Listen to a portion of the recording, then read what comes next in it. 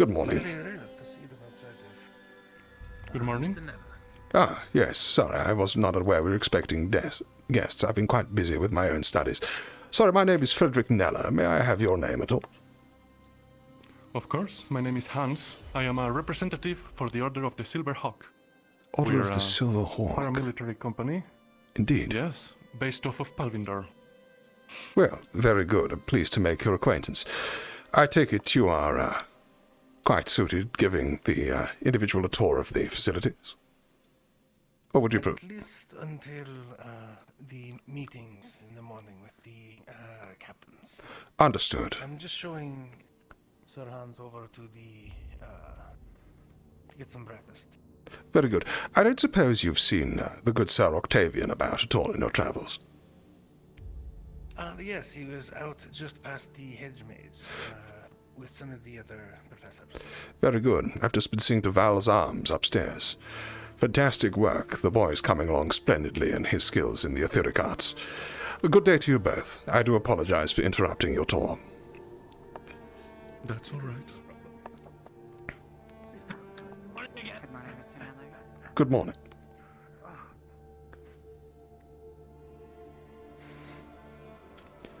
Silverhawk paramilitary. That's how that works. Good morning. Good morning, all. Have you seen Octavian on your travels? I'm told he's outside. He's out by the the farm. Very good. On your way, then.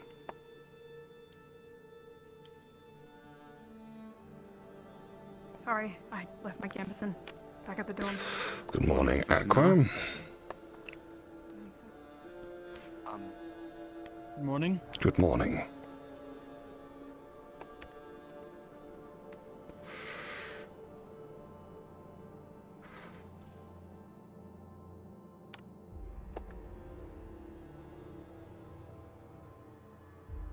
Curious. I wonder if this Silverhawk is really what we make it out to be. Not just Morgan spying on us.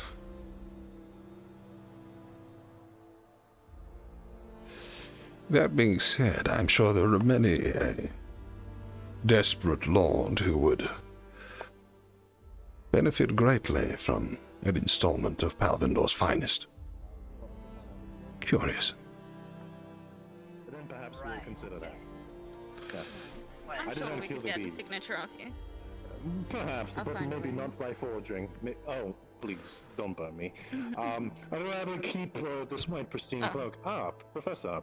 Yes, good morning. Have I interrupted the morning's threats, Miss Bellicosa, or is there more civil discourse afoot?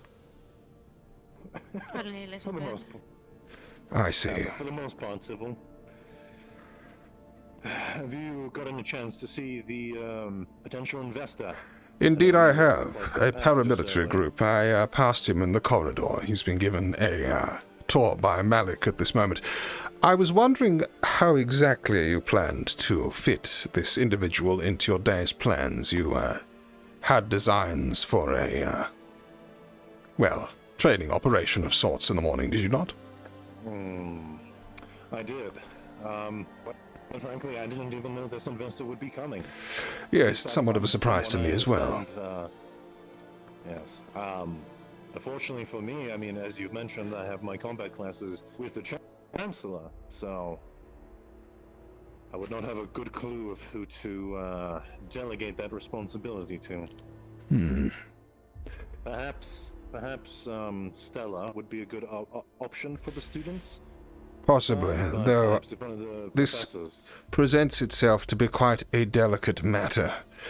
Truth be told, I'm not entirely sure how best to play this one. If he is, as he says, and an individual here to see if he is able to take any recruits from among our number, or perhaps count on us in times of, as a client of sorts, then all is well and good. This may be a very fine way to make some money, even if it does mean publicly allying with a faction from Palvindor. However, if he is not who he says he is, and indeed he is an agent of the greater Palvindor military, then we must be very careful the extent to which we show him our activities here. I think it might do well to, We have. It might do well to mention something in the morning briefing. I believe the individual is not to be with us for that particular ceremony. We will need to pass something to the captain to make sure that we don't let them know all of our aces in the hole. Not that we have many to begin with yet. Yes, however, there are certain other fields of study which have caused problems with foreign investors in the past. I'm quite aware. Well, I do agree with that. If all the professors are in agreement. Yes, very I don't really think there's a choice in this, really. Very good then. Where do we... You can talk to Lemon. Indeed. When do we plan to have this unfortunate foray with Aqua? Before or following your training? Actually, I would have assumed after, but from what I understand, having conversations with the Chancellor, you did have something to do with Aethertech now. Is that correct? Yes, I do. However, that does not mean that I wouldn't be disposed to speak to your good self. I plan to discuss with the Aethertech Division later this day. I've been working hard on some plans I need them to work on. And perhaps the best timing would be right after the combat classes. Is that something you prefer? Absolutely, and then I'll be able to round them up afterwards. Either way, I must check in with Lumen. We've arranged some sort of meeting point so we can get the pleasantries out of the way each morning. I just wanted to make sure that we were of one mind on the subject of this paramilitary group, if that is indeed what they are. Have a very pleasant morning, all. You as well. To you as well.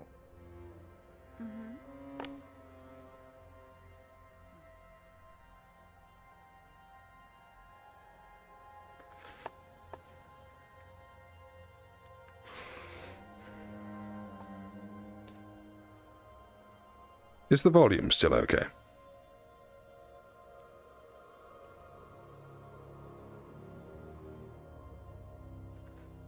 This is why I've been balancing things in OBS. Oh well, hopefully it's alright. Thank you, Aristius.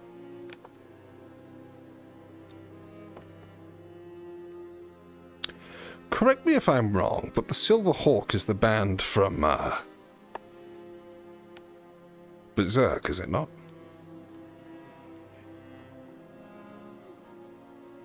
I do enjoy how the NPC peasants just avoid me. Earth.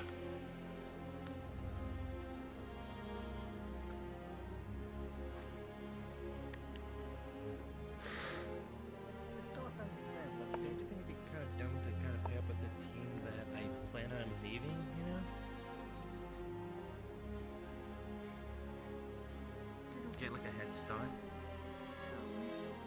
I do think that it would. Might see how well you work with us before you leave your doing. Bunker. Maybe I could bring it up to Malik. How about it? Good luck doing that today about the investment. Well, yeah, I think it's gonna be very busy. Maybe after a team council meeting, I think the word for it. Oh, Perhaps. yep. There's the bell. Telcross is not here today, correct? Then who's gonna be sitting in for the meeting?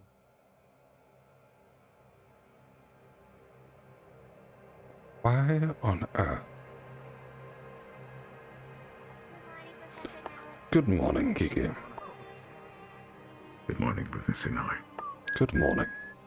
There's been issues lately with the players, so it's kind of... Mr. Kneller, I've left the Palvindorian in there with Miss Gayette. Yes. No. If that is quite acceptable to yourself, there is something I would discuss with the captains at this briefing, but then of course I will attend to them briefly afterwards. Of course. we're going to the infirmary. I see. Any particular reason?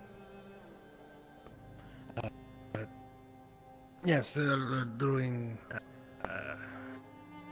repairs downstairs. Understood.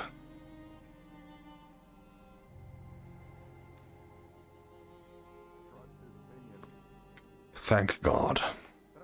In Gil we trust.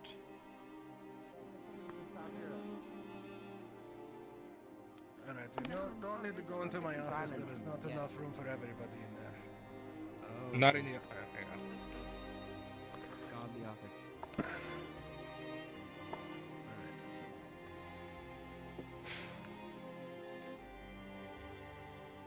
Alright, Terra filters. Just waiting for Lumen.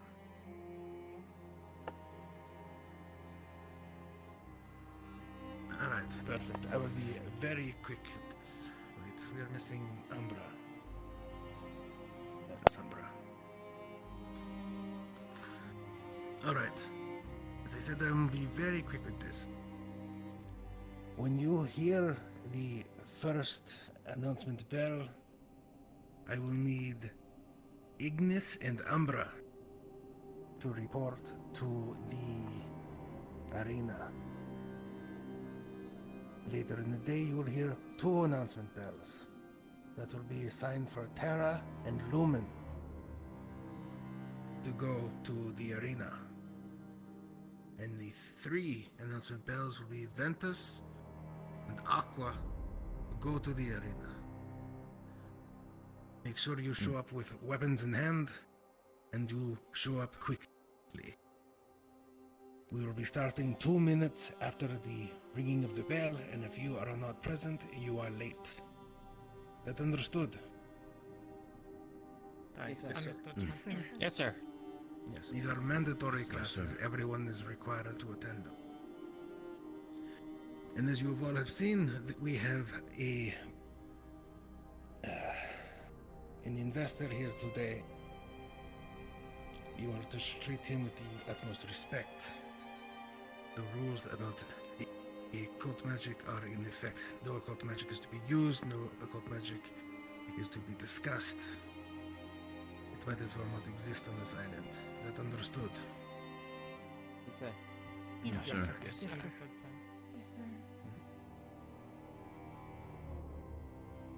Mr. Kneller, you had something you wished to say? Indeed. The nature of the investor we have here today is the member of a paramilitary group who, in other words, someone who outsources military arms, a dealer of mercenaries. This is an individual who buys and sells information, the sort of person whose integrity is all but loyalty can be bought. Be very careful what you show him today. That is all. We shall not discuss this any further, of course. Of course. Also, lastly, when you hear the 4 bells ringing at the very end of the day, Mr. Kneller has expressed wishes to have everyone in the Aethertech Division please report to the Aethertech lab up on the 3rd floor. Make sure your teams know about this. Now, just a reminder, first teams will be Ignis and Umbra. Second is Terra and Lumen. Third is Ventus and Aqua. Is that understood? Yes, sir. Yes, sir. Yes, sir. All right. You are dismissed. Please let your teams know. Thank you, sir. Of course. All right. Thank you, sir.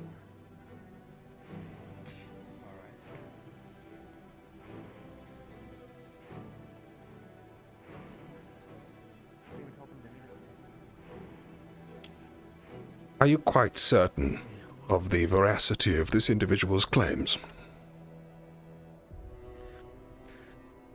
Which claims in particular are you referencing? That he isn't part of General Morgan's larger army.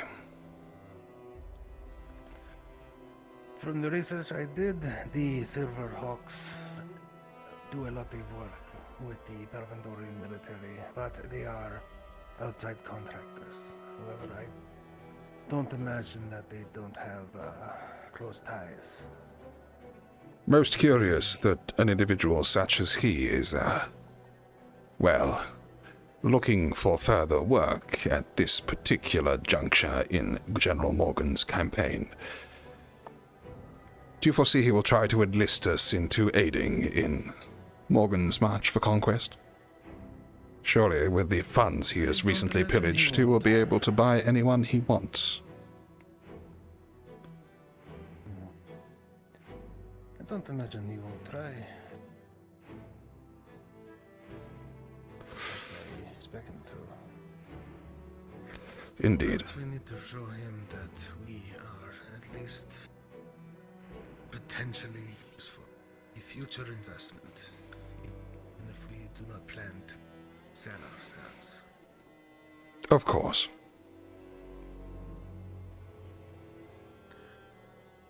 I just hope that once we start doing service for the Palvindorians, they will respect our distance as individuals. Dare I say I have had negative experiences of my own in the past. I imagine you have. Well, I need to get ready for the lesson. Go get my blade. I'll be right back. Very good. I must say, when money's involved, things never end up too well.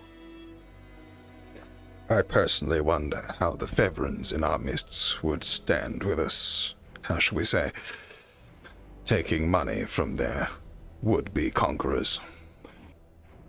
Not too well, I would imagine. No, I dare say not at all. Even so, how long until this first round of yours? Will you have them beating each other again, or something extra this time? A little bit of both. Excellent. It's... So yeah, at least I can count on you for encouragement for these types of classes. Some professors would deem it a little barbaric. Certainly. Not referring to you two. But not quite as barbaric as expecting Acteris to, You two. Not quite as barbaric as expecting Acteris to endure that conversation. The man must be burning on the inside. He is. Fabian, I was just letting you know, I require Ignis and Umbra after for punishment time. Of course. Not My a problem. word, we will be busy I'll make today. sure... I thought that it would gathered so. Yes, I do believe he has met most of the staff, actually. Yes, I have. But for everyone, I am Hans, a representative of the Order of the Silver Hawk, a paramilitary company, private military company, based off of Palvindor. Very good. I'm guessing you do a lot of work with the Palvindorian military. Well, I'm not going to discuss contracts, but it is a safe bet, yes, to assume that we do. Of course, in that case, business must indeed be booming.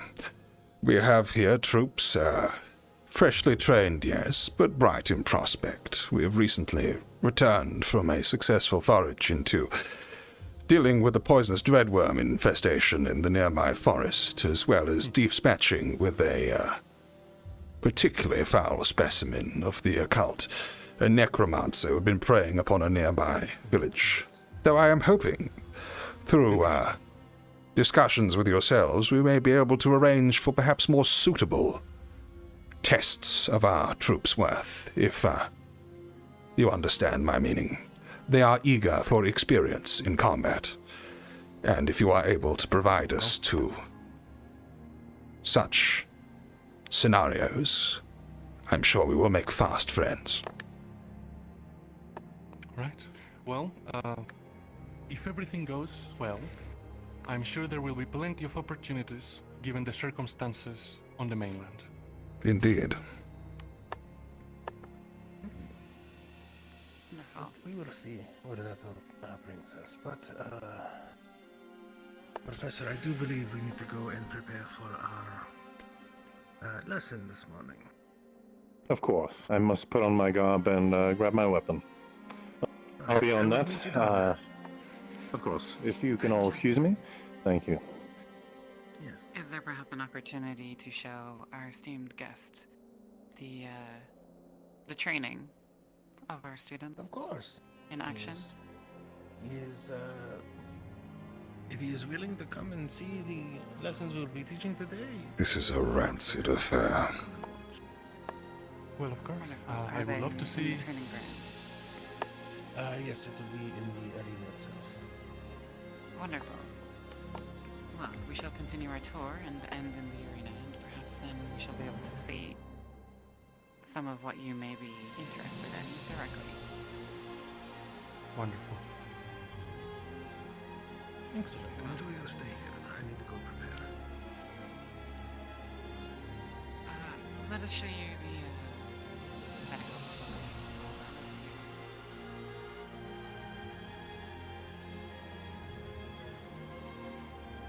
Actaris?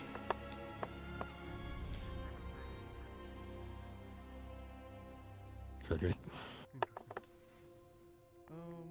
A difficult day for you, I should assume. Will not be an easy one. If you need excuse yourself, we,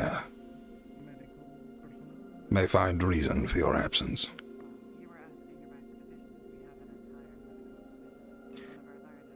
I'll let you know if it is required.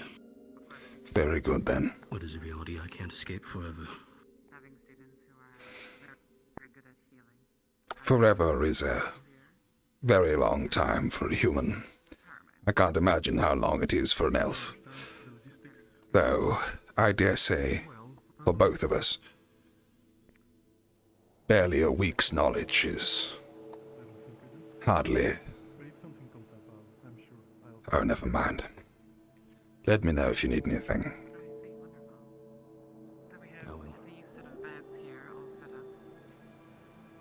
Many of our medicinal recipes are here. Medicinal recipes?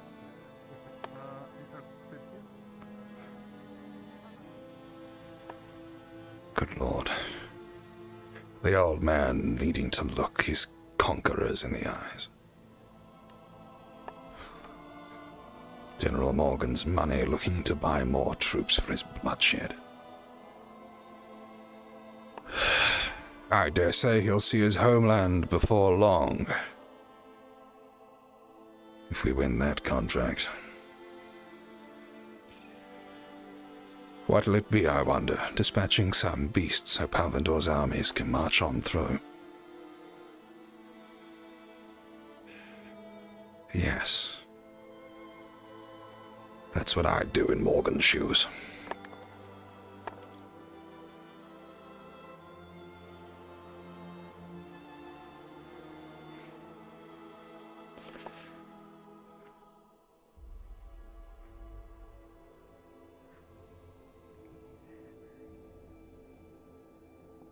That being said, good morning, Madari.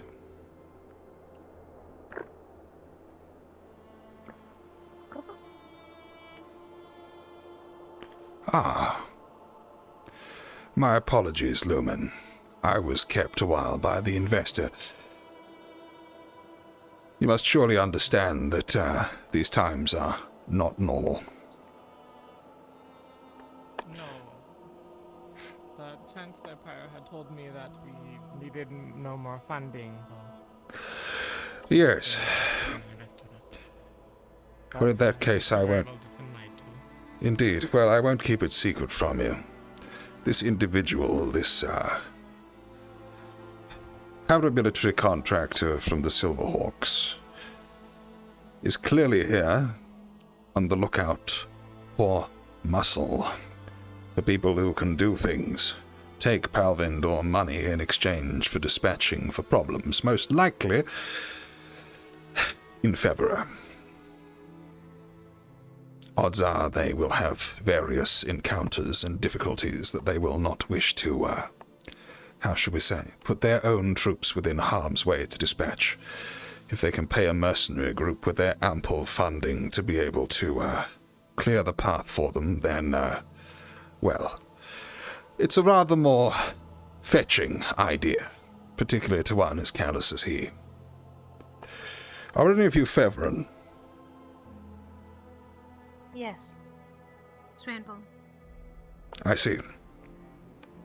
So How, is Kingsley. He's also from Vera. how old are you, Honora? 20. And Kingsley? You're not old. Well, know this. Acteris is currently stood within the other room, having to face with a man who is a representative of the very forces that brought all that he knew to end. That man has lived for hundreds of years, indulged in culture, known friends, and more people than perhaps you or I have ever seen in a lifetime. And if he is able to retain a stiff upper lip about this whole thing, I dare say that you and Kingsley need to as well, for him if no one else. Is that understood? Understood, sir. Very good then. Tel Karas is struggling with his sleeping, I suppose. Yes, I don't think he will show today, so. Indeed. Good morning, Kingsley. Good morning. I'm sorry. I take it you've been kept abreast of the news of the investor who's paid a visit. No, I only got told about apparently a second bell or something. Yes, well, I will allow Honora to fill you in with the gaps. This is going to be an interesting day that may take us in a very difficult direction. I am not necessarily eager myself to appear as too much of an asset to Palvindor at this time, whilst this academy must spread out into other countries. Post-haste, if we are to gain the reputation we require. If we prove ourselves to be too much of an asset, I do wonder if the good general will be overly eager to let us go. This is a difficult situation. Should we throw our fights in? No. I'm just saying, be aware of who it is that you're trying to impress. I wouldn't fool you into, Allow me to put it this way. Myself and Val here are both from Palvindor. At the moment, we could be benefiting from a nation of the finest crafted military the world has ever seen. General Morgan represents a image of stability in otherwise trying times. Doubtless he is expanding his wealth into Feviran and gathering his forces before he will make a credible attempt on the capital in Flens, at which point he will be the de facto ruler of Essex and indeed, with my apologies to the Drozens, the civilized world.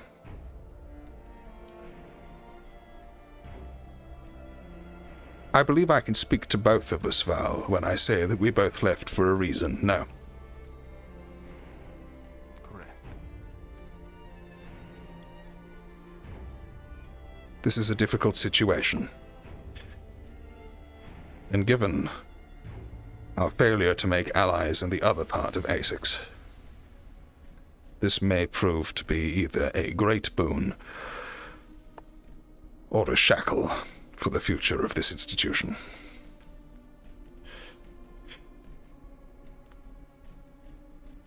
But that will be all. Best of luck in your training this day. You are dismissed. Apologies for the wait once again. Very good then. No worries.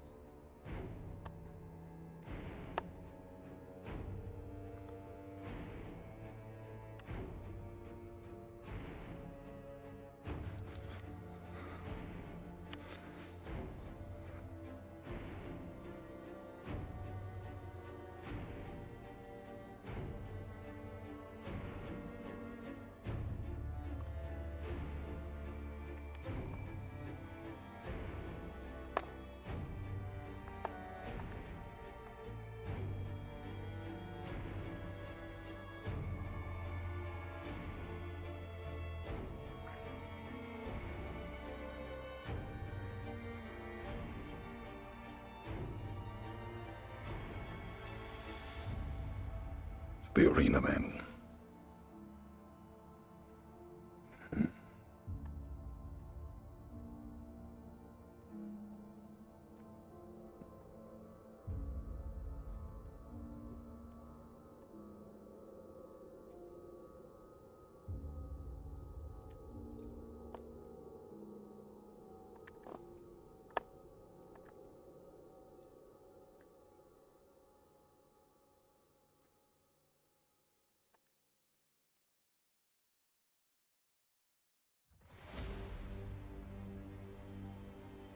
Well then, Octavian's training. I apologize. I didn't quite hear you. Lost in your own thoughts. Indeed I am. This is a difficult juncture that we find ourselves at. I would question anyone who wasn't at this time. Makes sense. Did I hear that correctly? You're now in charge of the Aethertech. Correct, yes. Though that presents certain challenges. I'm sure it does. I was hoping I could pick your brain. By all means, something to take my mind off the current state of affairs would be welcome, though I don't suppose you mind if we make our way to the arena. Of course not. Bob from Lumen came to me with a query. He wants to shoot Umbra from his weapon. I'm assuming it's Aethertech as he is all Aethertech. But that's a funny little thing. While I know a lot about Umbra and abilities similar, I don't know anything about weaponry or Aethertech. This is a complicated topic.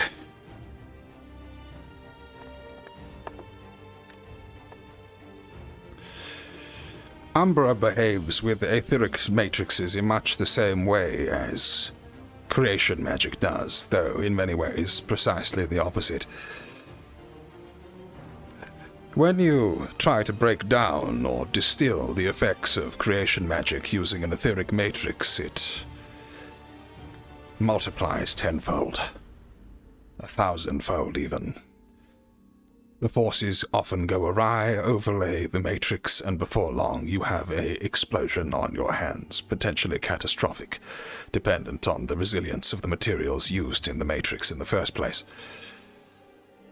Right. On the nature of Umbra, however, you're faced with a rather difficult problem. As I'm sure you are no doubt aware, a cult decays and destroys anything it touches. Whilst people are able to get bursts of blasts or this, that, and the other, the effect that it has on the crystals used, or indeed aetherite used in the construction, or well, within the device, destroy themselves rapidly. I myself, once upon a time, was involved with a particular project which was aimed at achieving that self-same goal, enhancing the raw powers of destruction. Right. A great many people lost their lives because of it. I'm not saying it's impossible. I'm saying that under no circumstances should Val try that, of all things, at this time, and certainly not with the materials we have on campus. Doubtless it would backfire in an instant. I suggest him to try and tame one of the elements within a matrix prior to, well, try to channel the very force of the Unmaker through a device many see to be blasphemy. Interesting. Has Octavian drawn signs? I think so. I can't see them from here, but they are new, yes. I didn't know that he was particularly artfully skilled.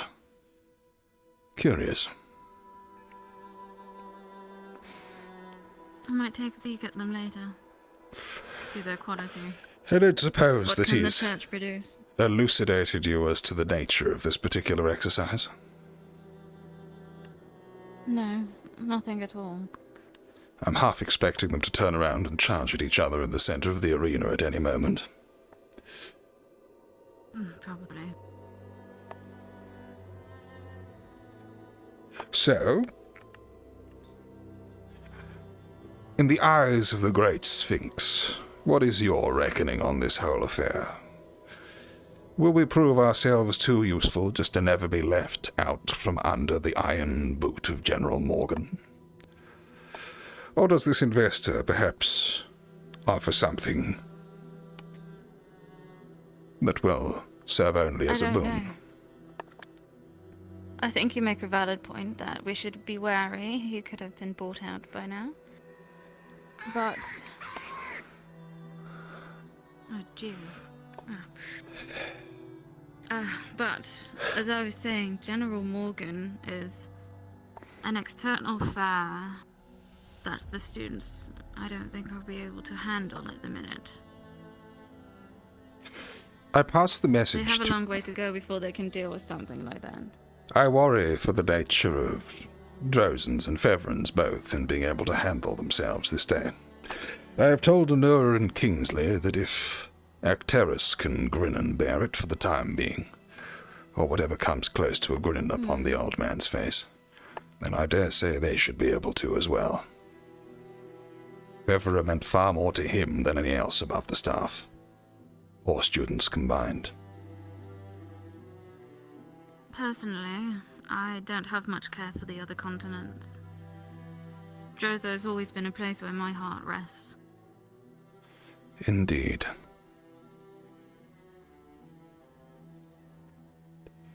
Well then, let's hope that this institution doesn't become a tool of him once he gets bored of Feviran and sets his eyes on the untamed north.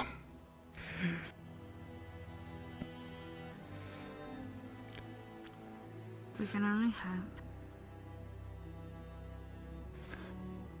Do tell me, that wouldn't happen to have been Nils yelling one moment ago, would it? I believe so. Second guess would be Yuko. I had a curious conversation with Luca the other day on his nature. He said that he's cynical. His nature? Yes. He says that he doesn't believe in the school and what it does. And he's waiting for us to prove ourselves to him. This was Luca, was it? Yes. Luca told me of Nils' nature.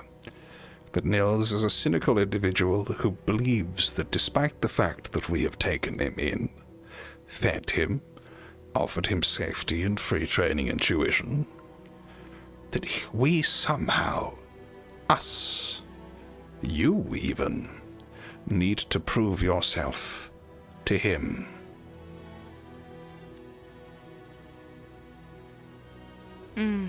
Well, that is unacceptable. Is it you can't not? Let something as such stand. Perhaps we find a way to show him that he needs to prove himself to us. Plan to make it all the more simple. Later this day, should I have the opportunity, I shall take him aside, quiz him on what Luca has told me, and should I find that Luca's report is true, I will serve him an ultimatum. Shape up, or get out, one way or another. Very well. I have no quarrel with that. No, I dare say none shall. Scarcely a day has passed since he came here. In fact, I don't believe a day at all has passed without me hearing him getting up to something ridiculous. Yes, it does seem like every hour of the day. Well, if he doesn't believe in the future of the institution, I think it's the least he can do to not make a nuisance of himself for those who are legitimately trying. However meager those attempts may be. And what of Yiko? Have you been inclined to burn him at all of recent?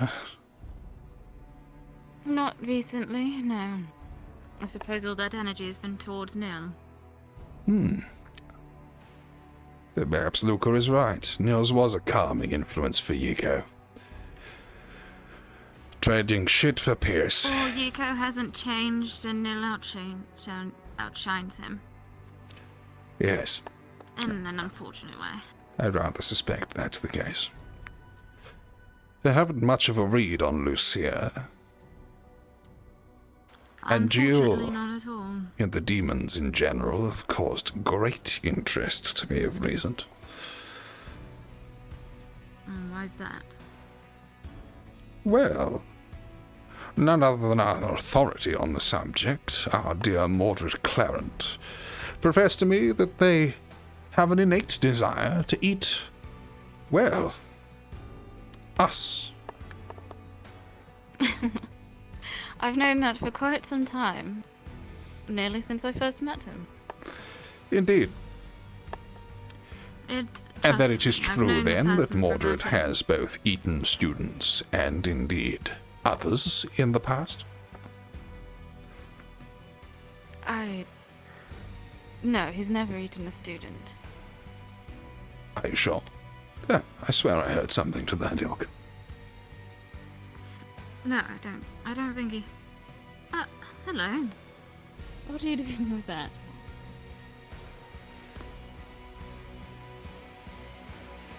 You returning it or training with it? I suppose so. Perhaps Octavian requested him. Do you honestly understand them? Yes, in a sense. Oh, excellent form. Well, why don't you offer your services to Octavian then, if you want to get involved? Just be careful with the pointy end. Very well. Very good, then. I shall return to the grounds. It looks like not much is to be unveiling itself here. Oh no. I'm sure the teams are struggling once again with basic shapes.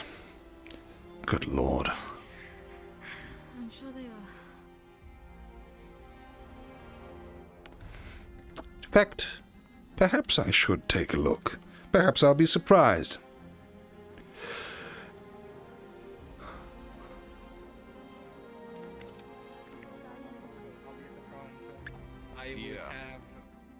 I would have Oriana on this side and Nope. Murdesh on this side. Quite as I expected. On this side. So I'm lucky to be okay. They're supposed to be bloody mages. Yeah, it's some weird crashed into it.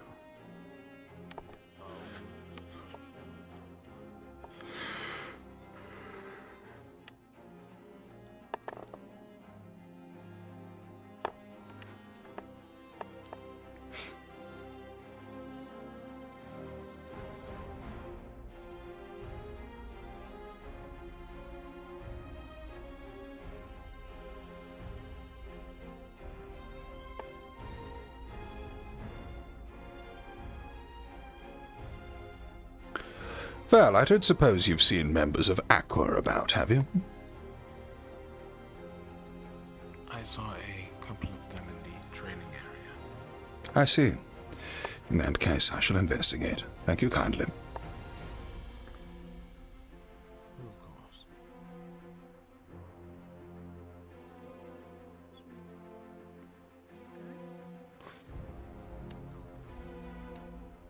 Did the investor ask for info?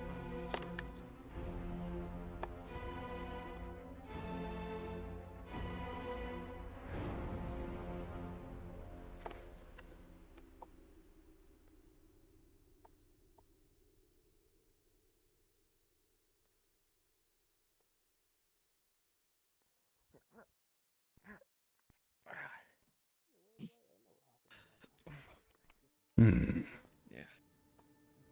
That sharp end comes around a lot quicker. Exactly. You know what? I've got an idea. How about this? Headbutt. Oh.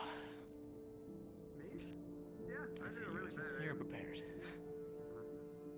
I guess the spearman would always expect for them to get in close range, right? Because the range of the spear is the only... Headbutting a man with horns. Curious idea. Up close and personal. Yeah, but what if I just don't let you grab the spear? That's true, it does make it difficult for me. How do I do?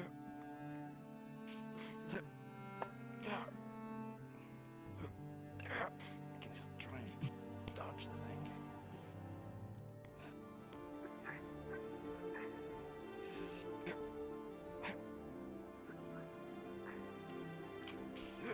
Jarl,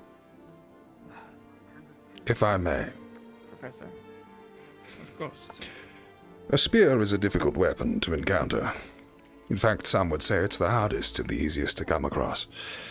But basic mechanics would dictate that, well, if a fellow has two hands upon a longer, heavier object, it will be harder to dissuade from its mark. You're extending your arm to its fullest potential and trying to smack away an object held rigidly in place by an individual with solid feet and form. How on earth do you intend to do that with one hand? In matters such as these, the guard is better positioned with both hands on the blade. Go on, try it. It won't cut you. One hand on one on the other. Take a low stance. Narrow the amount of positions that they can strike you from. And keep an eye not on the tip of the spear, but on his back hand.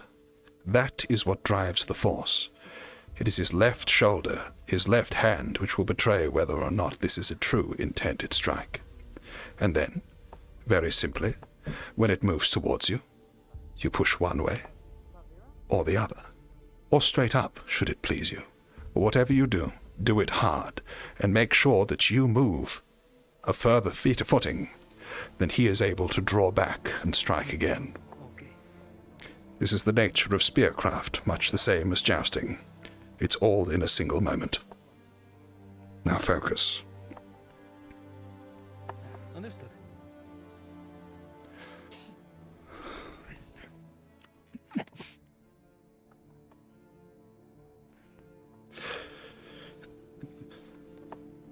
That is a lot easier, sir.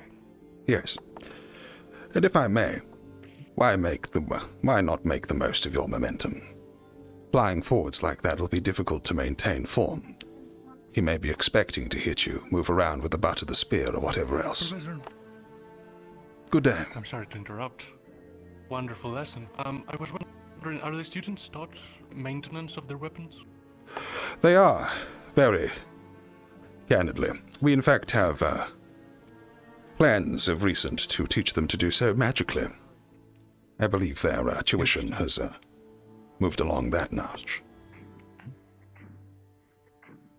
As we do all, most of us have personal weapons we prefer with, and we get taught to very much care for our personal weapons like they are our partners, and we have designated special training weapons to not fatally hurt each other on the training grounds. See, still you should treat them with the respect that they deserve. To, of course, thrust the weapon into the earth like that. You're gonna blunt that even more than it is. There's rust. There's a lot of problems that comes with it. You should be careful. Treat a weapon like it's a companion, even if it's a training weapon. It's important to respect them. Make a fair point, sir. Yes. Certainly. I'm sorry to interrupt, Professor. No, but, indeed, it is a well-made point. It started to bother me. It is poor to train bad habits. But nonetheless, to finish with what I was saying. Excuse myself. Thank you kindly. I should not use melee weapons. The next focus should be to break his stature so that you can win in a grapple. Moving in that close, it's hard to swing a sword. The effective part of a bladed weapon is, of course, the final third. To be able to get a full swing at that close distance is difficult. Therefore, a sharp kick to the back of the leg, or even stepping upon his knee, is best suited to follow up on such an attack. I suggest a sweep for here now. We wouldn't want to break Raum's legs too soon in training. Oh, of course.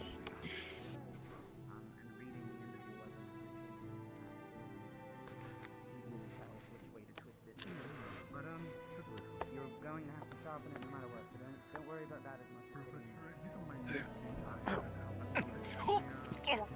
Oh, that's No. That was fine. Very good. And now you have the way of it, perhaps a lighted tap will be more appropriate. But very good. Whilst Raum regathers himself for a moment, I was hoping I might be able to speak with you for one moment, Jarl. It was for that reason that I originally made my way over here. Of course, sir. Very good then, if you would accompany me. I can kind of stay here in your blind spot. So, I do.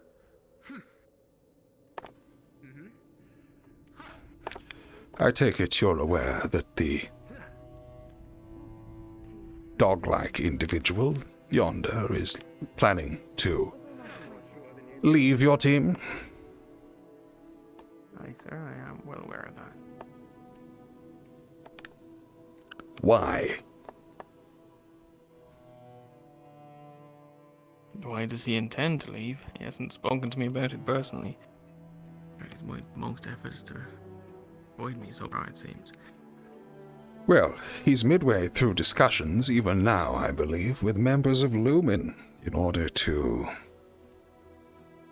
well, see their way onto this squad. I believe you swore an allegiance to your teams, did you not? What business do you think that Lumen might have for a traitor? Or any team, if that?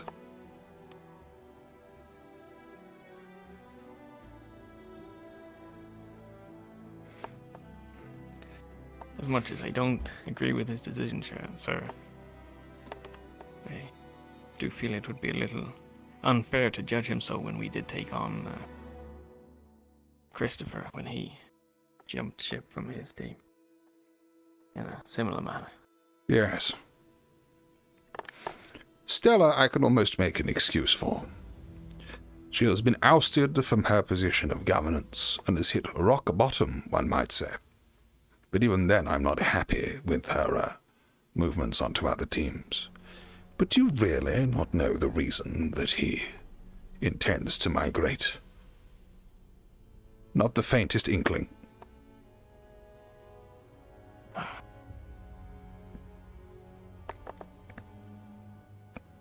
I imagine it's fallout from his behaviour on the mission, sir. I heard that he let the rest of the team suffer punishment before giving up what it was he wrote on the grave. He obviously doesn't value the rest of the team very highly anymore. What was it he wrote on the grave? I was told that he just sort of re-etched in the name that was already there. Indeed. A curious thing for him to do. It is, sir.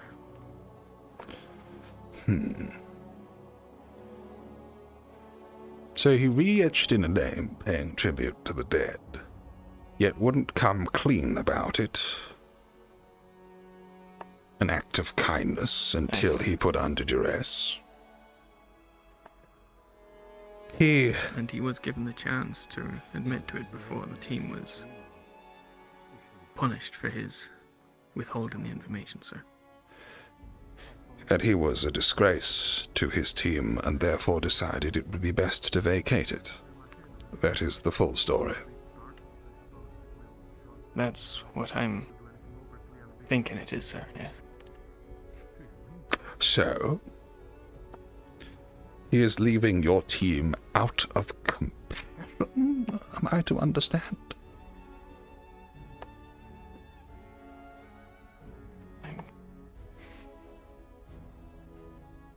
It does confuse me slightly, sir. We did make... It confuses me a great deal. To make sure that... Certainly I haven't the highest. welcome and part of the team. He didn't feel welcome. Well, I thought he did until... What do you mean he didn't feel welcome? He hasn't discussed it with me personally. I'm Well, presuming that must be the case if he doesn't feel part of the team enough to care for them when he's the one holding the information. interesting. Then shall we force the situation? I think it's about time you two had a chat.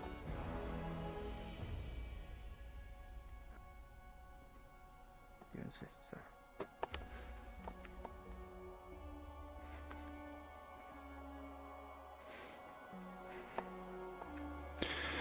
Is Aqua up second or third within the running order? We're the last.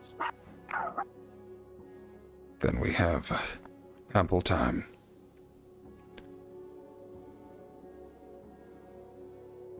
Though please do try to contain yourself. I'm sure Avi is barking quite frequently around the household. There's no need to bark back. It does get a little ingrained, sir. Does it?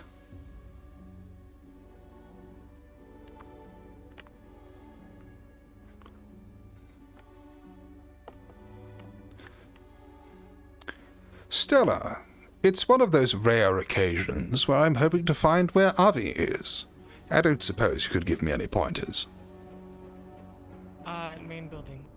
Very good, thank you kindly. Thank you. Although, they may have taken the teleport. Ruddy teleporters. Yeah. What's the betting then? Main building inside, or... Perhaps we shall ask Anura. I think I see her up ahead.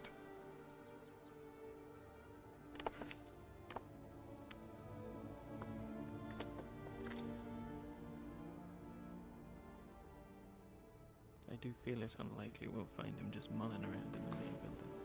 Certainly, but if he hopes to join Lumen, then asking a member of Lumen might not be amiss. Anura? Anura! Anura! God damn it. Yeah? I find myself looking for Avi, though it pains me to say it. You wouldn't happen to know where he's headed? I think he's headed to the dorm area. The dorm area. Heading back to Arena, trying to avoid the investor.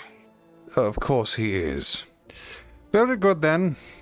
See if you can catch him, Jarl. I'll see you there. We informed him of the situation and told him to avoid talking to the investors. Good. Well, I'd like to talk to him on another matter. I overheard a conversation that he plans to join Team Lumen. Is that correct? That is correct, sir. And you'd welcome a traitor into your ranks? I'm not the most keen on the idea, but there's currently nobody else available. That can change. That's very good.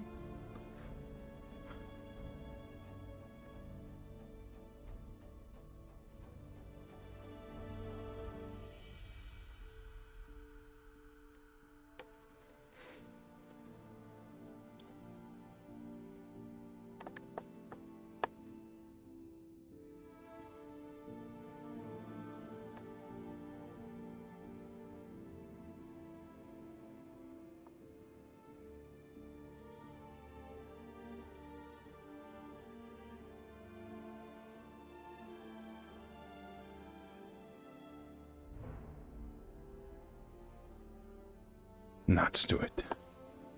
Shembun Belok.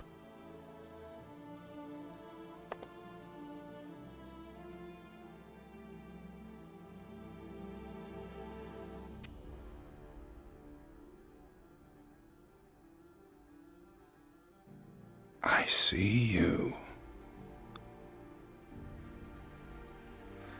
Shitak to see.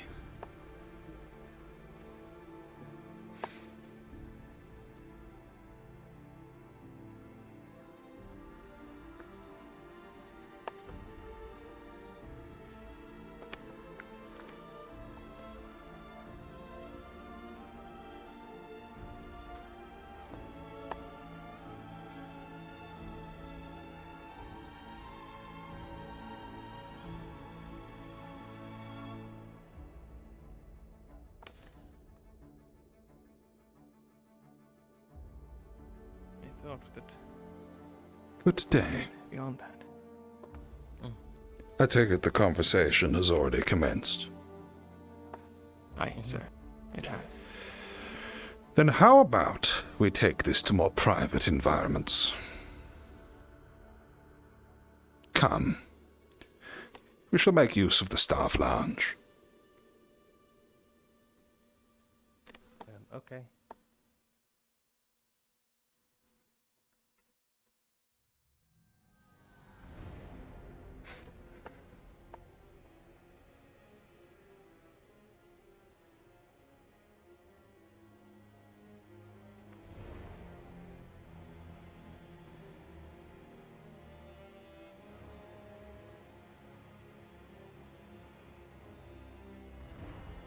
Huh. Ever been in here? No. You haven't.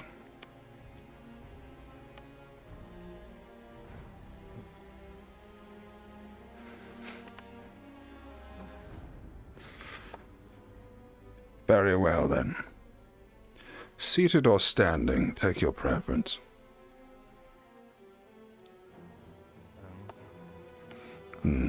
Looks like Bombadil's been at it again. So, I understand, Avi, following a chance overhearing of a certain conversation, that you have plans to leave Aqua, is that correct? That's correct. Why?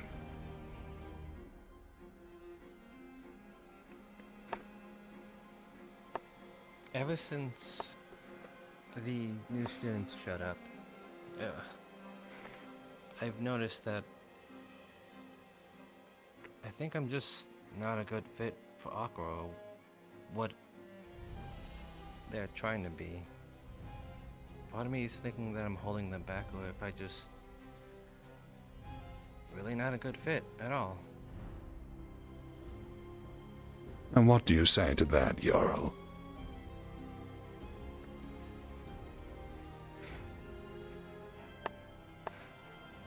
I do agree that there have been some difficulties between him and the rest of the team. Such as? We were supposed to... Well, the issue with the previous investor, sir, and his behaviour on the mission. As of recently. But as I was saying, the point of being in a team was that we do suffer those hardships together. Or at least. This is the bit I'm struggling with. You have spoken, on occasion, as I understand, to not being a good fit for Aqua. That because you have had several missteps of recent, you feel you may be bringing them down. Is that correct? Something like that, yes. Then why on earth would you be better anywhere else?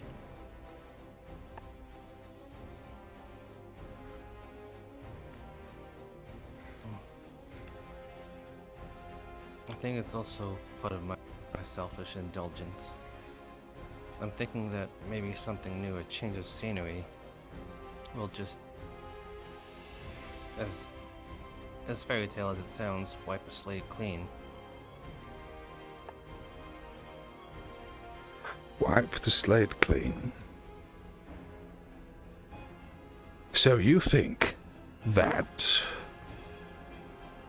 by turning traitor to a team and entering into another as a known problem, you won't be inviting yet more scrutiny onto yourself?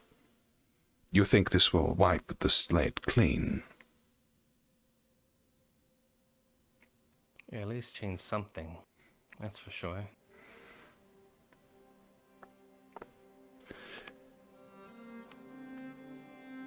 This sounds very vague, Avi.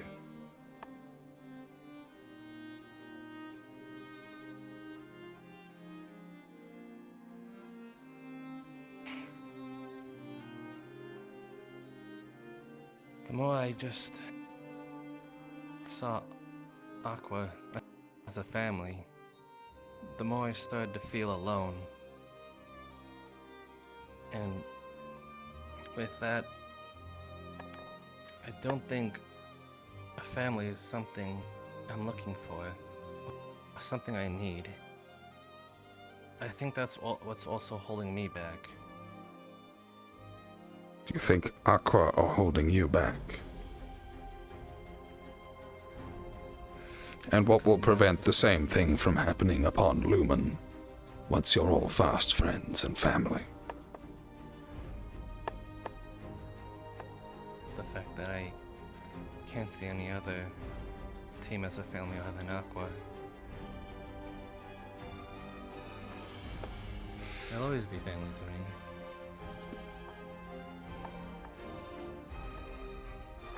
I see. I need a team. Squad.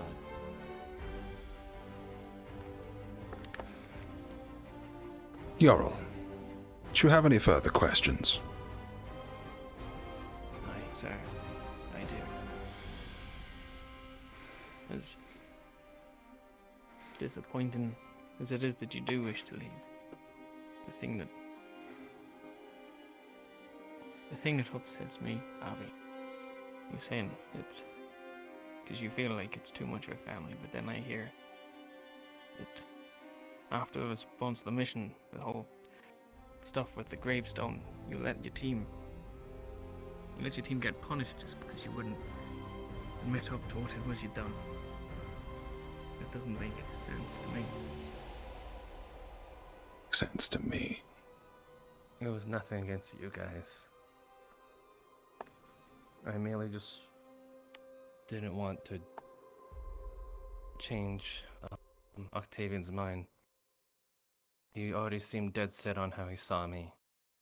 So why not? So why not let your teammates suffer? I never wanted them to be part of that.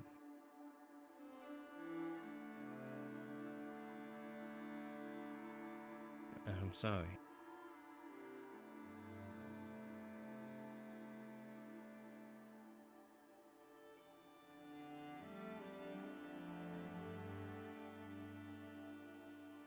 Enough, Yorl.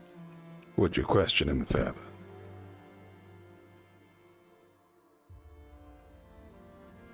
I just find it hard to sit with, sir. But you would accuse it of being too close to the team. One of the reasons he's leaving, and then seemingly in that moment having not much compassion for them. Curious.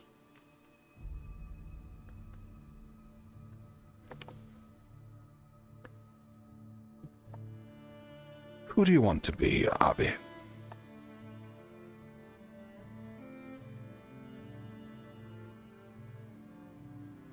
I still don't know to this day. My answer has not changed since the day I told you. Are you sure? I'm sure.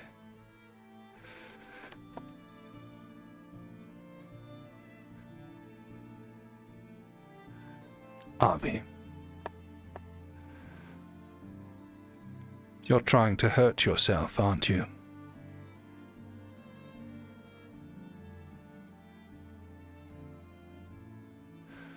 There's no more, right? Not in front of you all, please.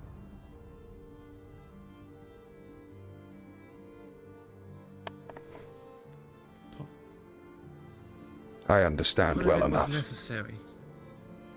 No, it isn't. Yorl, you are dismissed. Thank you, sir.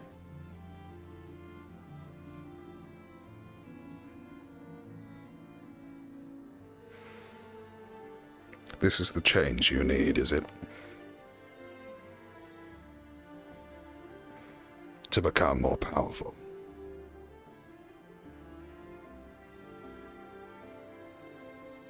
If I show you, please, just don't hurt me in the moment. You don't have to show me, I already know.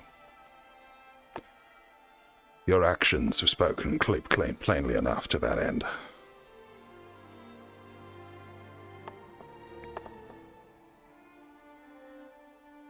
I did the same thing once.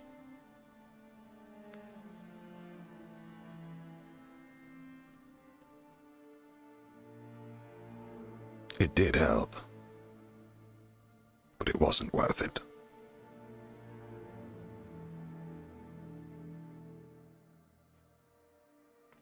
Nowadays, I can never cast a single spell from that particular school.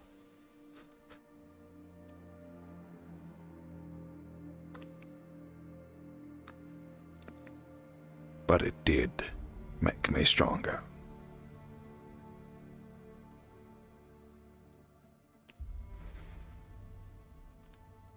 And you're right. One day, very soon, it may be the difference between Aqua living or dying.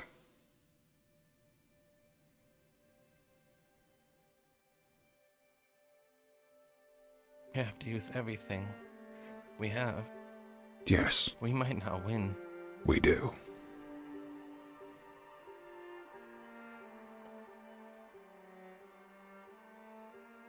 But if all it does is destruction, I want to show the world what more it could do other than take away. Have you spoken to Octavian? Not as of now. You know what Octavian does? Yeah, that's his affinity.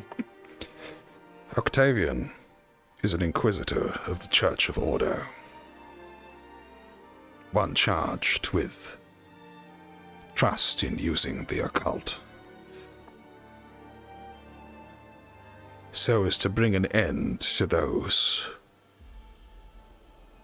with lower ambition. The sort of ambitions that put themselves first and the suffering of others far behind. Avi, you made a choice. Yeah. You concocted this ridiculous riddle to cause as little pain as possible for them. It'll be easy for them if they just hate you.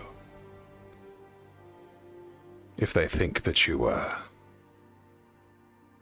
well, lying to them all along. But you, this hurts you a great deal, doesn't it? They're my family. They are.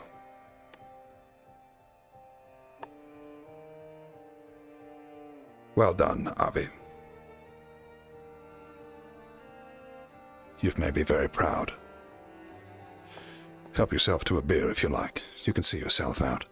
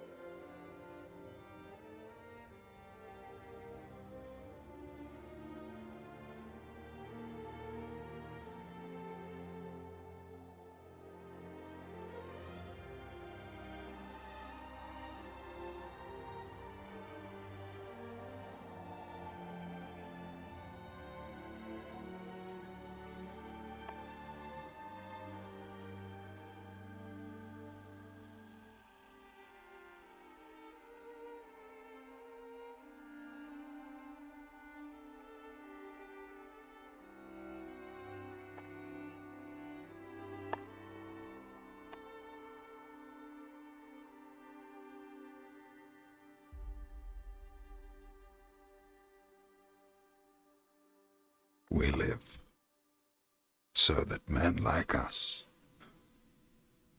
need no longer exist.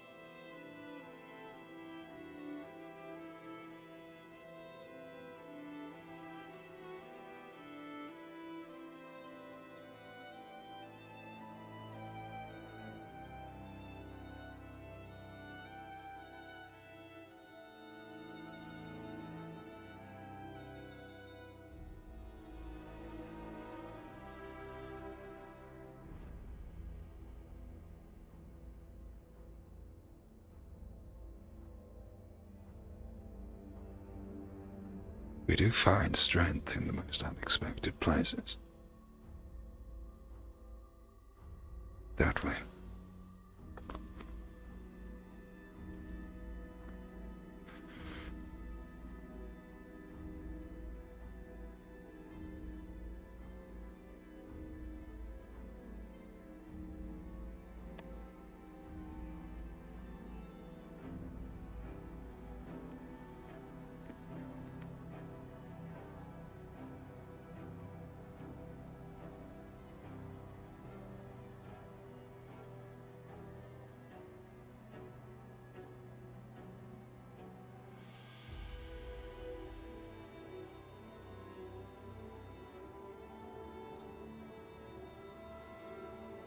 The Madara is setting an example for us.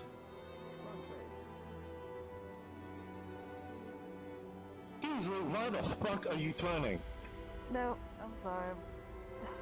It's fine. You're supposed to face your superior officer who's giving you the command. Listen next time. Right face. Right face. Right face again. Left face. Right face. And front face.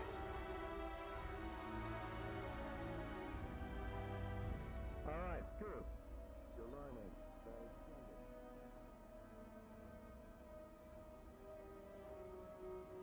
splendid. That is part of why I transferred into the research division.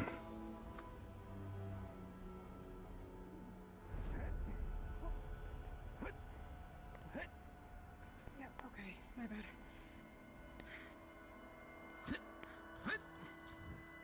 Oh. Greetings, Professor Kneller. Greetings. My bad.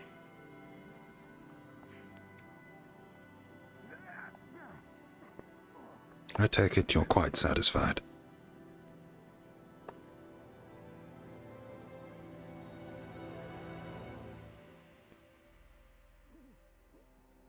I do understand the reasoning now, sir, but... Don't tell the others. Not do I still understand it. Give him what he wants. This wasn't easy. Just stares like his little side blades.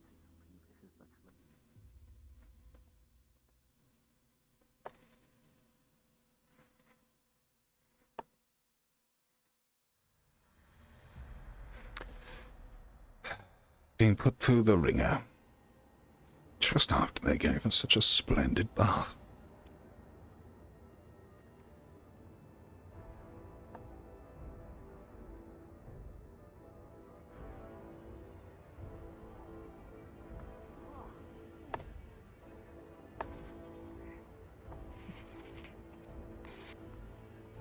You got this, Eco. Keep it up. You're doing great. Yeah! Feel the burn. Feel the bomb. Hit!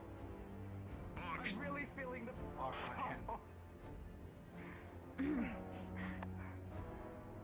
Keep on going, Umbra. Come on. Chest.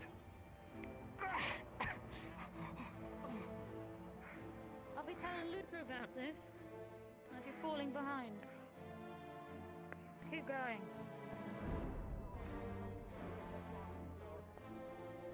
Ma'am, please don't get me in Ah. It's one of the ones that wasn't accounted for. training with Umbra, but may I have permission to clean up first? Oh. It's alright. Ignis Umbra, pay attention. Stand forward, stand in line, stand in your team.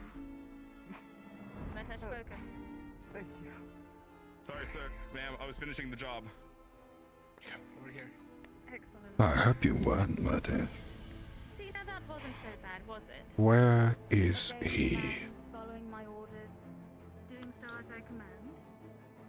Let's try that more in the future, shall we, Umbra and Ignis? Yes, ma'am. Yes, ma'am. Yes, ma'am. Yes, ma'am. I hope you've all learned your lesson. You're all dismissed. Oh, I've learned my lesson. Thank you, Professor. Excellent to hear. Return your shovels, Ignis, to the farm. Okay. And, Umbra, Mr. why Kneller. don't you tell your captain about the lesson you learned here today? Noted. Very good. Okay. This one conspicuous by his absence from their number. Obstacle course. Being hit with shovels. I'm sorry? Nils, where is he? What is essentially team muscle. I've no idea.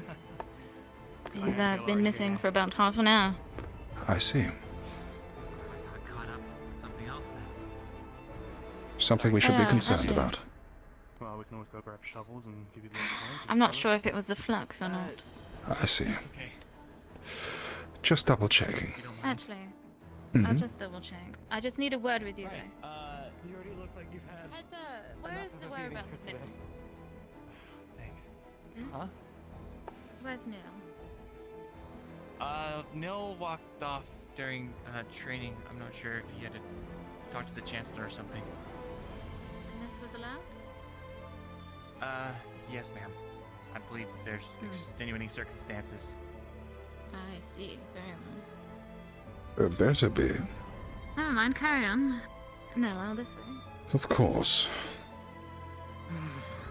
So the dorms. Yeah, let's go to the dorms and clean up and relax. Well, at the very least, Ambra's prepared quite the bathing facility for them to clean off in. I don't know if you've spied it. I have not had a look yet. Mordred was telling me about it. Yes, fountain and all sorts. So, about the investor. Yes. He's been quite interested in our siege equipment. I'm sure he has. I just thought it's something you should know, as I'll be on the lookout for it now. Strange Yes. sign, that. Or perhaps I'm being paranoid. No, that is quite to be expected. On another unrelated note, I don't know if you've become kept abreast of various matters in regards to Avi. No. The boy intends to leave Aqua in favor of moving to Lumen. Oh, there she is. That's, The man has, I believe, I shall attend to that in a second, orchestrated a situation whereby he will betray his closest family, so as to grow stronger in the occult, thus that he might protect them. Just Perhaps I thought should you have might know. words. Yes, it is a delicate subject for him at the moment. Yoriel knows, but the rest of the team are best kept in the dark. right. Well, thank you for letting me know. Well, it is your domain, not mine. Now I need to find why there was a member of Team Ventus climbing that rock. Shut up and stop putting panic in people. Unless you'd prefer to fly. Please, catch Emma.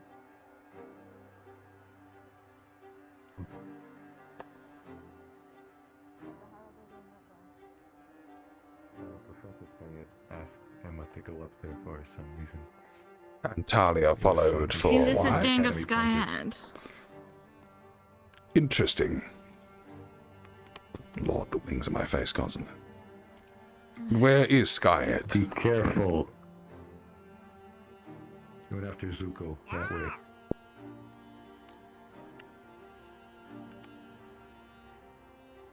Has she had something?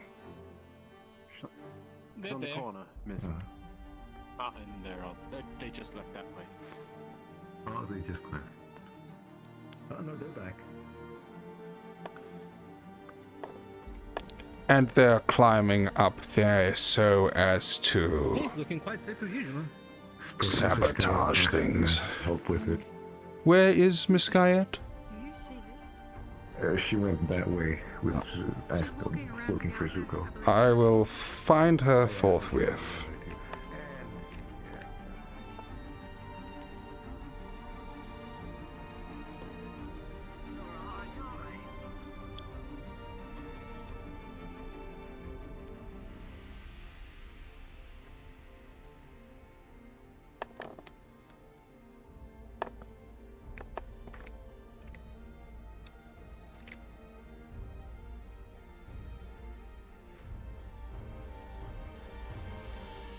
I daren't drop the visage with the investor about again.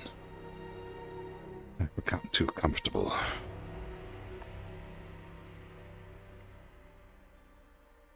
Where, oh where, is she then?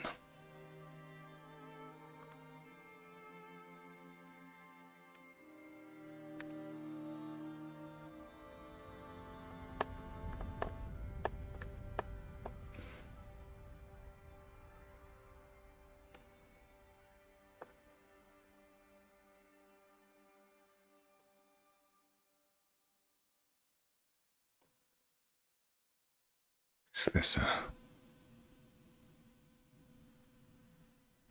don't know. What on earth?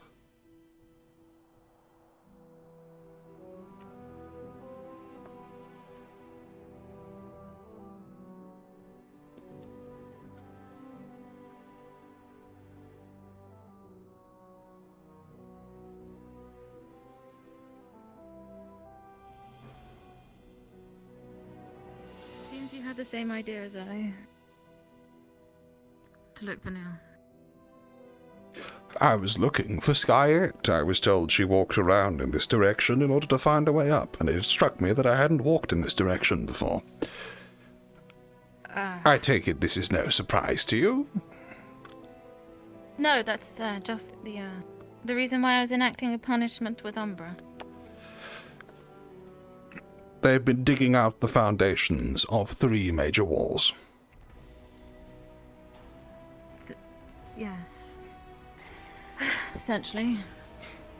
And apparently without shovels, as they were barred when the hole was first discovered. Not by me, I only found this out the other day.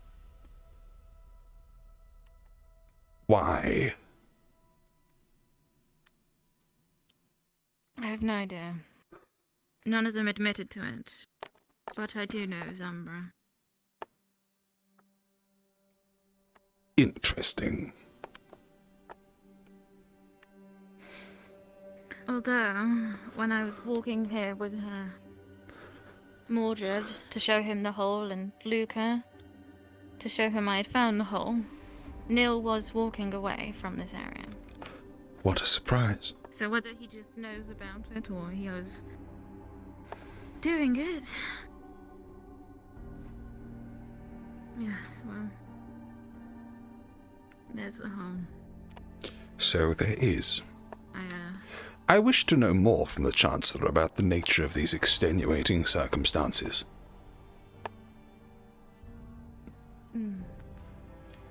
I thought everyone had already known about the hole. Nope. Interesting. You can see it from atop the hill, though. It's that big. Well, I'm sure they're very proud. I expected it to be Arby. Ah, the man himself. Good Chancellor.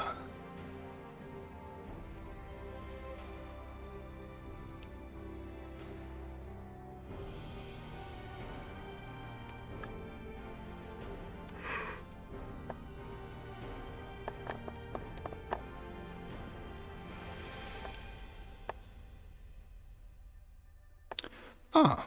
Yes. Is it true that Nils... Jumping in and out between the barrier. Yes, so they are. Apparently they've been accompanied by Miss Skyette, though I've yet to see her. Is it true that Nils was how shall we say, excused from training and following disciplinary action as a result of extenuating circumstances? As far as I can tell, he went AWOL because he disagreed with a punishment choice by the other professor. And so, to no longer take up time of all the other students of the other two squads, he was dismissed. So, when are we kicking him out of the institution? Perhaps by the end of the day, depending. I had heard, having the boys made no, how shall we say, he has made no small effort in making his hijinks known ever since he got here. I spoke to Luca on the subject, and he said that the boy is, how shall we say, skeptical, I believe was the word he used. He said that the boy is skeptical that the project has any future, believes that everyone here is wasting their time and doesn't know what they're doing, and believes that we owe him something and have to prove ourselves to him. We who have fed, offered free training to, kept safe, are apparently awaiting the approval of someone we do not even know can swing a sword.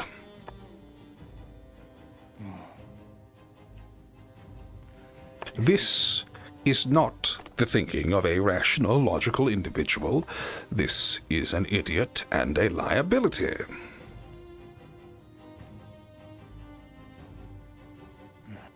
Tell me, I understand since his time here. Yes, Miss Bellacosa is dealing with that.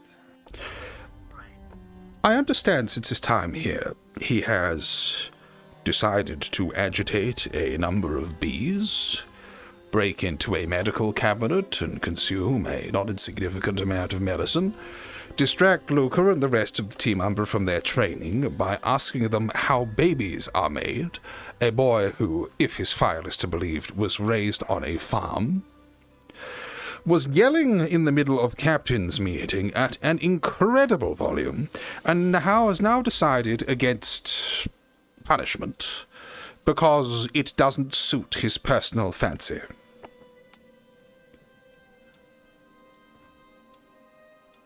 At which point do we say, why bother? I think by the end of the day, we will figure this out. I will have a very stern conversation with him about his potential future here. 'Cause I am not happy with this. The more I learn about this boy and fucking hijinks, the less I like him. We have students who are difficult. However, I have yet to see one who has so successfully managed to obstruct the studies of his fellow students. Even Emma keeps to herself. Yiko's a bit of a loose cannon, but appears to be loosely doing what Luca tells him to, at least, and,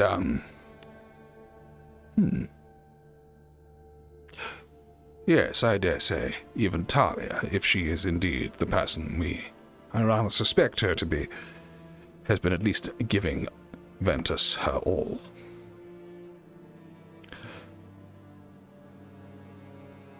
I wish to know the redeeming qualities of this individual, but I will not keep my hopes up high. But of course the decision is your own. I don't suppose you've seen Skyette in your travels.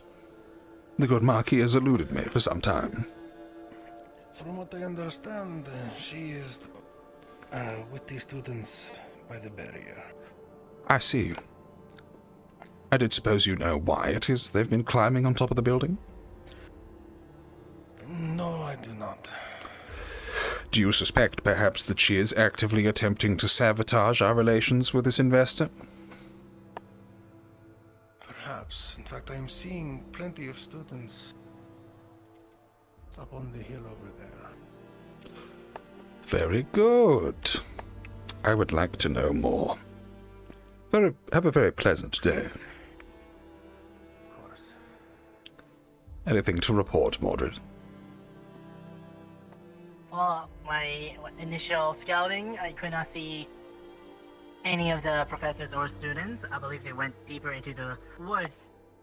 Or they could just be climbing up a mountain to get on the rooftops.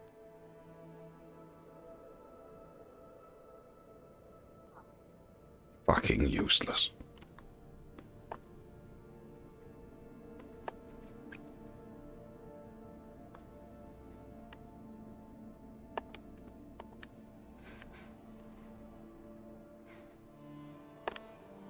So what he intended to report, they just disappeared.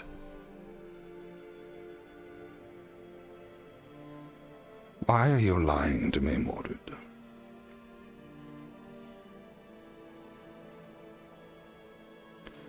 What exactly is the purpose of this expedition? We were just meeting the professor over here. We were doing stuff with Crafting Division. I see. We had a... Crafting division. That makes sense. Very good, very good. Good Marquis. We've been ever so curious as to what your foray has been about. One of the servants, a mason from Limvale, brought to my attention several deficiencies in our defenses. Yes, very plain to see. You've well highlighted. Whilst I do not wish to cast doubts upon the wisdom of this particular motion, was it a particularly good idea to broadcast a weakness in our defences to an unknown individual from Palvindor? He was the one... Wait. You mean the captain?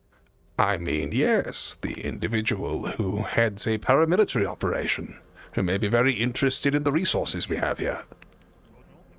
I was afraid he would ask for a tour of the walls, Mr. Kneller. Very good, then. In that case, I shall trust in your wisdom further. Interesting.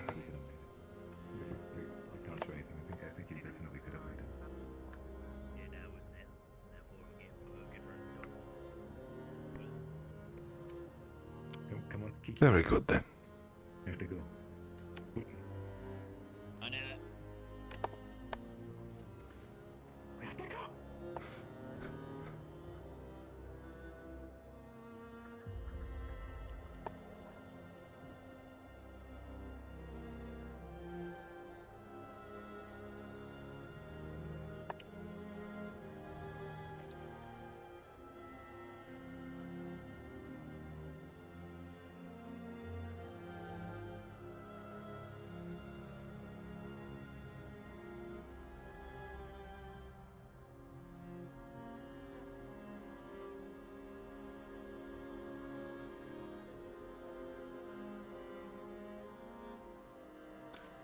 What the fuck?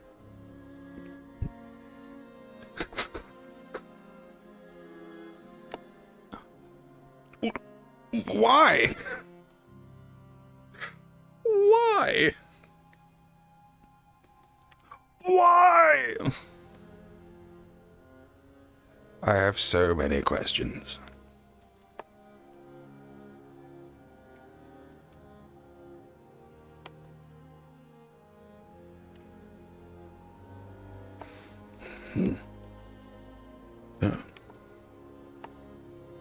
Sometimes my lack of wit surprises me even now. Now, why was it?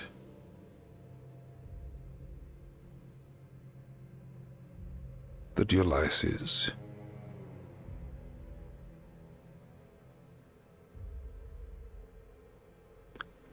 Bingo.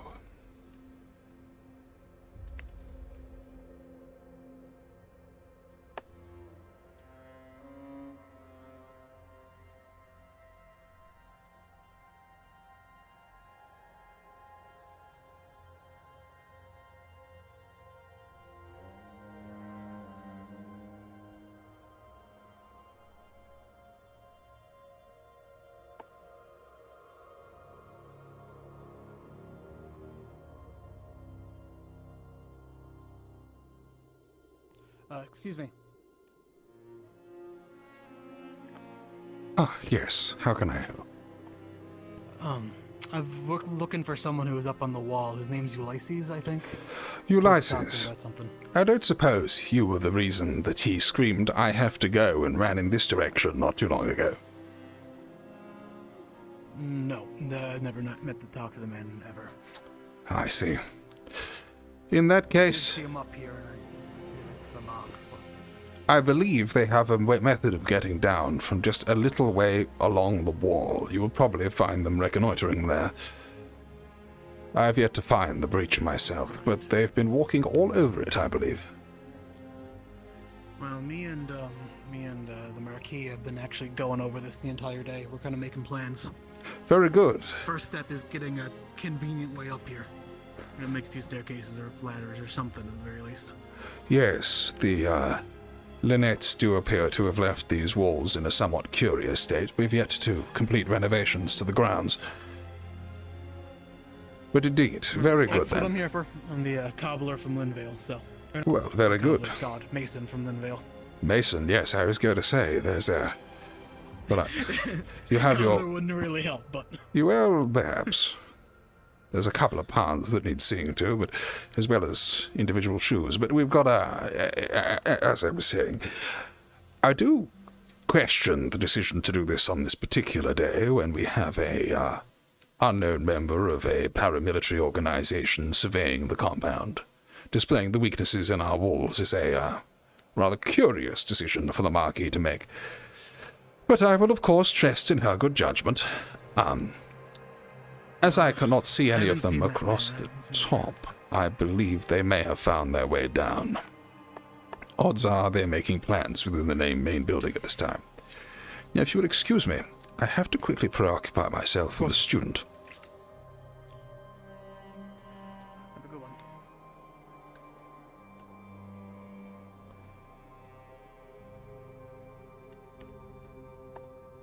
Rats to it.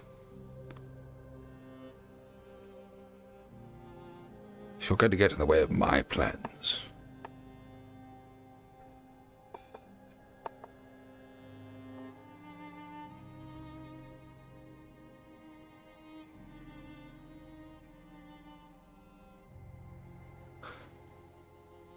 I'm going to find you, Angie. Shilo belong.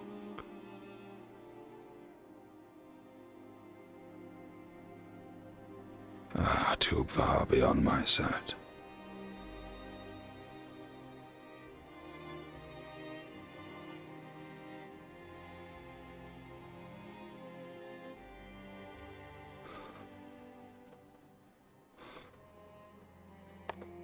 Where, oh where could he be?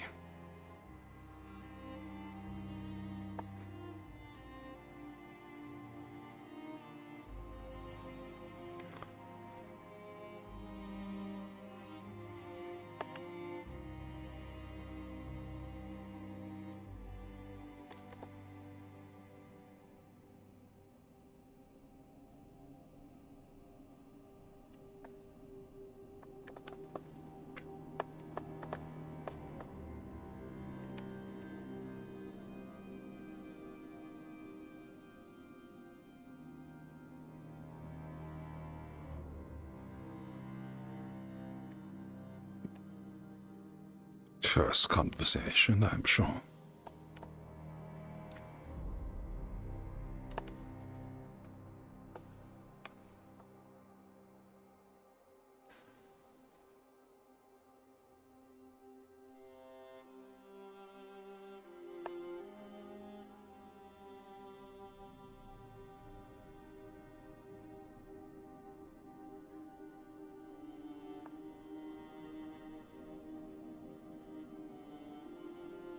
Oh, he's fled the scene remarkably.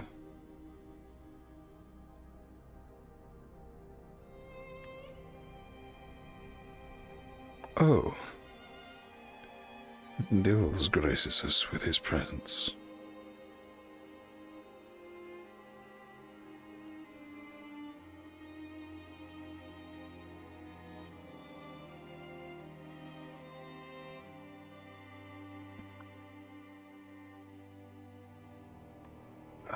What's the likelihood of him looking up anyway? I shall be quick about it.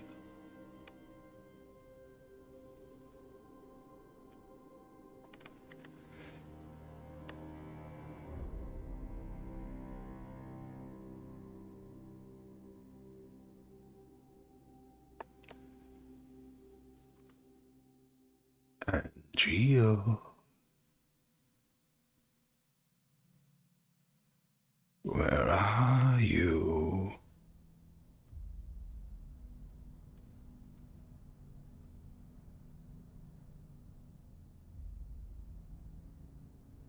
You wouldn't be so foolish as to try and hide from me.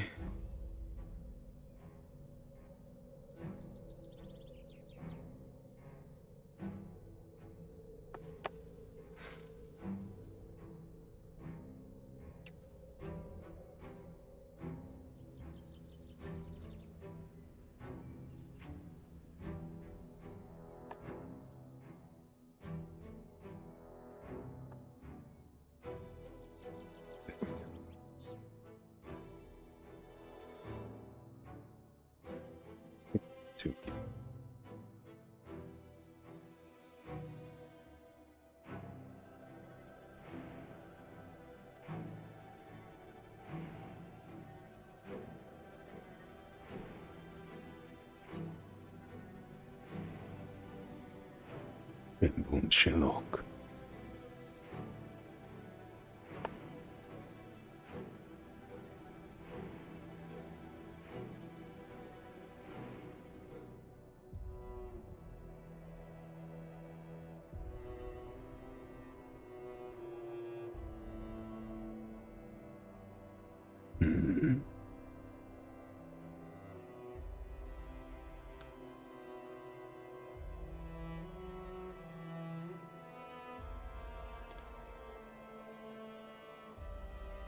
Umbra were training come in the morning.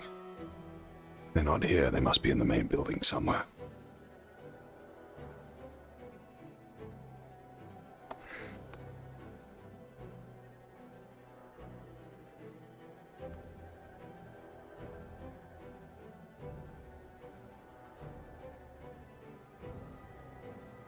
Thought I saw a flash of purple from inside.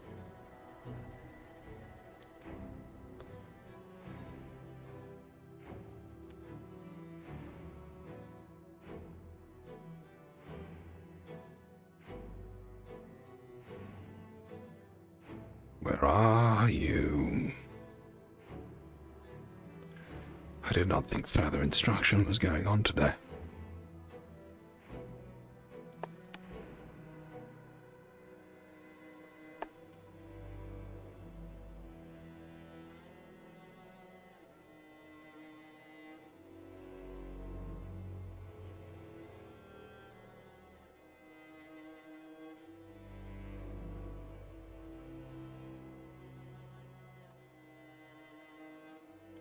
Well, at least I will have the practice scrying before the day is done.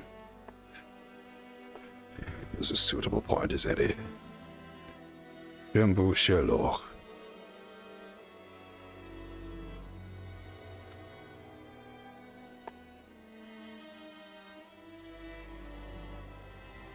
Professor? Good day. All but Angie. Where are you, then?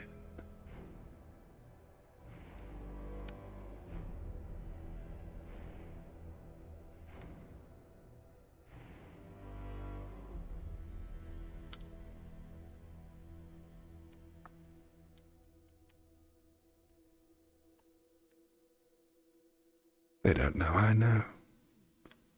A little honesty test, perhaps. Yeah, I'm behind the wall over here. I'm still here. Relaxing.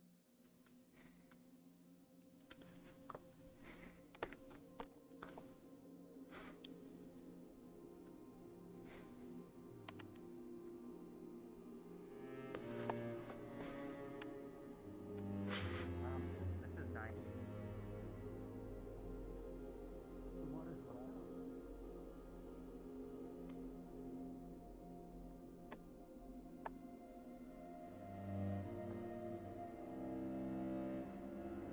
Must really make improvements to this ground.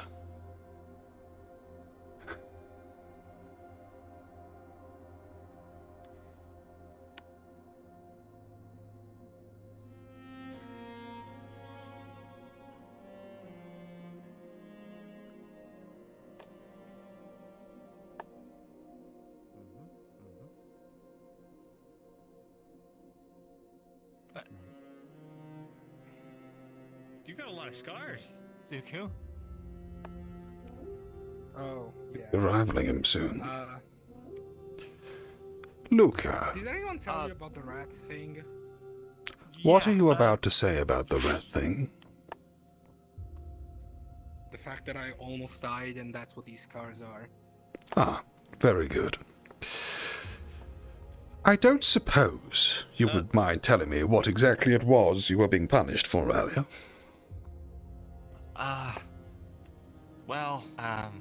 I think since Nils kind of, from a farm and doesn't have any prior experience with military stuff, he was too sloppy for the strict commands of the Professor Octavian. Yes. And now I think he's waiting to talk to the Chancellor about stuff. Interesting, yes. Now I knew that some such conversation is going on. It wouldn't happen to have anything to do with a hole, would it? I saw a number of students climbing upon the various, how shall we say, rooftops, and in searching for how the devil they got up there, I stumbled upon a hole, at which point none other than Miss Bellicosa came up behind me. She asked me if I was looking for Nils, and I said, why was that? They said, well, because they were told off. They were being punished for digging this hole. Not a mention of Octavian's commands or anything like that was mentioned.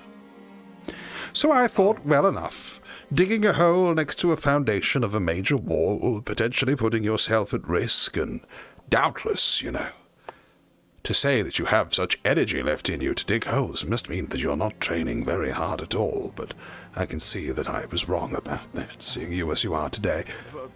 Imagine my surprise when, upon finding my way onto the top of the wall, I looked down and saw none other than Angel continuing to dig.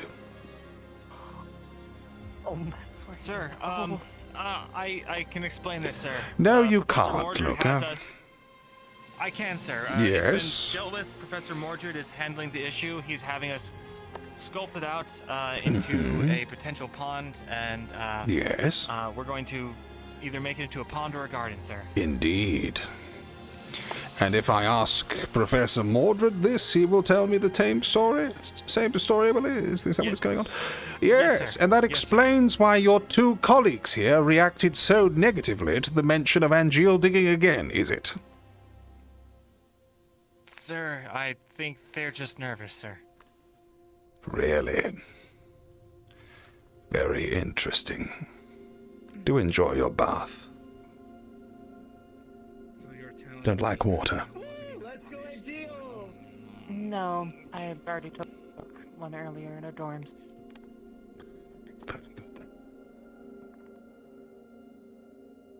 Have a great day. You too.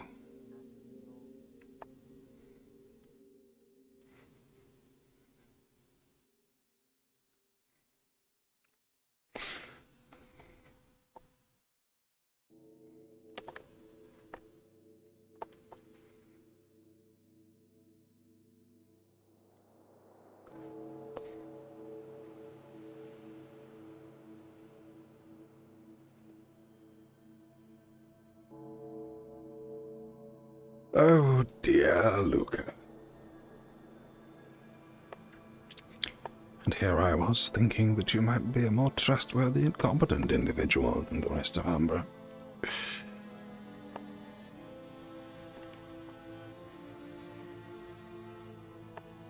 This has been a day for the records. Either way, with the final bell sounded, I dare say Aqua should be halfway through their time.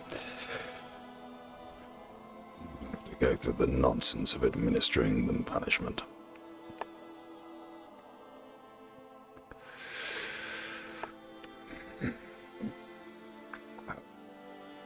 Hopefully the Aethertech Division will prove to be less of a headache.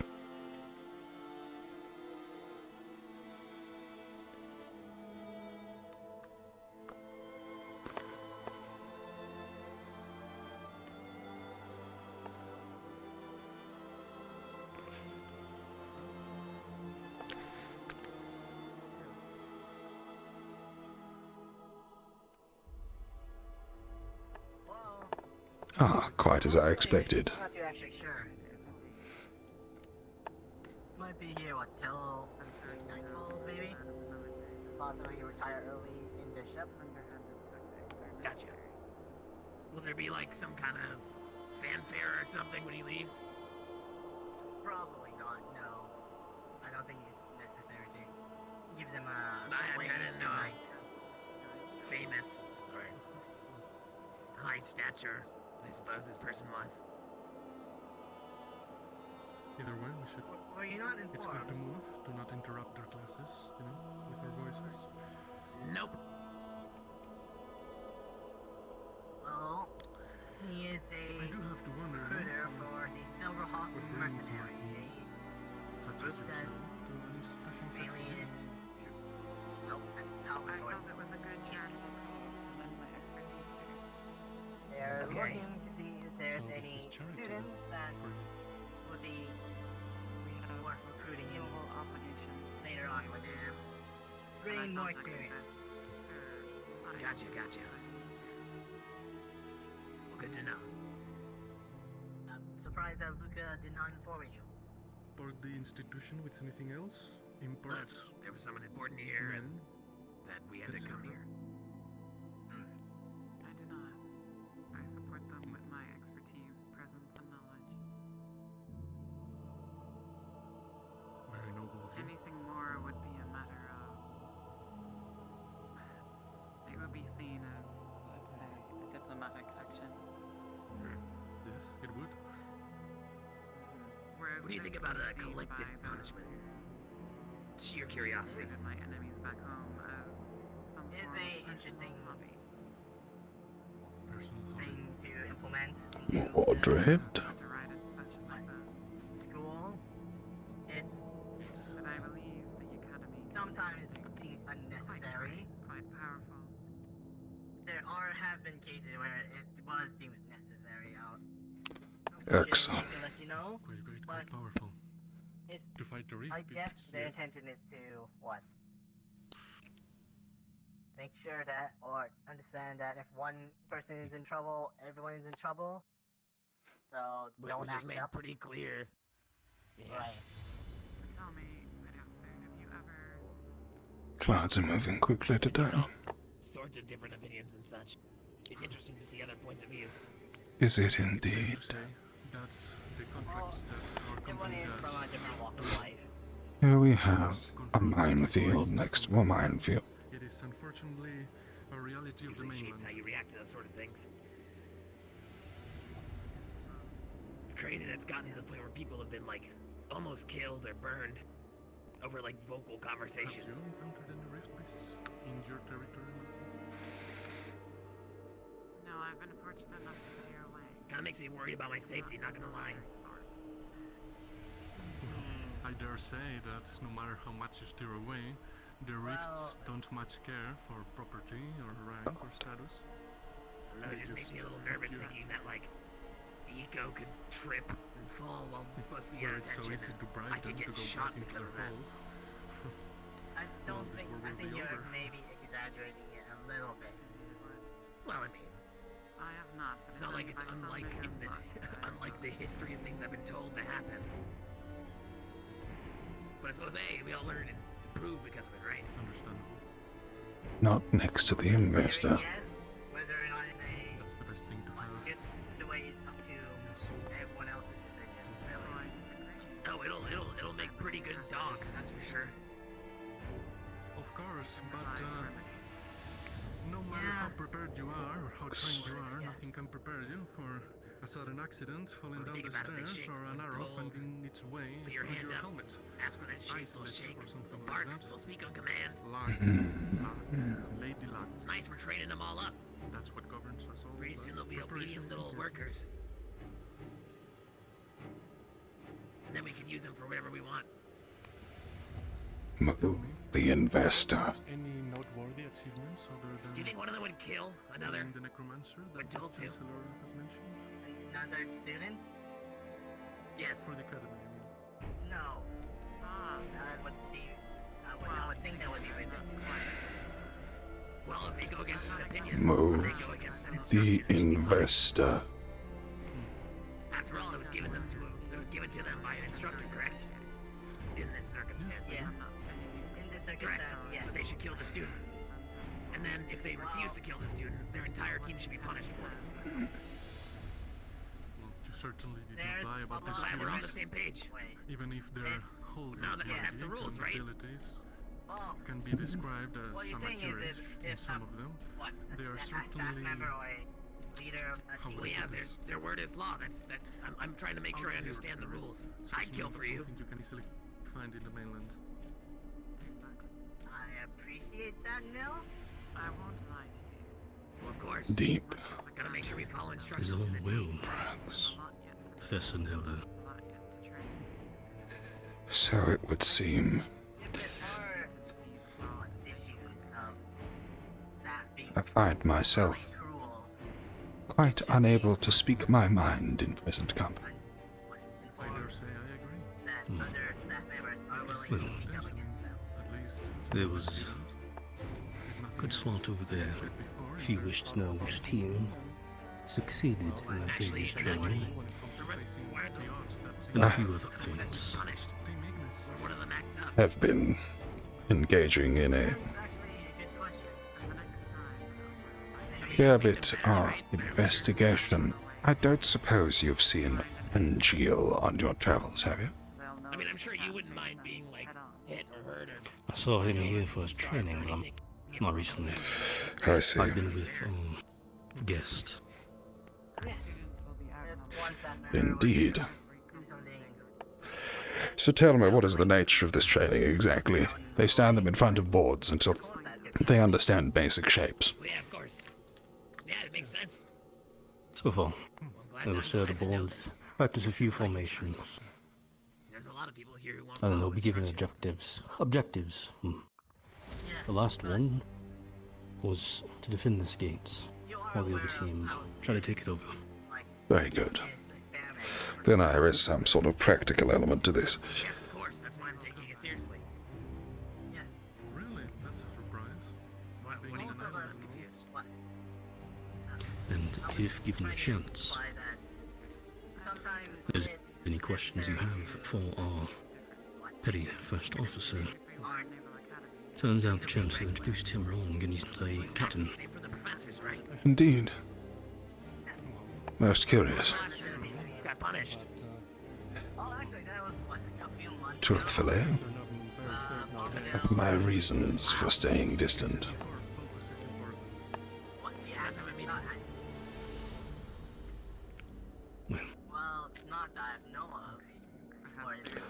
I would not wish to.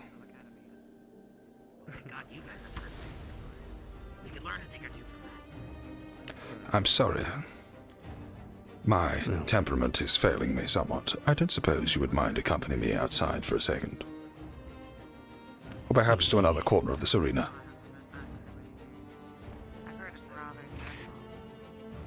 Over there works, or over there, whichever you prefer. Certainly. Let's do that.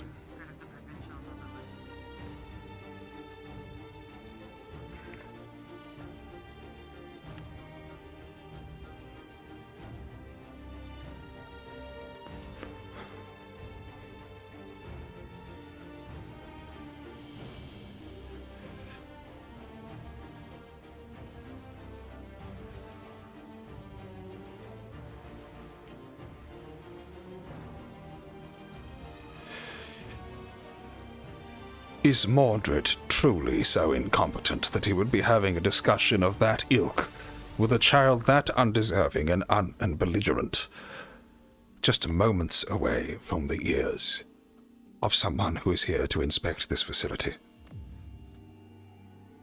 His foolishness knows no bounds. Well, Both of them. Guest. And away. What was the subject? That is not the matter of my concern. Speaking truthfully, there is a matter you must be made aware of. I would be grateful if you did not forward this on to others.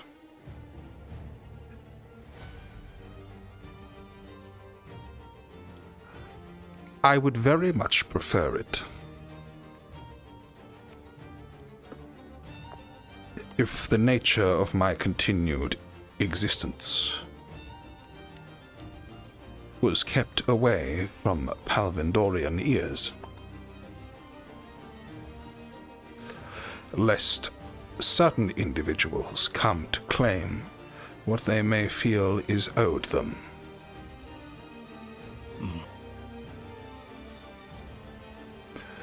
A great deal of my studies were funded by members of Palvindor's military.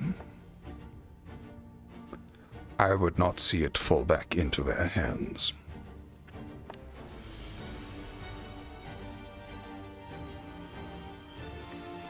There's more than enough reason for me to stay quiet.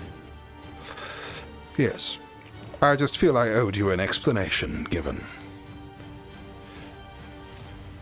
Well, once again, this could not be easy for you.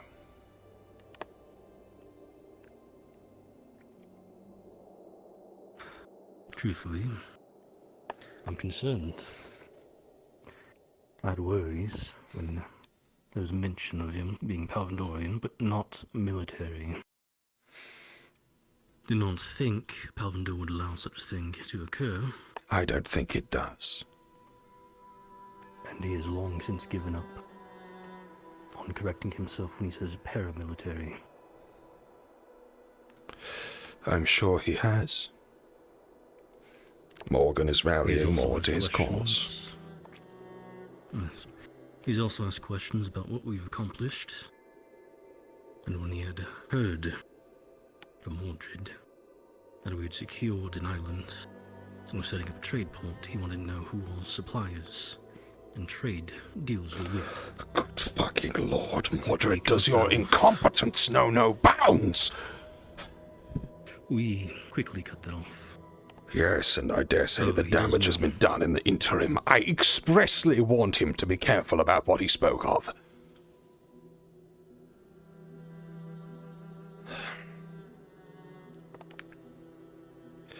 Just this day,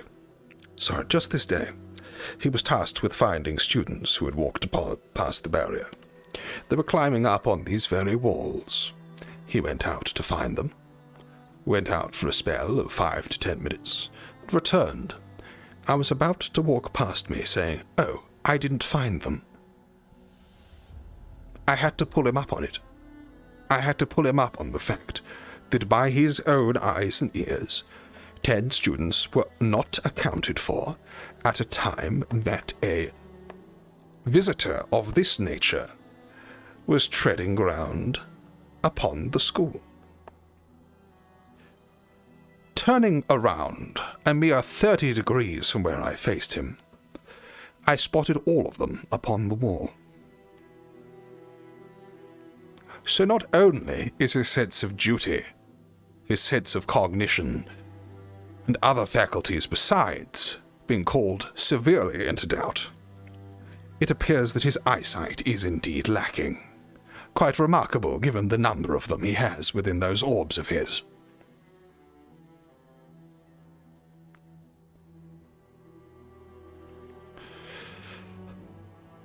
What knowledge have you of demonkind? Very limited. Do not deal with them much. And the few that we did deal with, usually more on hostile terms. I cannot say my impression of them is particularly wonderful. Umbra was punished this day for digging in the school grounds. They've been hollowing out an area close to the foundation of this very wall here, just on the other side. Apparently, they had spades to do it originally, then were expressly forbidden, then continued, and then, following punishment this very day, who did I see digging that hole once more? Who could I have spotted but one Angeal, who clearly knew he was doing wrong, for I was chanced upon by the stonemason who called my name, and, well, Angeal, having heard my name, promptly left. I haven't been able to find him since. Slippery bastard. Well, if we find them digging again, let me know. All of Umbra has been warned. If I find them digging, I will bury the entirety of the team. I'm starting to suspect that may not be a bad idea. In fact, it'll be nice. We'll give them a small spoon. Let them dig themselves out with their teeth. It sounds most appealing. I believe Luca lied to me on the nature of the subject as well. That's why I originally came here to find Mordred. Let's see if he has short-term memory, at least. Allegedly, he told them to continue digging so that they could build something of a pond. Very quaint. I'd prefer not to have ponds next to foundation. I tend to agree.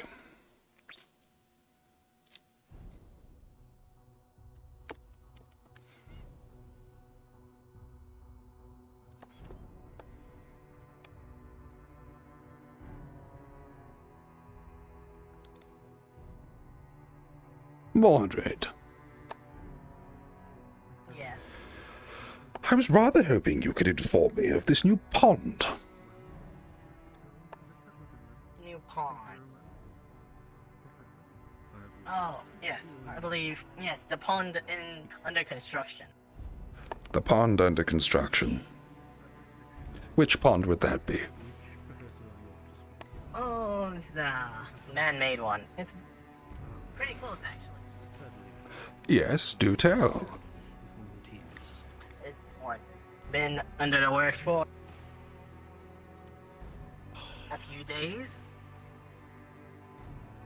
Surprisingly, I think they made a lot of progress in that short amount of time. I believe it to be true that they were punished this day for digging this hole, were they not? I believe so, yes. And since that point, have you given them express instructions to continue digging that hole?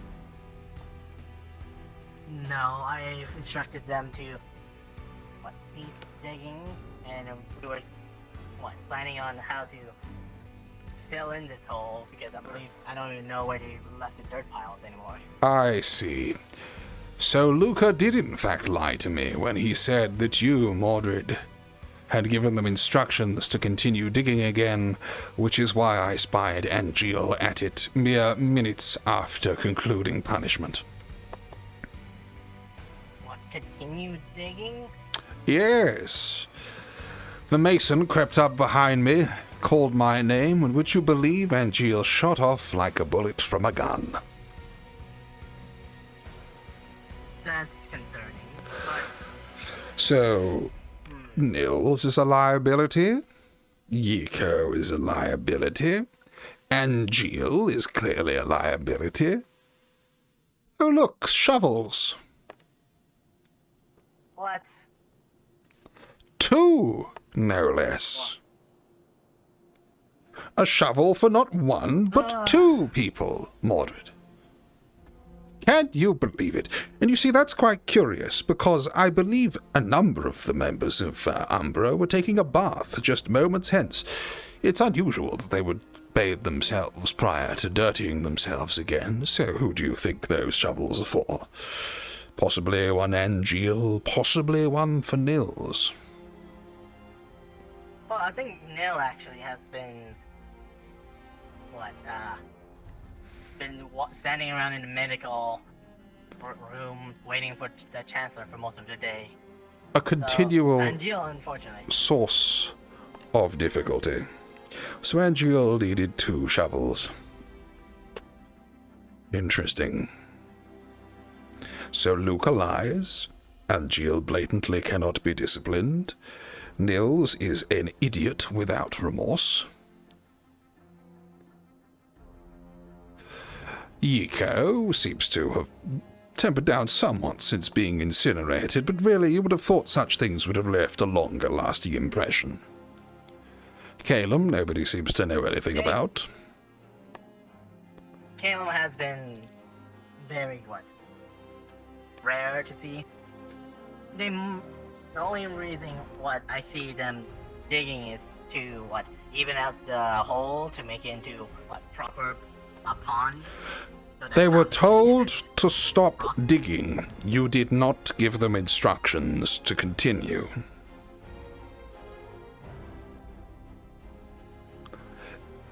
These are things that you have said over the course of this conversation. Why are you making excuses for them? Because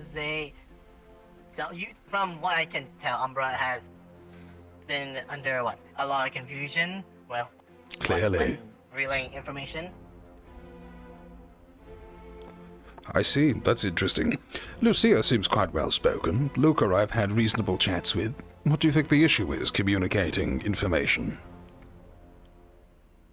Well, let's see. I informed Luca and Nil to tell them the rest of the members to cease digging, and they were thinking of a solution to how to cover this hole up. One of the suggestions was to even out the walls to make it into easy foundations to brick out the whole thing, make it into a pond. Very good. Okay. I see. Thank you for your time, Mordred.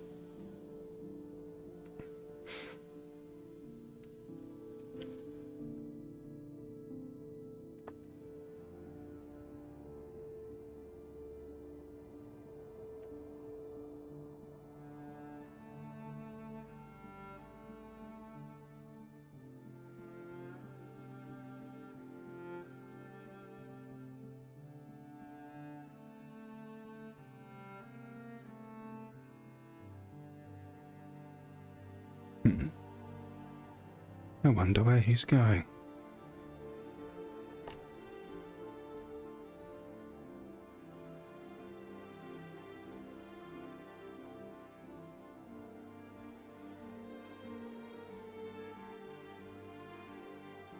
I dare say the flintlock is looking mighty appealing.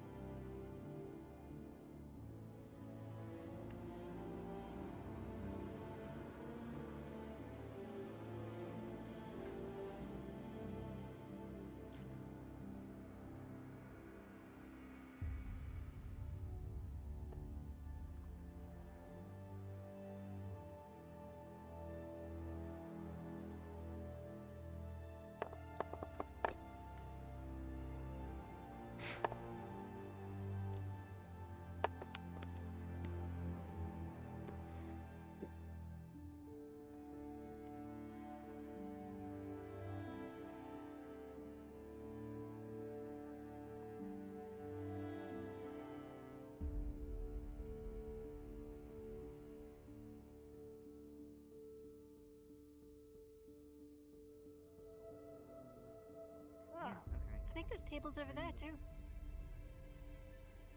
My god, the world is changing before my eyes. Good day. I don't suppose you've seen Angeal anywhere, have you? No, sir. I know. A shame. I don't think so. No, sir. Sorry. Very good, then. If you see him, do let him know I'm curious who the other shovel was for. Would you do that for me? Yes. Yes, sir. Yeah, yes, sir. Cool. Thank you.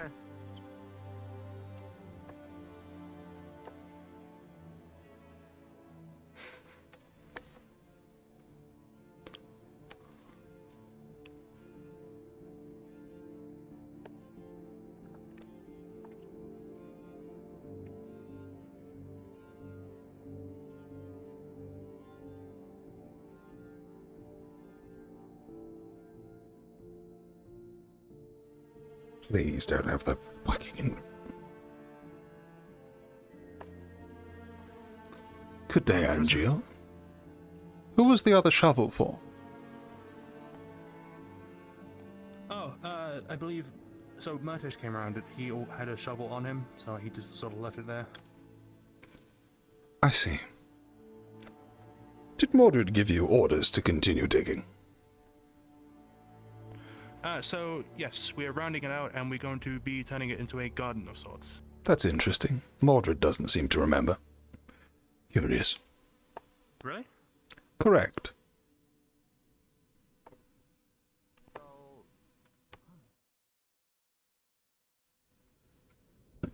So, it's not been a professor's order.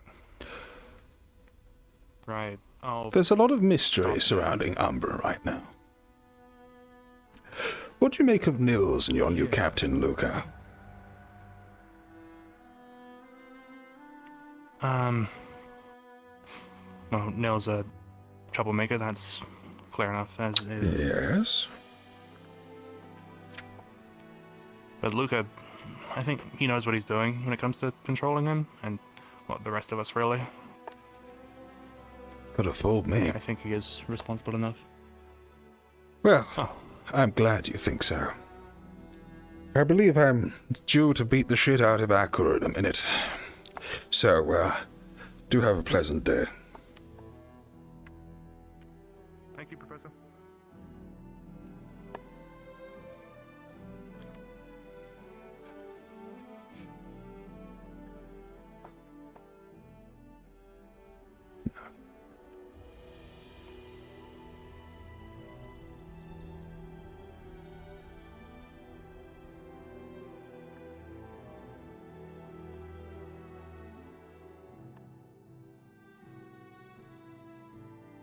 And Jill was just headed to the main building. You wouldn't happen to be looking for him, would you? No, sir.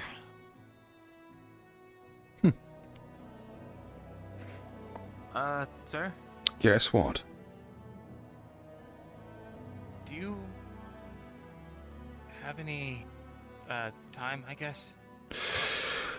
I believe in moments to come I am expected to perform some sort of punishment on Aqua Team, but if it's something we can discuss whilst we observe in the arena, then I'm sure I can spare a few moments.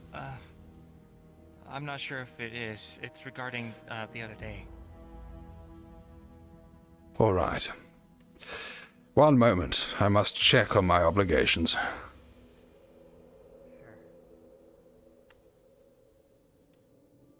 I don't know if I'd walk in there right this second. They were like fighting at the door. Interesting. I'll take a look. Sorry, I'm Let me. Try still. Your arms. Sensible with it. Come on. Chancellor needs your help right now. I'm fine. Got hit with the axe right into the shoulder blade.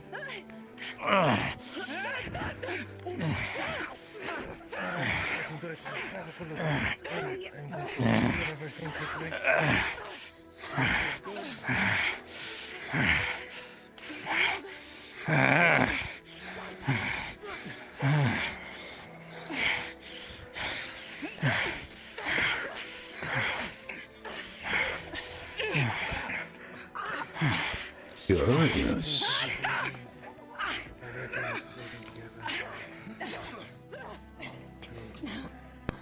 And just a little bit.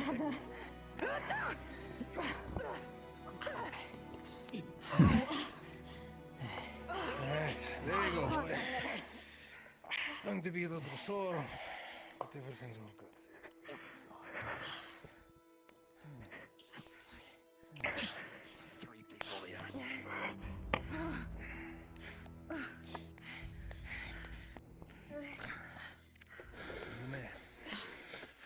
You okay?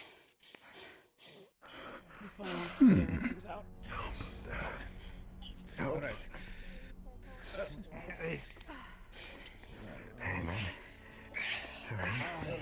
How are you doing over here?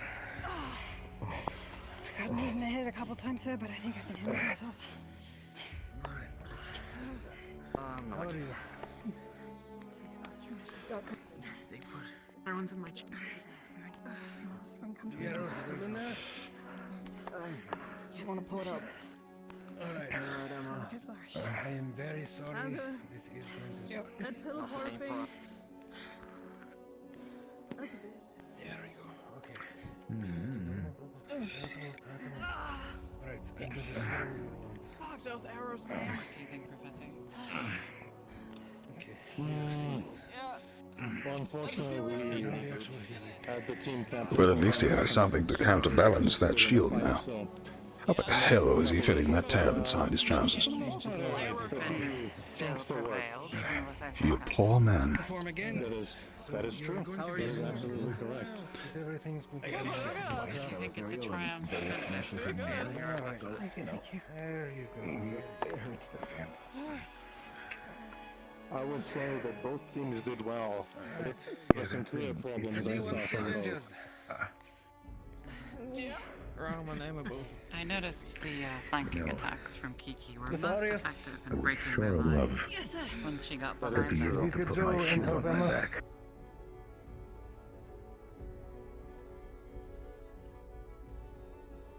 And impatient as well.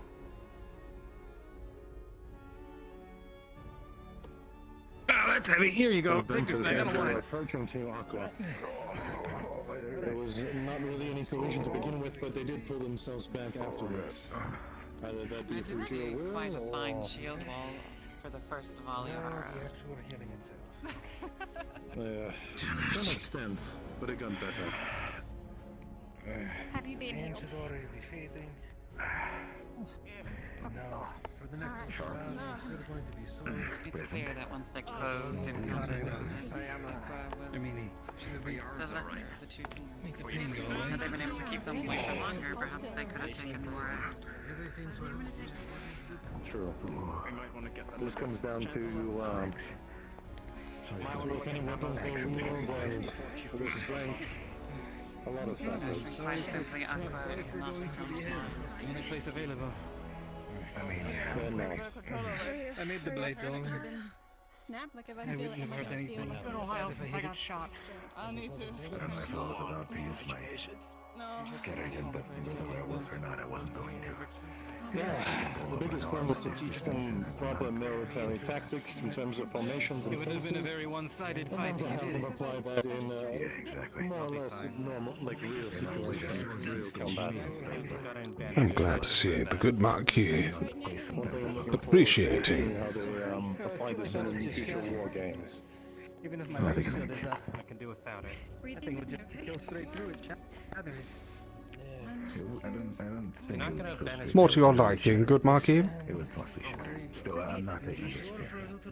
I think that with some training, Ventus could form a fine shield wall. I'm glad to hear it. They're almost there anyway. Last time we were upon these grounds doing a similar exercise, I dare say you didn't seem overly impressed. No, I didn't. Because I was not. Because of the limited way in which the teams were allowed to utilize their actual healing. abilities. Ah, in that case, a more complicated game of chess is more to your liking. Very good then. Of course. At least hitting the part where it's meant to be. Leadership, intelligence, and combat, subtlety, those things are quite important. Indeed. Brute strength is not as critical.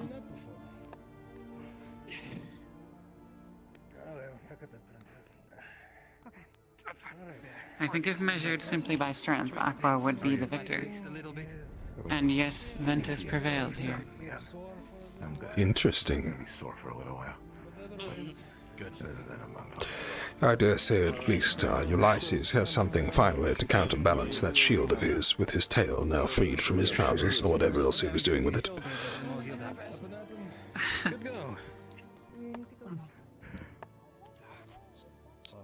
Right to move out. Right. That's good. Thanks for the help, Kiki. Let's go. Please don't leave shards and wounds. Isn't the time to do this split? The worst thing I can do is just Oh, inside's a little bit. Stop the bleeding. What did you make of our friend from Palvindor? I avoided him like the plague.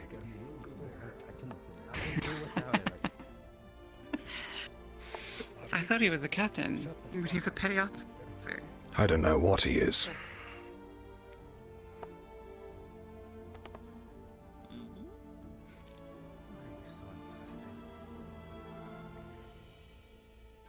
Because I am your commander, and you are injured. I'm kind of an idiot. Glad to see that you've been supporting the troops.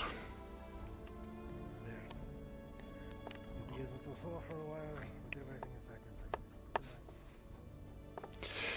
It appears that the surplus of Malik's creative magics have got the better of our good man Octavian for the time being. Very well. Students about face. All right. I want to say first and foremost that I am proud of all of you. You all did excellently. Actually. Really? You all stayed in formation. You fought as a Professor team. Kneller, I would highly recommend you go check on that project of yours. Quite well. Of course.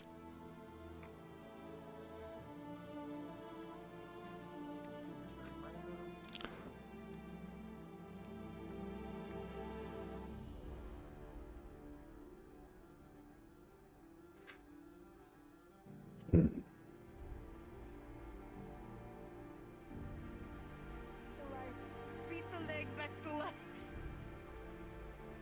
Are we having holding competitions now? Is that what's going on?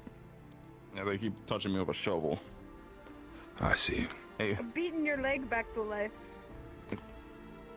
you know what? Yeah, you'd think, but apparently, screw me. Hey, what's going on? Nothing much. I'm simply surveying the grounds and saw you in the middle of a quite impressive stretching routine, that was all. Yeah. I sat down, it was a little bit like, ooh, it's rough. Rats.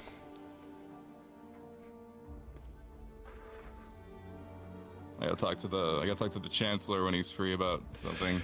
Yes, he should be free shortly. I'm just, please do me the service of, am I supposed to be able to see him? Yes. Hello, Mr. Kneller. Thank you. Good to have you back. So, excellent. I wasn't quite sure what was going on there, truth be told. The first time I've seen that particular magic trick. Yeah, no. Oh, you just threw a shovel in the air, sir. Yes, I did. I didn't know if it was the spirits up to something again, but it is what it is. I do hope you don't mind continuing to serve as something as a distraction whilst I make myself look very busy.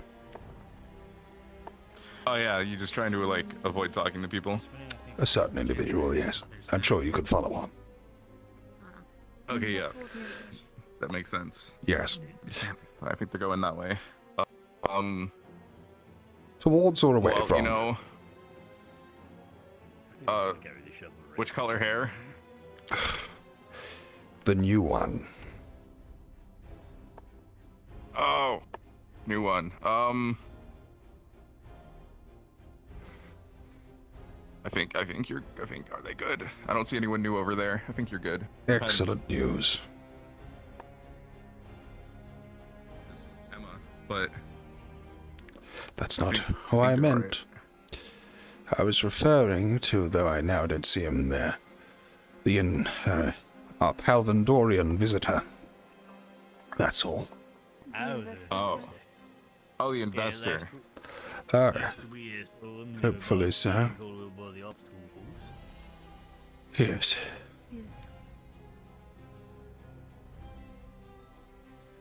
Me and Oriona do a few of the obstacles while getting thrown with that magic bolt, and then we get I believe Octavian did wish to speak to you all. I believe the confused about the dwarf still not being endorsed with gold, sir. Sorry. What? Spoke out of line.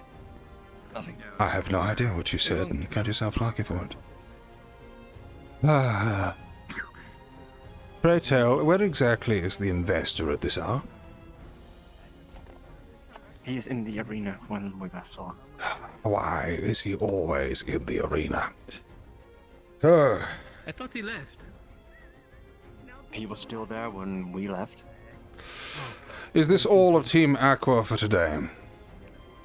RV aside. Yes, sorry, I wasn't obvious.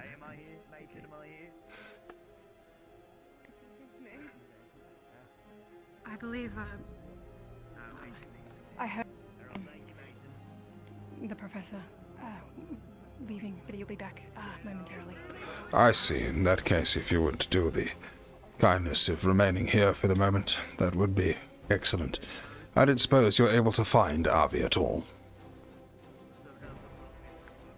He ran off, sir, as soon as we left the arena. Somewhere off that way. I see. How are we all feeling about that? I wish there was a way of not using live weapons for that, sir. Accidents like that could happen way too I was easily. referring to Avi. Avi.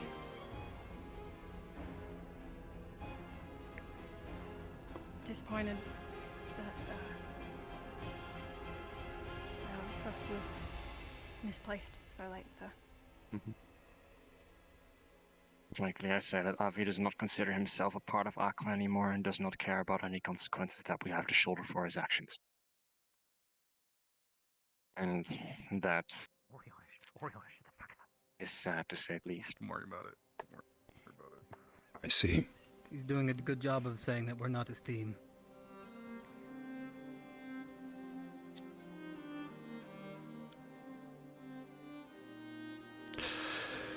Still don't know the reason why, though.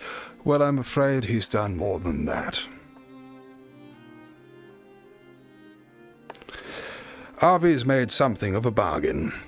He is to be excluded from this punishment, in favor of a harsher one for yourselves.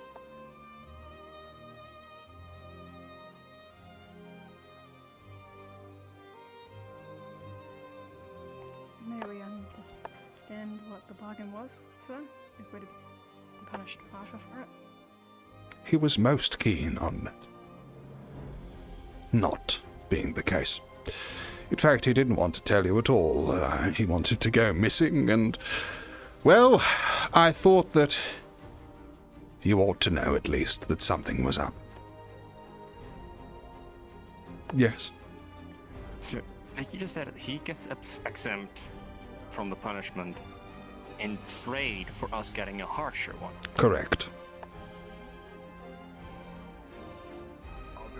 Who is he to make that trade, sir? No, we're not doing Well, apparently. Someone who values himself very much higher than all of you. Curious, isn't it? Alright. My apologies for taking so long. I was simply elucidating the others on the nature of a change of circumstances. Avi is to be excluded from this punishment in favor of a harsher one for those you see assembled. Alright. I'm alright with that? Very good. In that case, shall we? Of course. After. We're taking him to the, Let's take him outside of the eyes of the, Yes, the obstacle course is fitting. My apologies, I was getting ahead of myself. No worries at all. Alright. Spineless animal.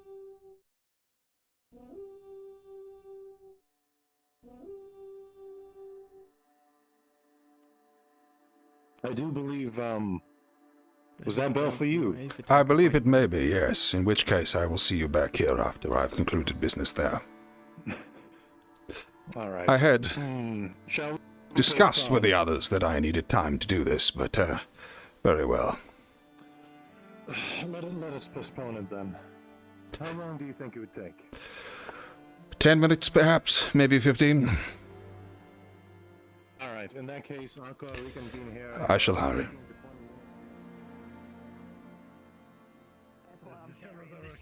In case you were wondering.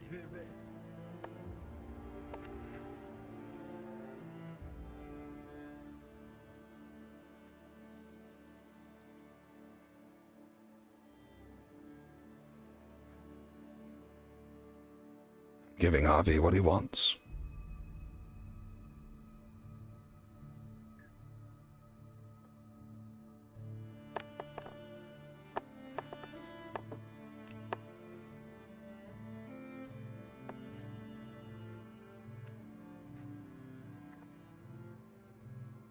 As is only right. I am soon to be his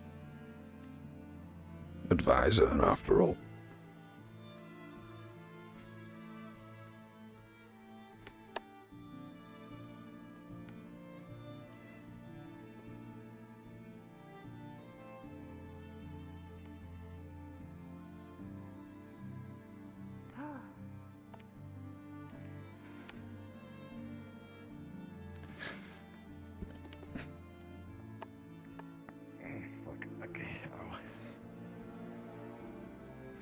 Ah.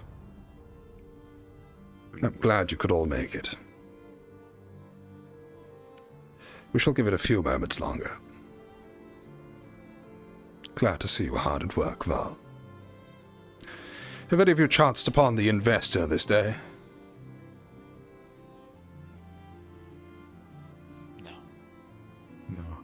No, none of you? The individual from Palvindor who's been surveying your training. No.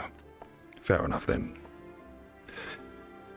In that case, in the absence of others, shall we make our way through to the classroom hence? This shan't be long.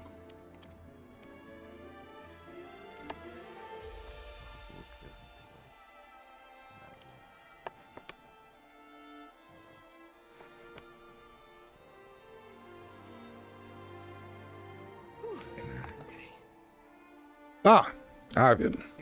Glad you could make it.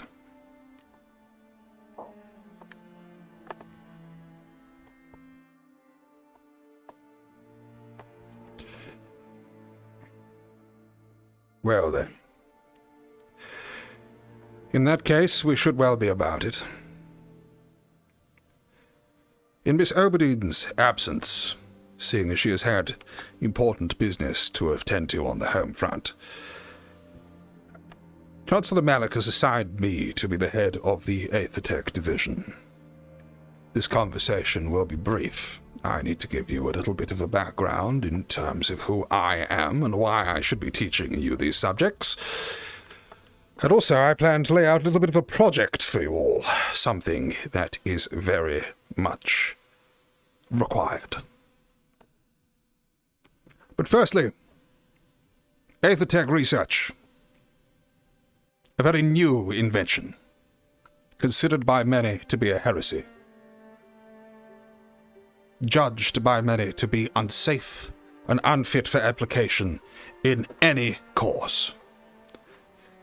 The nations of the world, of course, recognized the power of Aethertech, the power of breaking down the basics of magic to be able to enhance and improve our spells. The power of being able to re-equip our fallen soldiers with new limbs. The power we can use for construction, for weaponry, especially. And so, over the years following, despite mass outcry from members of the public,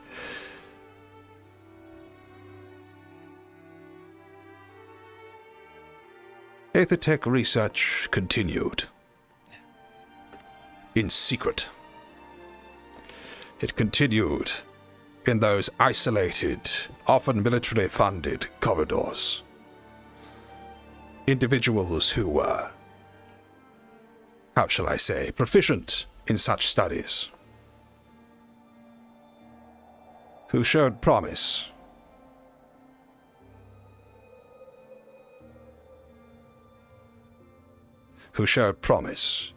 who could be depended upon. These people were taken to secluded laboratories, and there they worked upon the weapons that the military would call upon in their hour of most dire need. For a long time, the deployment of Aethertech weaponry was seen as something of an act of all-out war. It would cause international outcry. Politicians who vouched for were found to be vouching such projects were to be removed from office in favor of putting someone in their place with more discreet management of their assets. That is, of course, until the rifts came. Now, it is no secret that many people see the creation of Aetherite as something of a forerunner to the rifts. There are many in circles of the world who believe to this day that it is the practice of etheric research, that it is the breaking down and manipulation of magic in ways against nature that has caused this apocalypse to fall upon us all. After all, where Aetherite was found, so too were the rifts in years to come. Some say this is a foul portent, a forgotten research, a terrible forbidden research, to invite our own disaster. Some of us, however, take another view, and that is that in understanding Aetherite, and understanding the true nature of magic as a construct, only by pursuit of this science will we be suitably armed to be able to combat the doom which will befall us all. I myself, at one stage, was one such scientist. I was sequestered away in a corner of Essex, placed some distance from a rift. Our identities were unknown. Our projects and planning obfuscated. Entire trade networks and companies were facilitated so that we may be able to get a hold of the materials that we needed to continue our research. And then, well, perhaps that is a matter for another time. You, however, individuals who would tread down this path of understanding what it is that Aetherite and the deconstruction and reconstruction of magic has to bring us. You stand to gain power unknown, literally, to the world before. Look at Val, for instance. This man has been restored to working order, a capable and ready soldier, something which, in years hence, would have required a being of such creative power as to be scarcely found. Now Val is able to work upon his own arms in a secluded, misused third-floor attic and bring himself back to strength. And my friends, it does not stop there. I still firmly believe it is the study of etheric research that will bring us to the conclusion to this entire sordid affair. So you may ask yourself, why is it then, Mr. Kneller, that you are here to teach defensive magics? Why is it then that you have been barely seen within this laboratory. Well, allow me to show you. It's not exactly something I've made an entirely, how shall we say? I've not been secretive about it.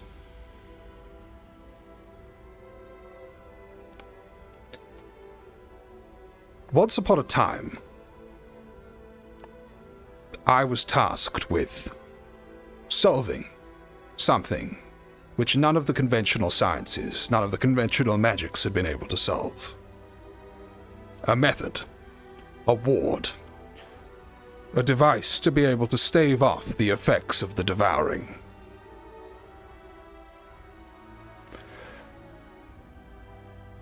This current state of affairs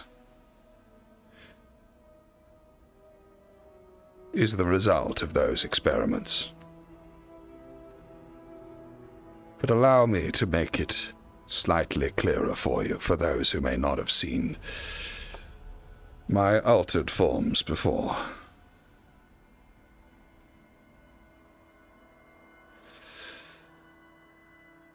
What stands before you now is a man of no corporeal substance.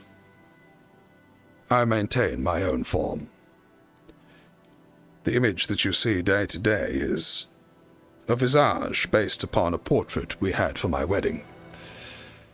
It was difficult learning to maintain my image following the events of the lab's fall. However, be that as it may, my desire to continue with research has not altered.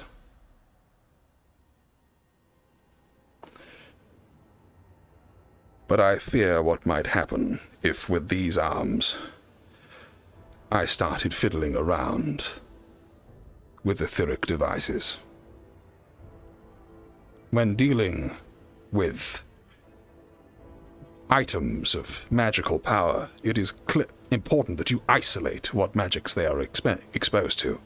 Otherwise, you can cause all sorts of unwanted effects.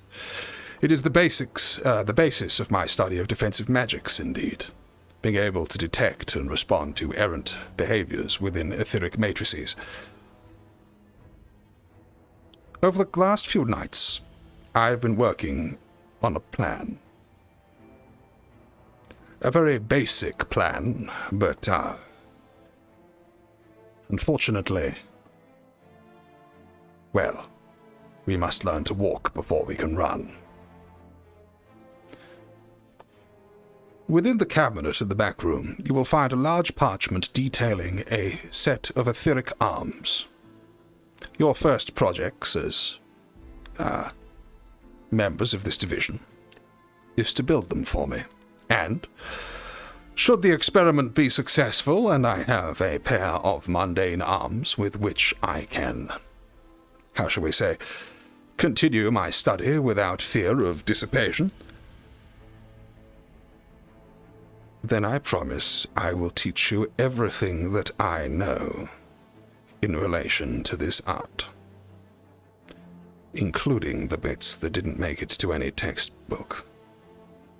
So, with that all in mind, are there any questions? Luca at the back.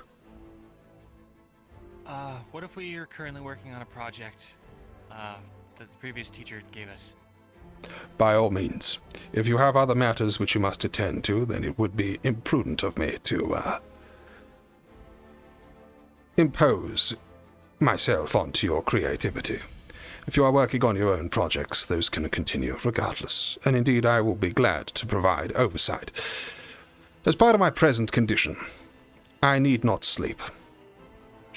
Whilst I have been whiling away hours in the library for hours hence, I shall now be taking up this as my regular, haunt, for want of a better word. Should you need my assistance in any of your projects, you may find me after hours and, it'll give me something to do while I wait for the rest of you to wake up. Any other questions? Luca again. You said that the study of Aethertech is what's believed to have caused the rifts? Correct, many believe that. This claim is unsubstantiated. Aetherite arrived as a pre-runner to the rifts.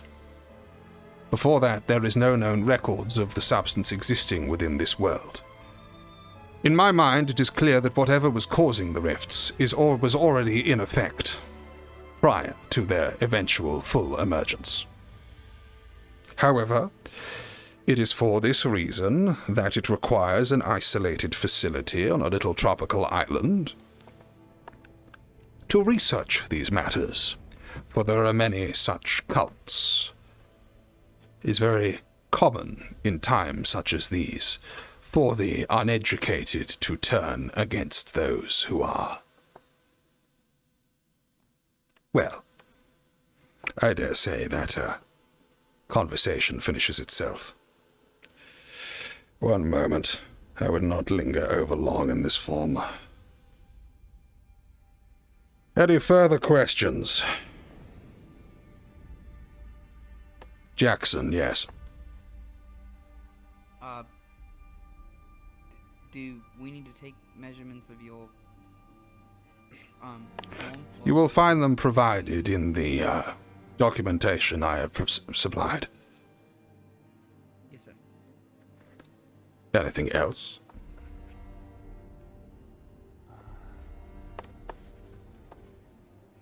Wait, Yes, Luca. So, if the Aetherite is a precursor to the rifts forming, why isn't the Aetherite itself harmful? Allow me to explain this to you in perhaps more simple ways. Are you at all familiar with the practice of alchemy? Not personally, sir. Well, one of the fundaments of alchemy is that each magic plant, each being has what we describe as a mana signature, an imprint. Many of us live our lives without seeing the hint of magic and being aware of the fact that it exists all around us. It permeates our entire beings, informs parts of who we are. Alchemy is the process of manipulating properties of these mana signatures in a way that could be vaguely approximate to Aetherite, where the alchemy is the practice of combining the magically active components of plants in order to achieve extraordinary outcomes. Aetherite, on the other hand, is, I suppose, the reconstruction of mana via those same principles. Aetherite is believed to be altered by the... It's a natural material. It's like iron, copper, steel, silver. However, in the presence of large quantities of occultic energy, which, of course, as we know, starts to decay those mana signatures, including those of the ore itself. Before long, those ores become magically active, and as such, we are able to produce unusual results with them. If you hit iron with a fireball, odds are it will get warm. If you hit etheric iron with fireball, well, depending on the strain and concentration, it may simply turn orange, or it could, well, freeze the floor for 3 yards in each direction. It is a peculiar thing, not unlike hitting a prism with light. Aetherite has the capability of splitting magic down into its base components, heat, intensity, duration, all that sort of thing. When we combine these structures together with intention, we create what is called an etheric matrix. And with that, we are able to produce extraordinary effects. I think I get it. Any further questions?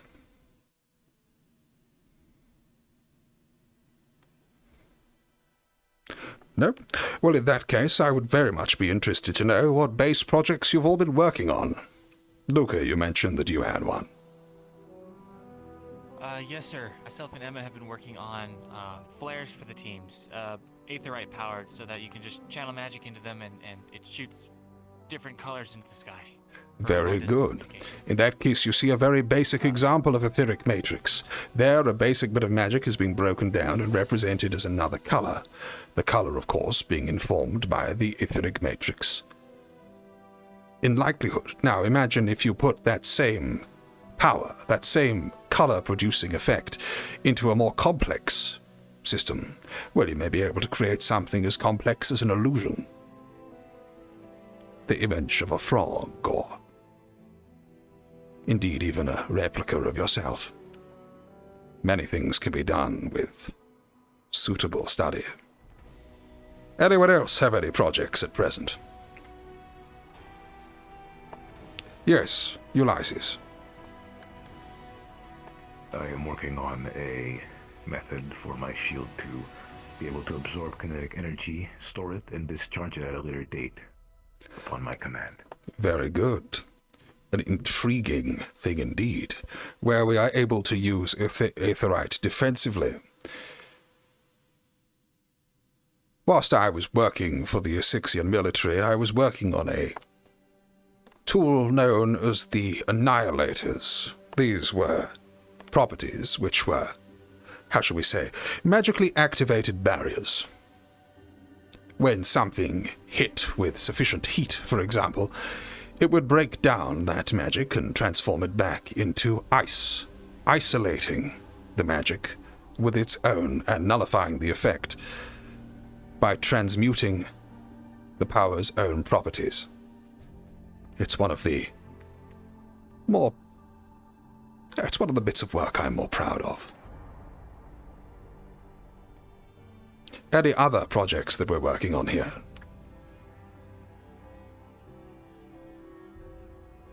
Ivian. A recallable dagger, sir, so when you throw it, it comes back. Very interesting. Now, we may have been aware of magnetism within our time, the idea of two objects attracting each other. That is a naturally occurring magical phenomenon. But attraction can occur to all things, in much the same way that ferrous iron has a mana signature which can, under certain circumstances, attract other iron, so too can the properties of a dagger be altered so that it is attracted to the mana signature of your hand.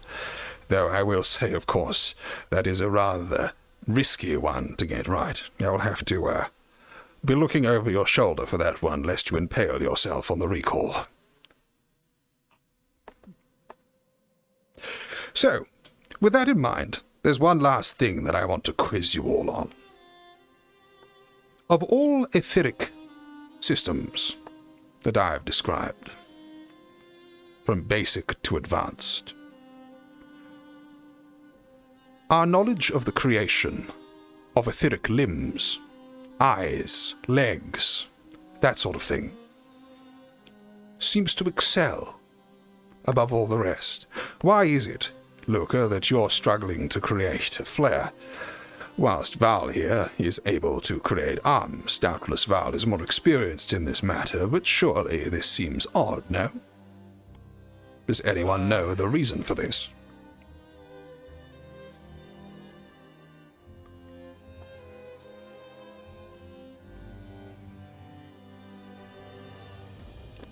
Unsurprisingly, Val, do go ahead. Is it because it's through monoflow theory? Correct. Your mana signature expects to have an arm. It expects to have eyes. It expects to have ears and hair and all sorts. When you're building an etheric arm, the matrix need not be so complex. All you need is to perform basic functions such as retract, extend, bend, twist. And unlike other etheric systems whereby you would need to go to great lengths to create a, well, how shall we say, control system, your mana signature is capable of filling in the rest. A great etheric technician, particularly one who specializes in the application of etheric limbs, will be adept in the understanding and reading of mana signatures, such that they will be able to create limbs with great ease that the users will be able to manipulate as if they were their own flesh. And the truly talented will be able to make them do more than that. Create blades, fire weaponry, deploy shields, create flamethrowers, all sorts of fun little things. So, I dare say we should meet up on this, how should we say, whilst we're getting going on this project. Shall we try and spare a 10-minute check-in just to make sure we're all doing projects towards the end of each day? And then we shall go to something less regular once we are properly underway and I am able to continue my own studies. But for now, I fear I am overdue at the arena, and I would not keep the good Octavian waiting. I look forward to working with all of you. You are all dismissed. Have a very pleasant rest of your day. Thank you, Yes, Professor. Sir. Yours well, sir. Thank you, sir.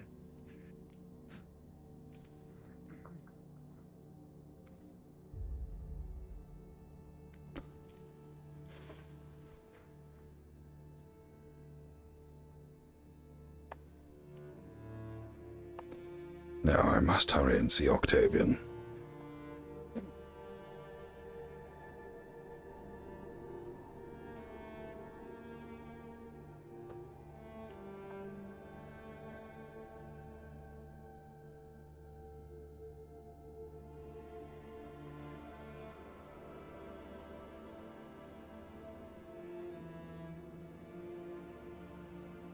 Well, all of the lore was written there, Delta. Me delivering it and recounting it from memories on the fly.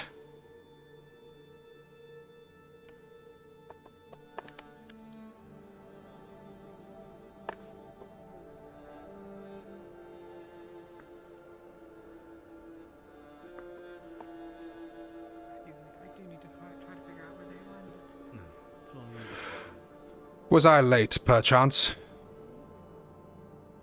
No, they're just waiting for you, don't worry. Oh, I see. Octavian won't be here. I was rather hoping that Octavian would take care of things in my absence. I haven't really a taste for this. He seemed to indicate that you were the one that was needed before he could do anything. I see, very good. And he's seeing medical at this present moment in time, is that correct? Indeed, yes. Good Marquis, I don't suppose you could do me the honor of hailing him. I'm afraid I am unable to use the devices myself. Captain. I do apologize for keeping you waiting, but the Aethertech Division has been quite, Possibility that you turn it around on him. At least make our stand.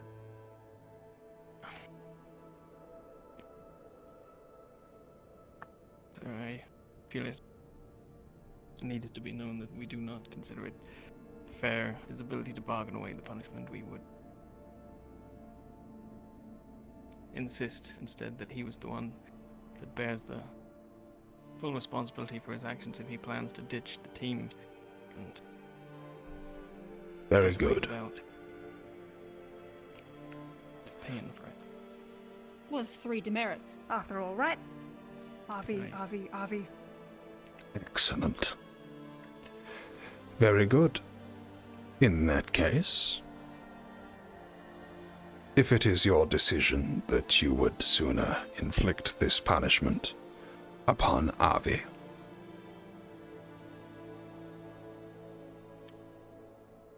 then who am I to object? With all due respect, sir, we simply wish to give him what he deserves. We do not want to harm him over, anything more than he deserves. Your decision has been made, Rao. And what do you think he deserves? Standard punishments for 3 misdeeds. I'd like to punch him. Definitely. But that is a misdeed he did to us, I'd say. Good point, actually. We already punched him. Yeah. That's a good point. But then again, nah. No. Then we're the ones in the wrong for punching him, right? Let's not dirty our hands to show him how dirty his are.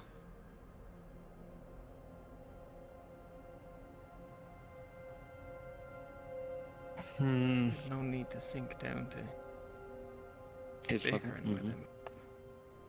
The faculty will take care of Avi and respect your wishes. Aqua, have a very pleasant rest of your evening. You are dismissed. I will go and find Avi forthwith. Yes, what is it? If I'm allowed to make that request, that he no longer wears the Aqua uniform. It does not appear he's representing the team. Understood. Then, from this day forth, as it has been unanimously agreed by the rest of his team members,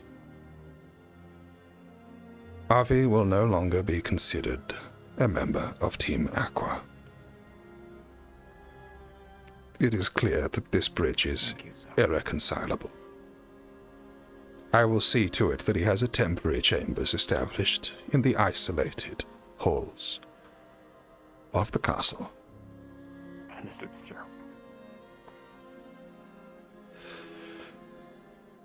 Have a very pleasant rest of your day.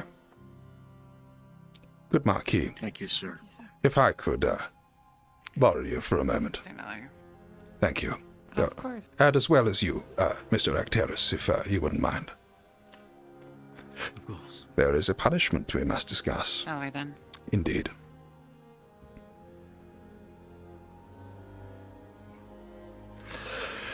May I suggest that we take up residence within the arena for the time being, just to be aware from prying eyes? Ah, Octavian. Right. Yes. My apologies. I had a very direct confrontational thing with the Chancellor, but I'm okay.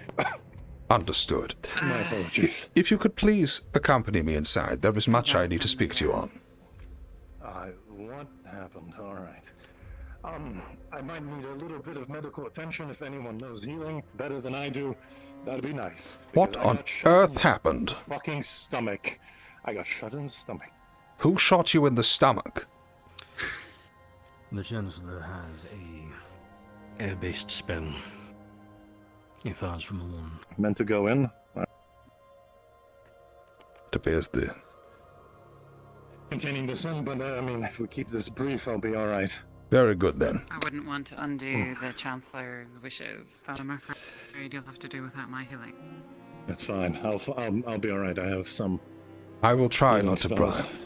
In that case, I will keep this brief. This is what I am about to tell you is to be kept in confidence. Of course, it will be shared around the rest of the professors, but of course there is a certain amount of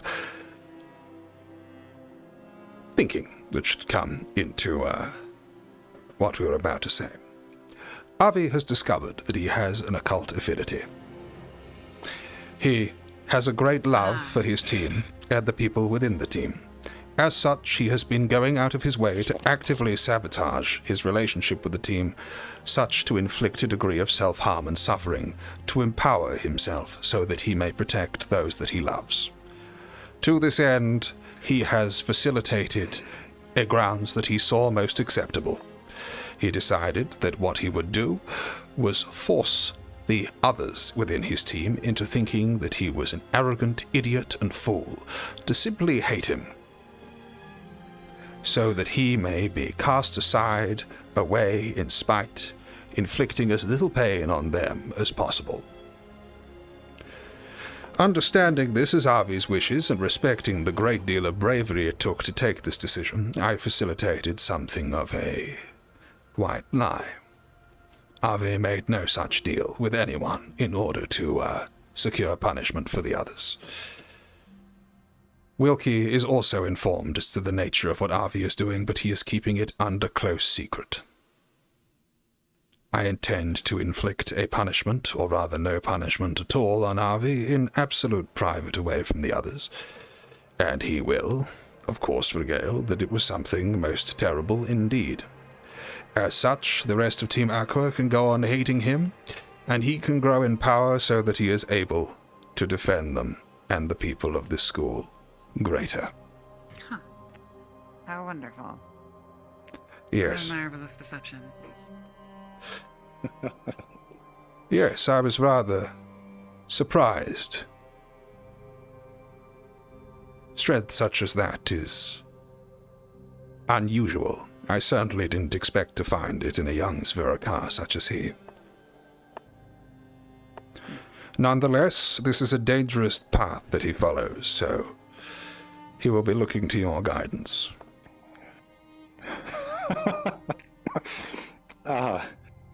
Well, let's just say I've not very good impressions of him. This doesn't make me any happier. I'm not one for giddy happiness and, oh, friendship is everything that solves problems, but, oh boy. Nonetheless, he has found within it the strength to do something quite remarkable.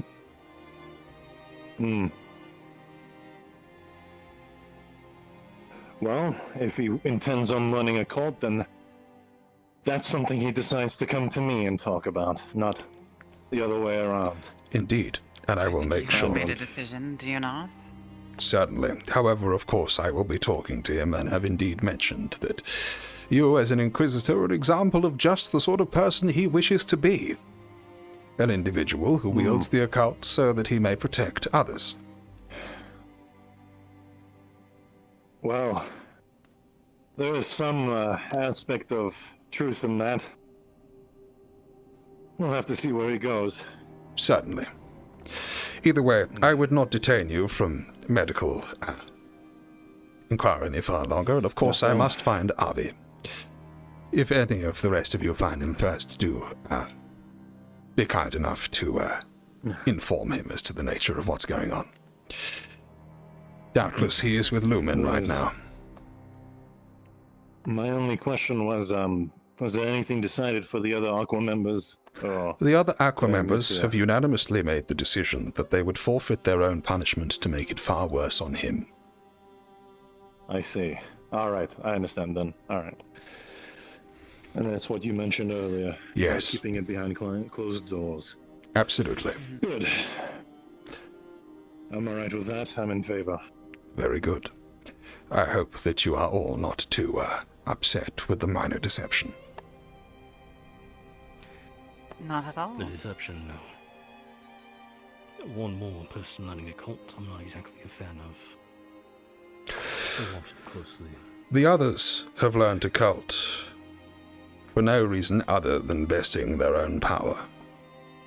Avi uniquely has done it out of a love for others. I dare say. Say so. It's selfish. I see it that way. Yes, it He's is. yet to prove. He's yet to prove if that's the case. Actions speak louder than words. Certainly they do. Very well then. In that case, we should disperse before Aqua finds him first. Agreed. I think last time I saw him, he was by the medical ward. In that case, I'll go to find him. Chancellor. I don't know. Smells like I realize that doesn't narrow things down. I know who you're talking about, though. Okay. Yes, ma'am.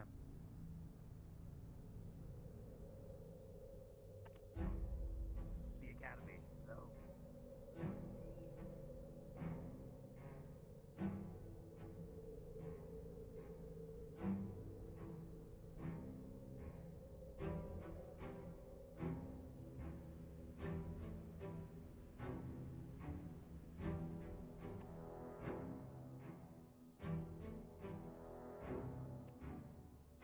Well, Tesh, I don't suppose you've seen Avi anywhere.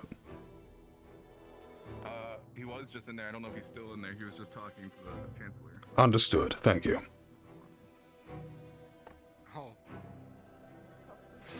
out. Avi, are you still waiting to speak to the Chancellor? Jesus! Careful. Oh, no.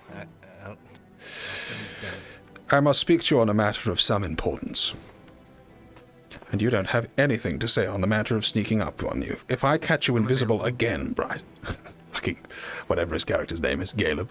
Right, let's go this way. Hello, I'm gonna... Very good.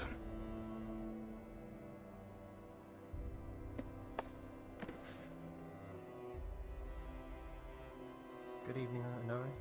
Hello, Professor. Yes, everything is quite all right.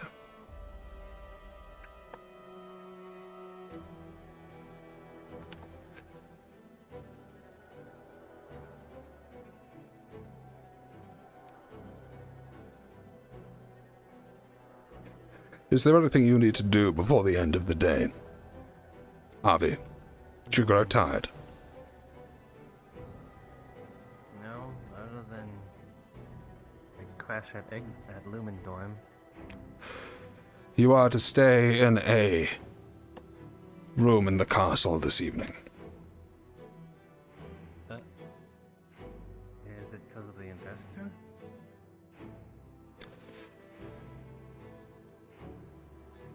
No.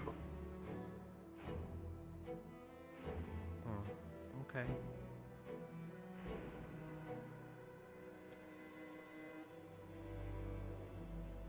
We will go some distance outside the walls. Gotcha.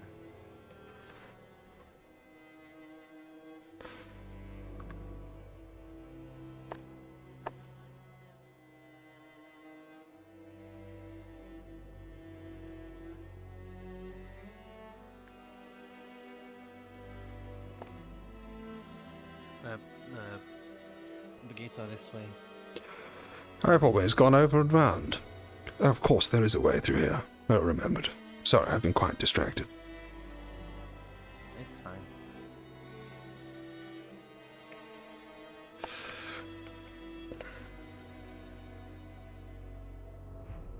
Avi, Hmm? were you aware Aqua was to receive punishment earlier? No, I was not. They were all to stay after the events at the, They were all to stay after events at the, how shall we say, training ground and, receive a disciplinary for various actions that you yourself had taken. They form what's called a pride, and it's an ancient custom that is, well, it's mostly fallen out of practice, but in a few... I was not made aware, and I've had many times where I walked by them and they could have told me. Yes. It appears they wanted to get you in trouble. That would make sense. Well?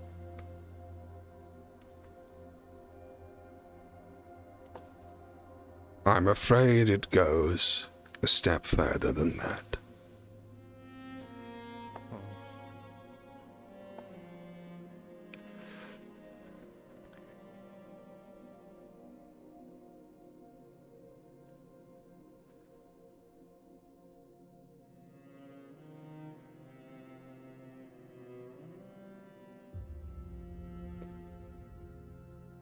It appears that you have been the victim of a ploy most malicious. What?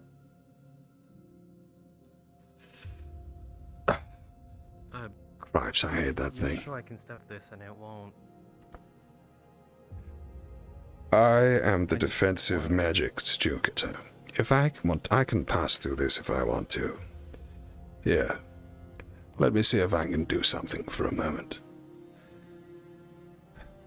You may wish to stand back a sec.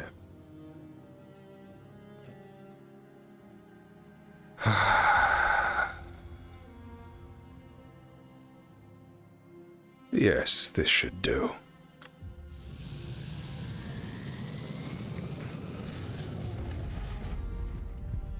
Quickly, through the opening. Come. Good. Then whilst we are out here, What did you just do to that barrier? I annulled it slightly. I was the person who started setting it up when I originally came here to the island. I made a couple of, how should we say, loopholes. You can annul magic like that? Not so to speak. Maybe if you keep up with your studies, I'll teach you how one day.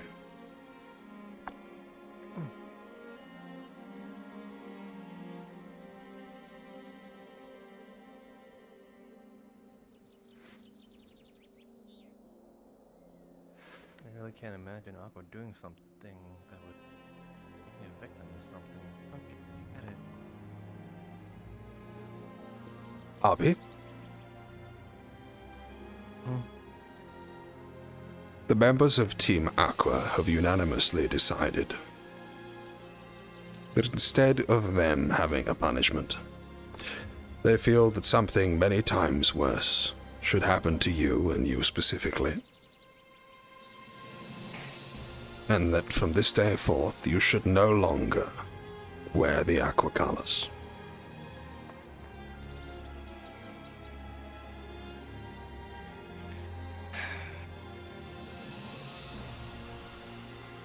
Gotcha. That's what you decided. It was unanimous.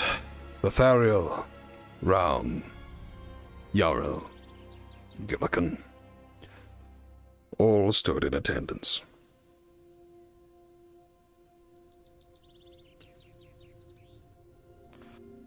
Can I ask the reason why? Certainly.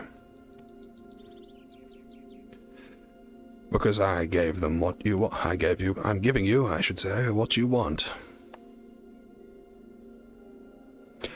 I told them that the reason that you weren't there was because you'd made a deal. A deal which excused you from the punishment, even though you knew it would make it far worse for them.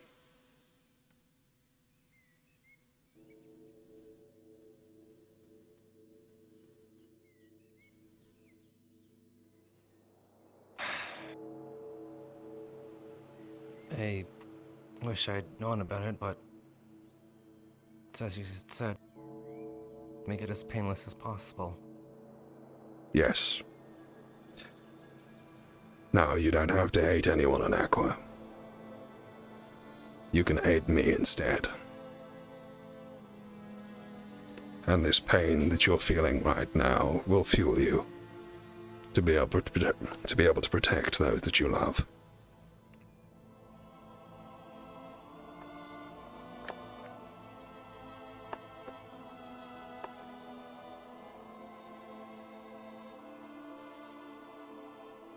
Why would I hate you? You've helped me both times. Then hate the situation. I do. Hate it. Hate it. Hate it. And remember how that hate feels. And focus on it. And when you're ready, go and find Octavian. He already knows about this deception.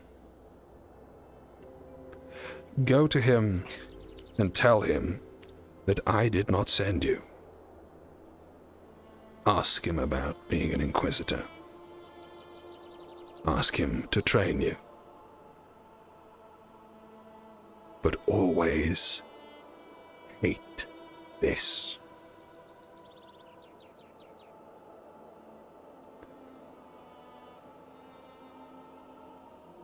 Remember it. Preserve this moment with every fiber of your being. And live, Avi, so that men such as you need not exist ever again.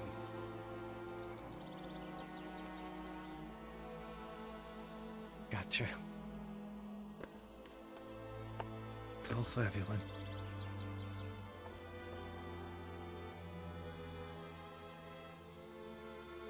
Do whatever it takes.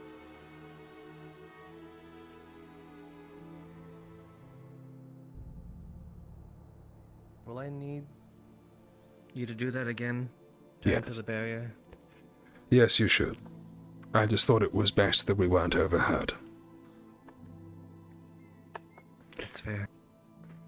Alternatively, I can just tell the other professors that you're out here with your own thoughts for a while.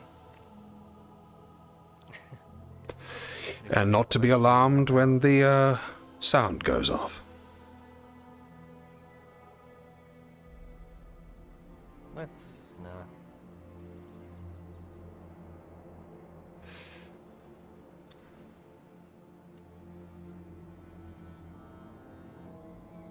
Is this a step you took as well?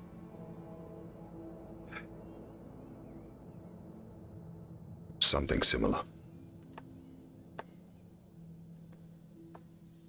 Someone extended you the same kindness?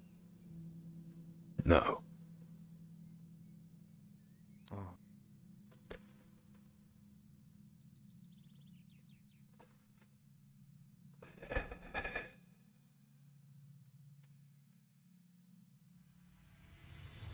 How old do you think I am, Avi? You look like you're around your 40s. Such.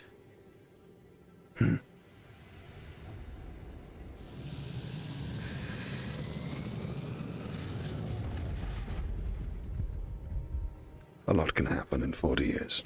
3 ago.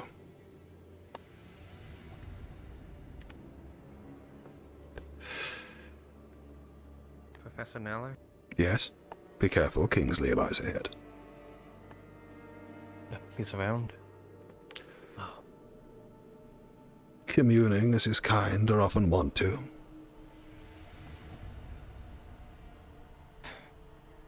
Why do you glitch out like that? I saw it in the cave, and then I also saw it when Bellicosa was healing. I mean, when you talked to Lethariel about the plan about the necromancer.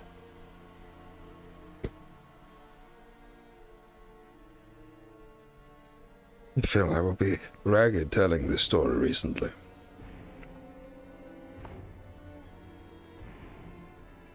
I learnt a lot about occult magic. And now I'm stronger than ever. I suppose that's the short story. If you want more, I've confided in a few. Maybe talk to Tell about it.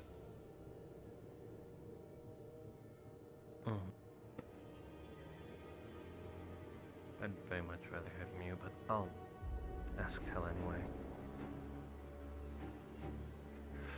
Maybe another time. Kingsley? Good evening, Kingsley. Oh. Hello.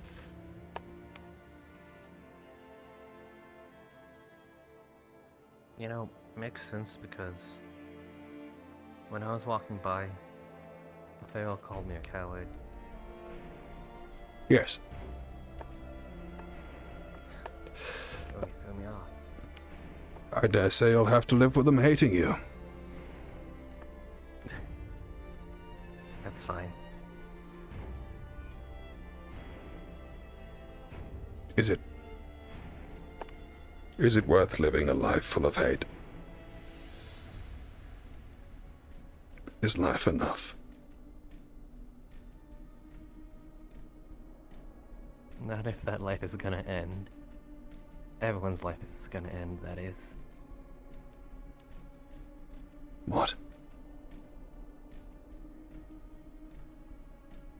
Maybe with this step to, you know, it can save more lives. I dare say you can shall. As I said, console this moment, and then go talk to Octavian. And remember, don't mention that I talked to you. Of course. I will have a room for you prepared by the Madari. Third one along on the top floor. Retreat there when you can find it. We'll also make sure that you get a different Gambazon sorted out.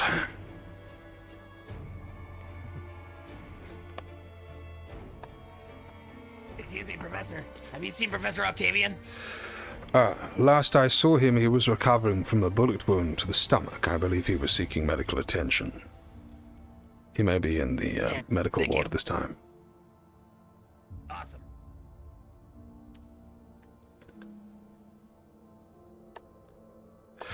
Any idea why Malik would shoot Octavian in the stomach?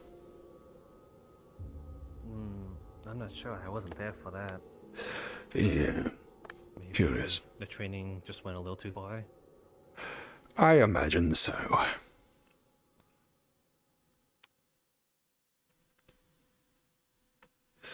Well, there you are. 2 more members of your new team. I've got to be elsewhere. Okay. Thanks again. Oh, Heather.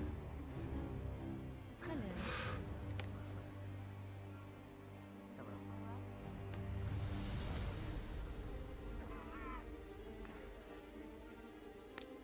Thank you so much, sir. Chancellor, you spoiled me. Alright, maybe we should find him soon enough. What the hell are you guys doing down there? Nothing, don't worry about it. Can I do one as well? Yeah, maybe we should find him soon. Octavian up there, perhaps. Oh, he's right there. God, he's so easy to pick out of a crowd. You started whispering halfway through. Chancellor, sorry, I didn't hear you.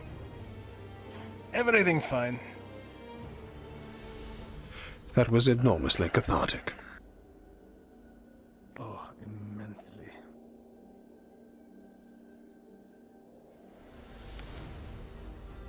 Oh, Chancellor.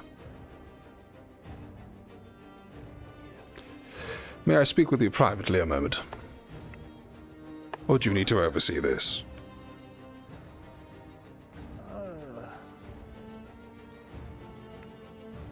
sure it will be okay for now. Certainly.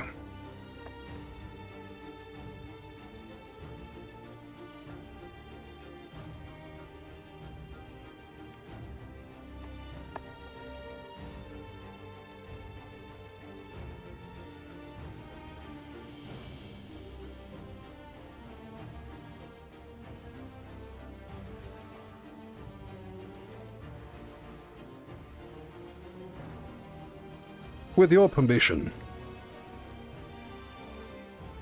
I should very much like to recommend a transfer.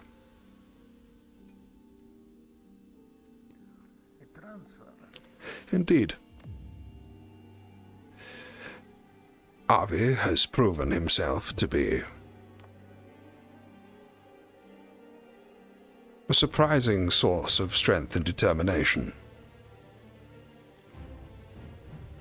That's what you want to call it. He has developed, Bullheadedness and idiocy, but in a sense, but that will have to be seen.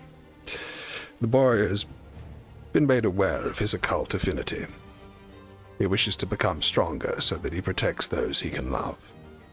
To that end, he has orchestrated a situation whereby his family will hate him, inflicting pain upon himself, so that he may be able to grow stronger and protect them more.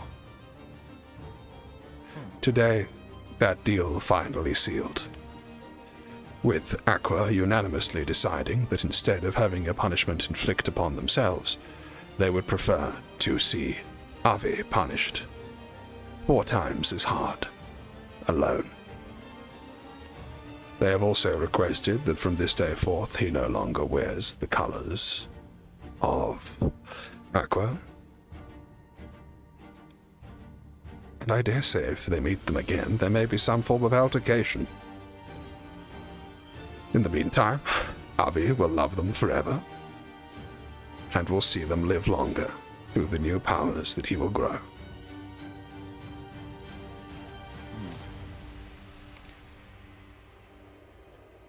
I would like to recommend Avi move to Team Lumen, given this exceptional show of courage.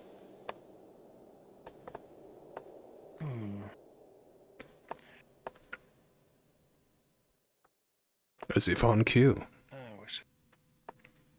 Indeed.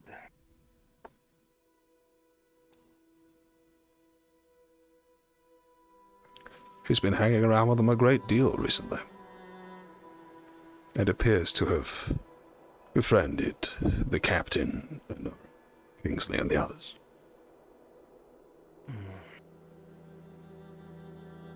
Perhaps it would be good for him. Well, I dare say, whether it's idiocy or not, he's burnt the bridge now. Indeed, it sounds like he has. And with Cecilia's strange medical aversion to the occult, it would also make sense that she no longer be on that team, as she is fighting so hard to be off it. Indeed. As medically, she shouldn't be anywhere near a powerful, or perhaps a soon-to-be powerful occult user. Absolutely. In that case, whilst an unusual turn of events, perhaps it will work out for the better after all. Lumen will be far stronger for it, and maybe Stella will be in a position where she can finally grow. This has been a low point for her as well. A noble-born being overtaken for leadership by a Drekshar. The team willingly invoking your ire, I suspect, as a preferable alternative to her leadership. Surely no greater insult I could imagine. You know, I can kind of see how she would take great offense to that. I might as well. Being stripped of my rank by a Drekshar. But whatever the case, that team is obviously not good for her, and it would be better for Avi. The question is, where does she go next? That I am. Aqua or Ignis?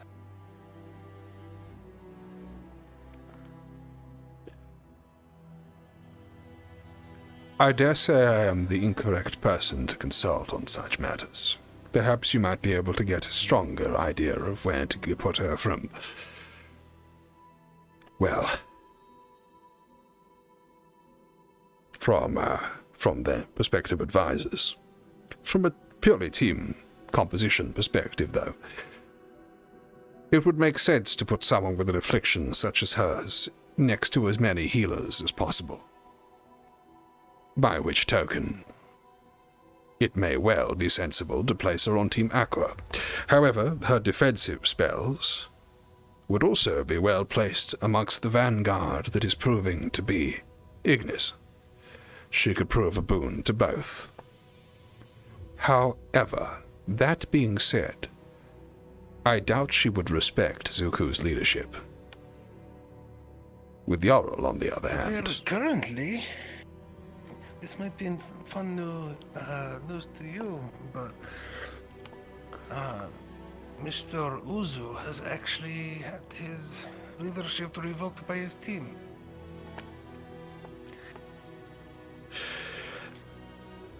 Allow me to speak to a different matter, then.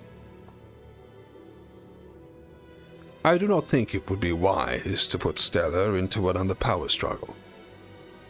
Clearly, she has much to learn in terms of her ability to respond to commands and work well with those of lesser birth. It would make sense to put her in a team with a stronger leader, such as Jarl, than into a place where she may well make a viable climb to leadership once more. And then the situation will just repeat itself. Indeed.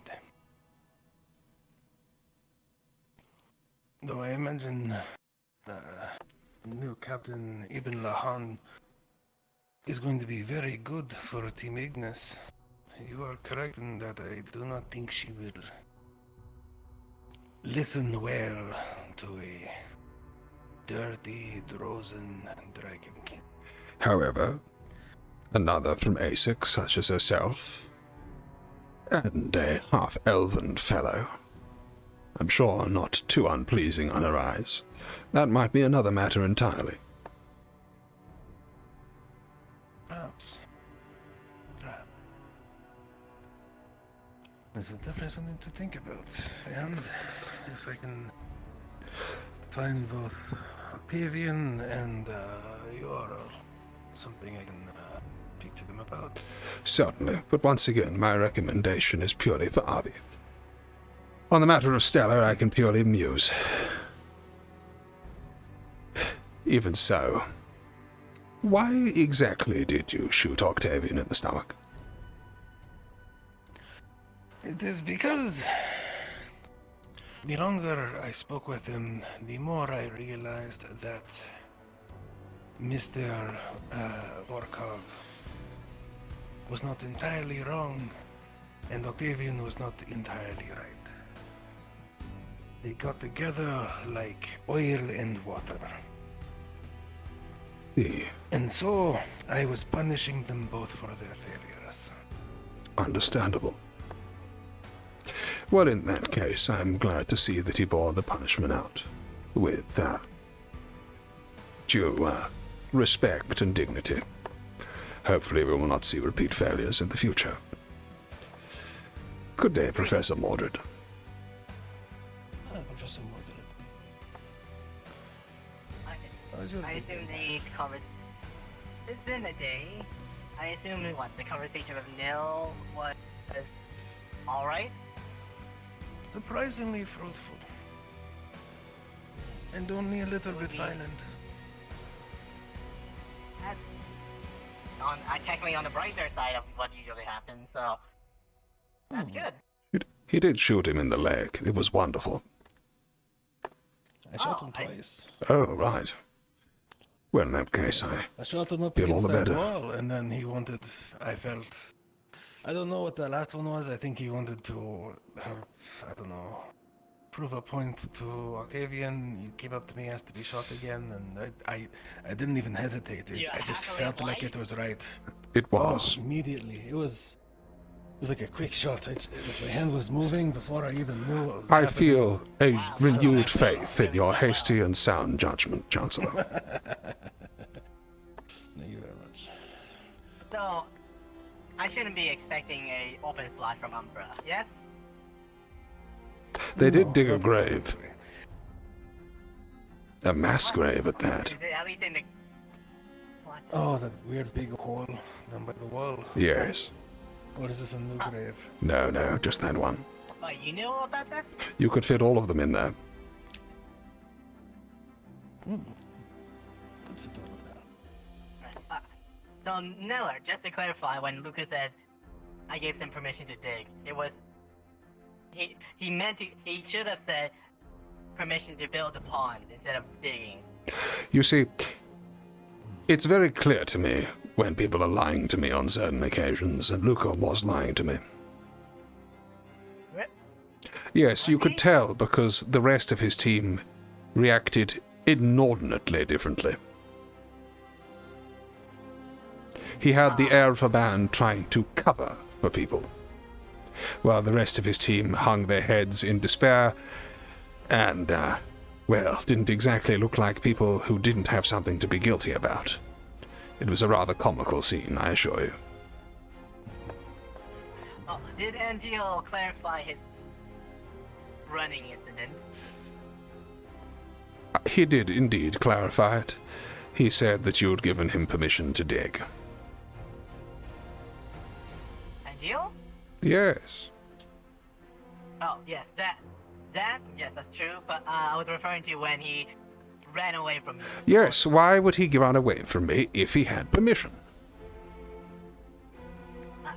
I believe under his impression, supposedly, he saw the conversation ended and just went on his way, supposedly. Professor Mordred, I am inordinately glad you are looking after Umbra. I'm trying. I want them to actually succeed. I imagine it is a bit trying. But I think Luca is a relatively good man. I believe Neil has a lot to learn, but weirdly, I think his heart is in the right place. I just think he's kind of not much one for authority, especially if he believes it is being abused. He was talking to Professor Clarent earlier about how he believed that all of the students were being made into bark little doggies with no independence and free will, and suggested that following any form of orders in any sort of situation was somehow undesirable.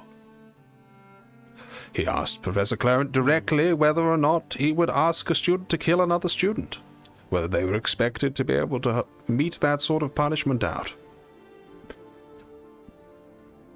He questioned the methods of several members of the staff.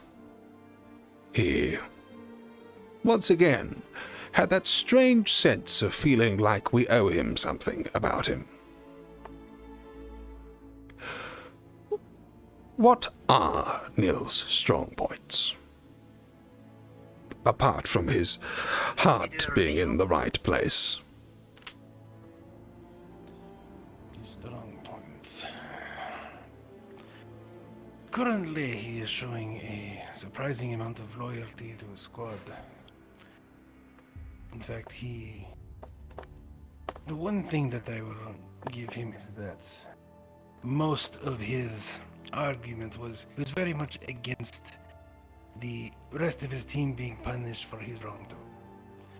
That was his biggest issue with Octavia. So he's an idiot. He is. Understood. That's quite the strong point. I didn't think we had enough of those. It'll fill the roster out quite nicely. It will. But even if it's not loyalty to us in particular quite yet, it is still loyalty being shown to his team. And that is something that we can use. Certainly. I too would be loyal to a team who didn't kick the shit out of me following the amount of trouble he'd gotten me in. It seems like if they didn't have his back, he'd be very, very, very, very, very much on his own. I believe you to be correct. Yes, my point is that loyalty at gunpoint doesn't really mean anything. It'll need to be tested. See how long it takes for him to flee the field in combat. Clearly, he has no respect for morale or order or discipline. Clearly, he has no respect for any of the teachers. Clearly, he has no gratitude for what's being offered to him here. But I remain unconvinced. However, I shall, of course, secede to your judgment.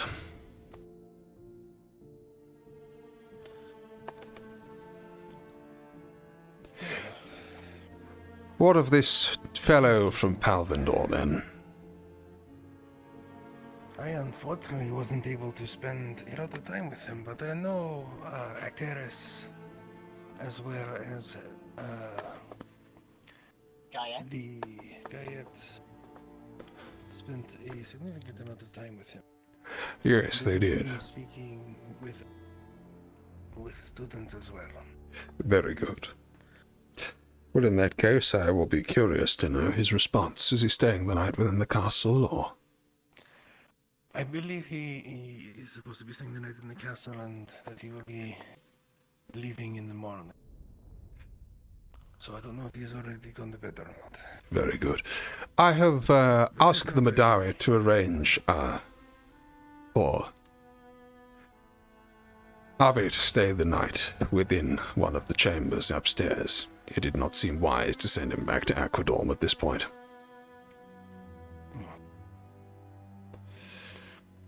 I hope this is not objectionable to yourself. Very good, then. It is not.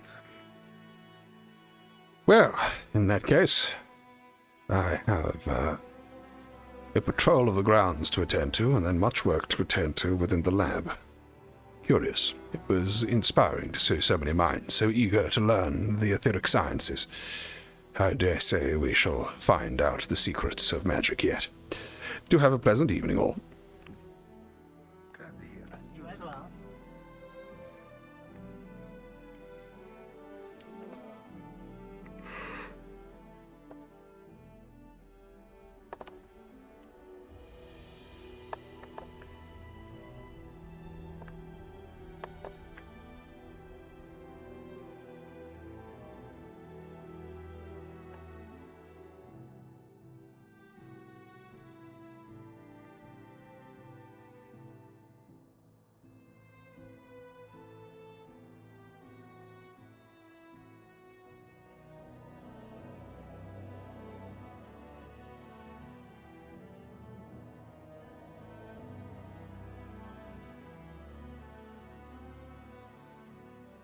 Mental note.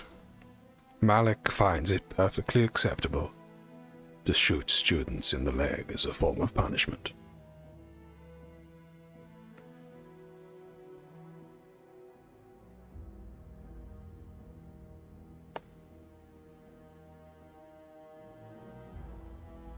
Phenomenal news.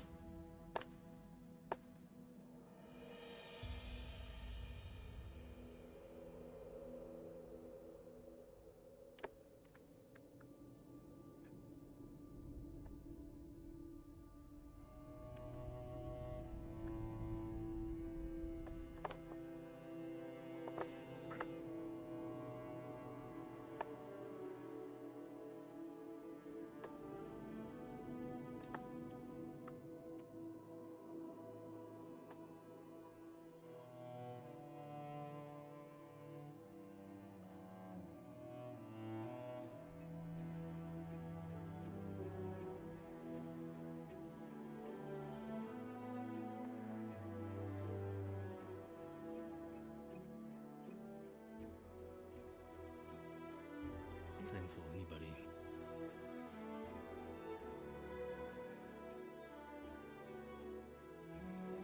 It started then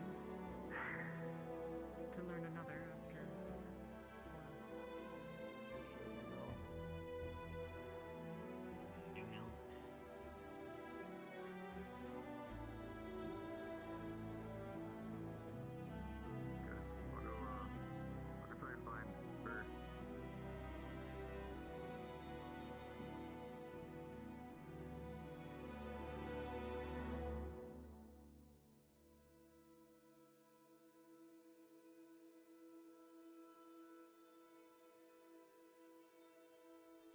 Anura. Kingsley. Are any of the others in? Val was in earlier, yes. If it's about Avi, I already know. He told me to inform the others. I have not yet, as no, not all of us were here. My question is, we are within the final hours. Do you have any objection to Avi being placed upon Team Lumen?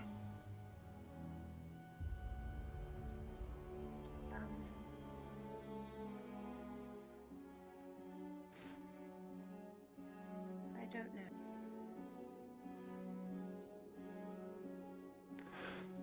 It would have to depend on some factors.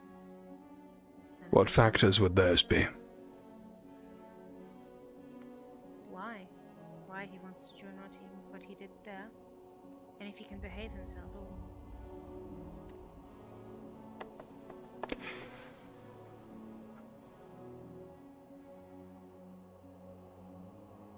It may be worth a discussion.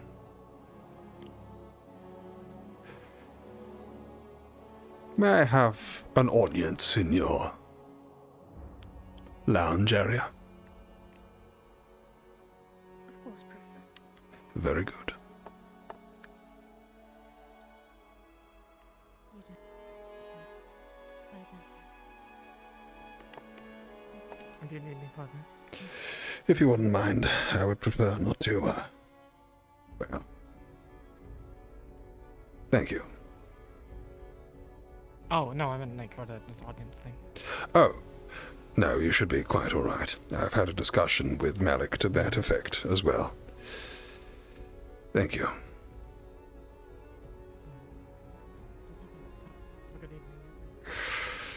This is ostentatious.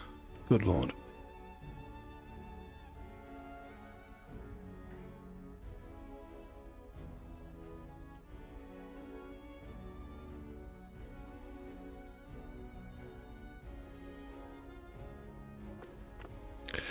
I've been making sense of a few matters.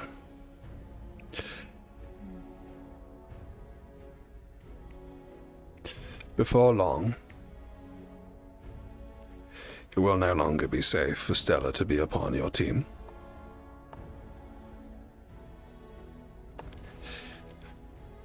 Before long, it is expected that Aqua will, most likely, join Team Lumen. You may have heard a number of things about the nature of this individual.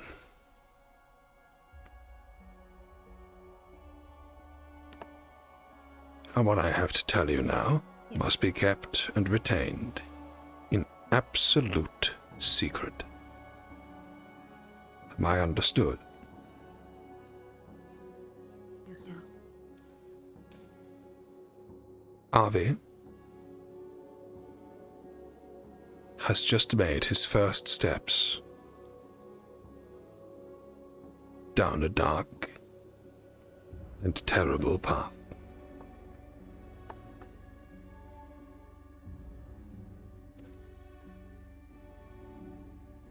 It remains to be seen whether this is an act of selfishness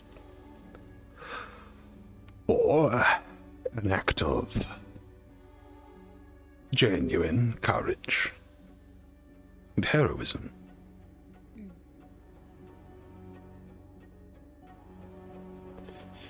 Can I count upon you two to keep tabs on him and inform me as to which way you feel the pendulum is swinging, so to speak? From this point on, he will need to be closely watched, and if all goes well, he will gain a very, very strong and capable ally. We know the nature of his dark path, so know what that. I believe I should leave that to him to relay to you. However, if we've thought that you were at any risk, this will of course not be something that we were doing. He is aware from this point on he will be watched keenly by his professors, of course. However, in the interests of all of our safety and futures, I will depend upon you both to make sure that he's following the right path and that his heart remains where it's supposed to be. In protecting others. You did say something quite interesting on the way here. Yes. He asked me about my opinion on the Palvindorian guest we had and the mission. Yes. And if I shared his views and his despise of them, and he had stated that all he wanted to do was to show off in front of them so that they would fear him. In essence. A little bit worrying there. Yes. Well.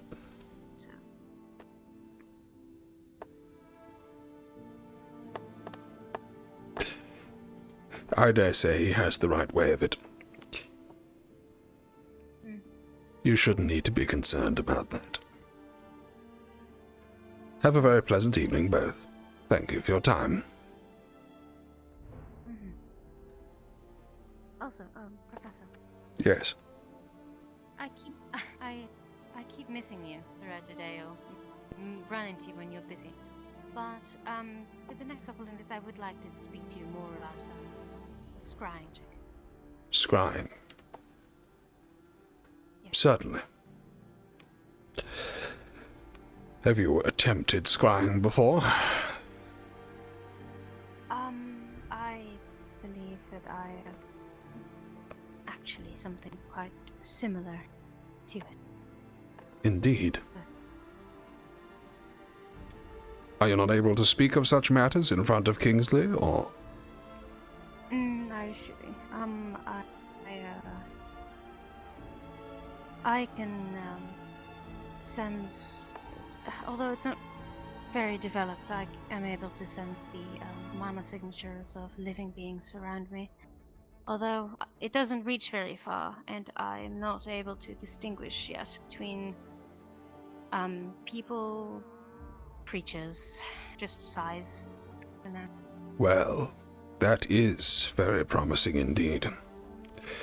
And, if memory serves, you are quite the one for the alchemy and, wizardry yourself, no? Very much. Well, this is marvelous news. We will have much to speak on, but, perhaps not this night. I have promised the Aethertech Division that I will, provide support on their current projects within the, main building. From this day forth, I am more likely to be found up there than I am within the library. Much work is to be done. Do you have any interest in Aethertech yourself? Not beyond just the concept of it, but well, is there any more, yes. Is there any more on the ritual casting? Yes. I wasn't present if you were going to be attempting it. Well, I dare say we may be able to attempt something now. In fact, if you have the time, it might be worth making something of a session of it. Right now? Certainly, if you're not indisposed. No, not anymore. Very good. Will you be accompanying us as well, Kingsley, or the ever silent in the chair?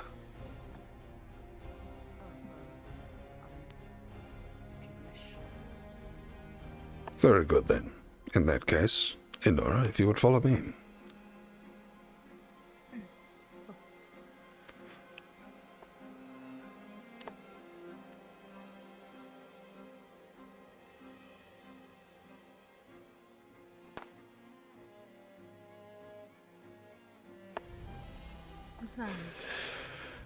Do you remember what I told you about this specific ritual? A lot has happened since. Not really, sir. I do apologize. Certainly not. Perhaps. We're signaling Bellicosa. Oh, very good. It's in the air. There she is. I think she saw it. We're having something of an impromptu evening session on the nature of ritual casting. Oh. Session of mine, if you're interested, Oriana, or indeed Lothario. Certainly. Well, if you would accompany me, no pressure. I don't know if we'll be able to make anything of it or not.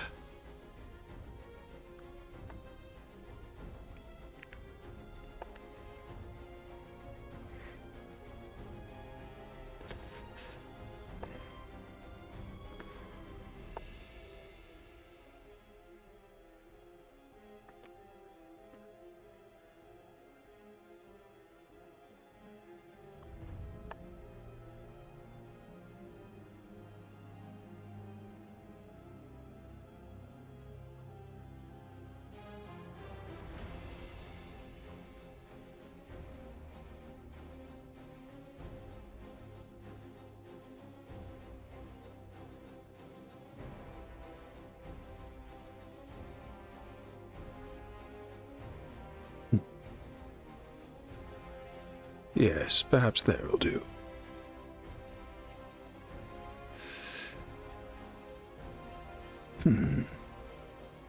Let's move our way up to the top here. It might be easier there.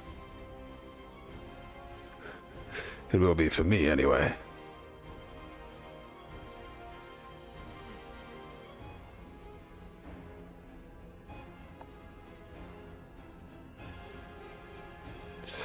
Yes, this should do quite nicely.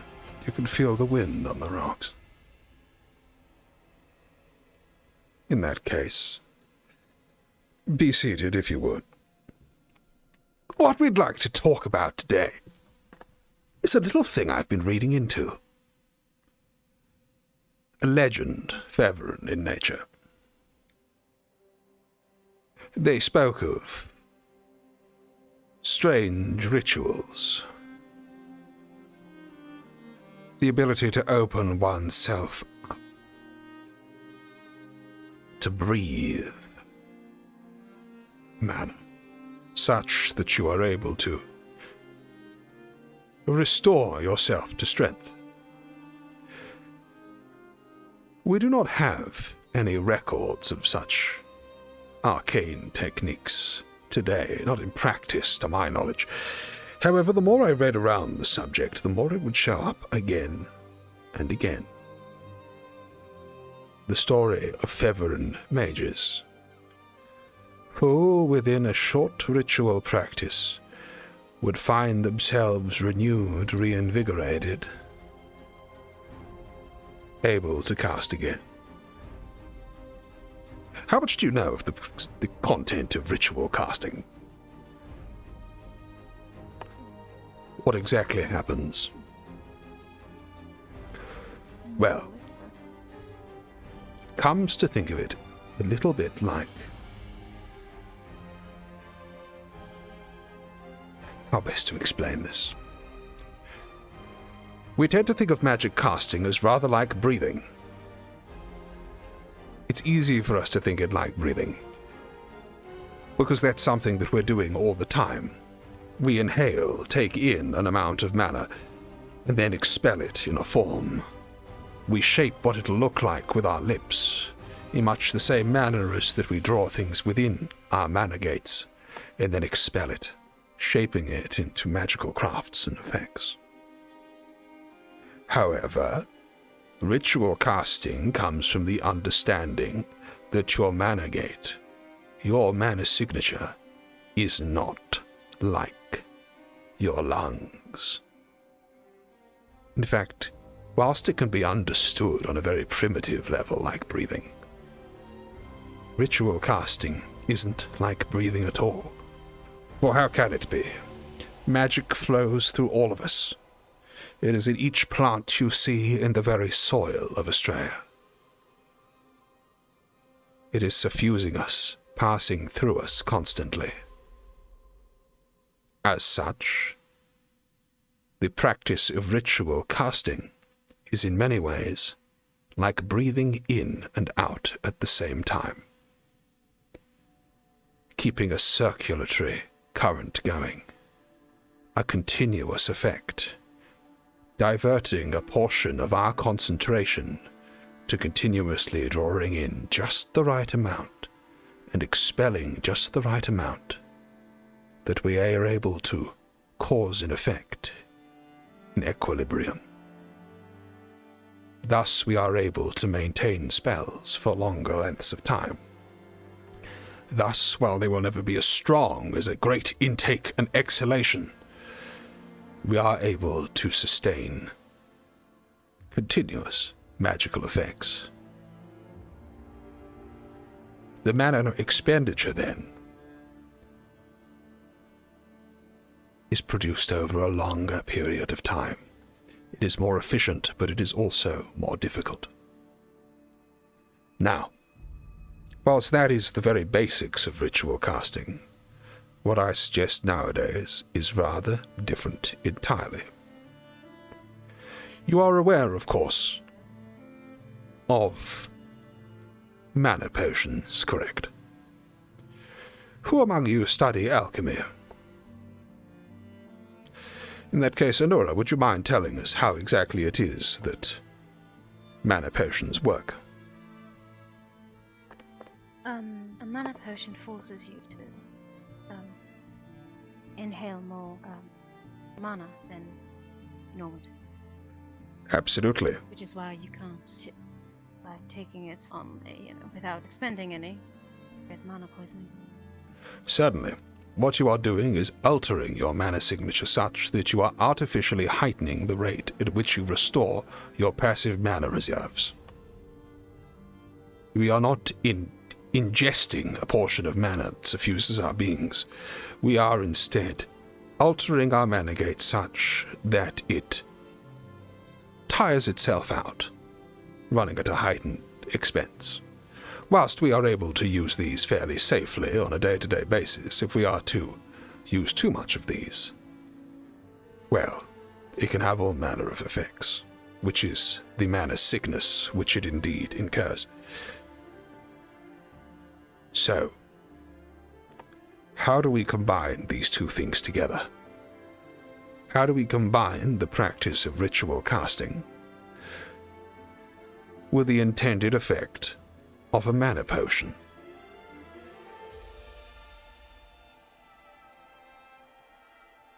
I wonder, have any of you ever seen someone cast a skin-altering spell? Stone skin or thorns, setting their hands ablaze, anything of that sort? Morgan. Morgan? From Terador, the new one. Yes, the elf. She can. She's steel. Makes her arms into steel. Correct. In doing so, she temporarily alters the properties of her being using a casted spell. If we are able to alter our physical bodies using a spell, then so too doesn't it logically follow that perhaps, if these legends are to be believed, we can use spells to alter our mana signatures as well? That is my theory, at least. Indeed, my intention is to see if I can rediscover this ritual. I cannot ingest mana potions myself, so it's of particular interest to me. However, I dare say if we are able to restore our mana over 10-20 minutes, even partially, well, what a boon that would be in the battlefield. Allow me then to introduce you to the basics of ritual casting. Do any of you have a spell that you can maintain and hold in your hand? Not in my hand, but in my weapon. Apparently do not have on me. Certainly. Indeed, a healing hand would suffice quite excellently. Now, you will be aware that holding a healing spell for any period of time without casting it can actually become quite painful, as the well-up of mana within your gate wants to be expelled. You are pulling an amount of mana into your body that is not meant to be there, and so, over time, your body will begin to reject it.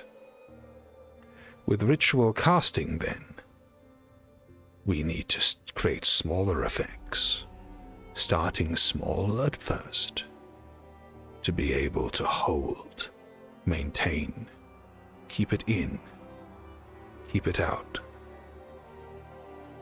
To ritual cast is to be highly aware of one's mana signature.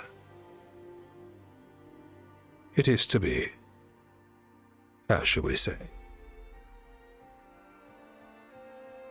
at greater attunement with Astraea itself. These minor effects are extensions of me, in a sense. By breathing continuously the nature of Astraea, we can achieve a oneness with it. Create a better understanding of ourselves. I have said many times to anyone who has cared to ask me about defensive magic that the very basics of it start with awareness. So, let's be aware of our spells. For any of you who is able to conjure anything, let's see if we can do it. Tone it down, create a minor effect, and see how long you can hold it for. It won't be natural at first, but eventually we'll get there. And with a sizable enough testing body willing to check it out, I dare say if the savage Fevirans can figure it out, we should be able to as well. Savage, of course, responding to the age of the terms. Of course. So, why not give it a go?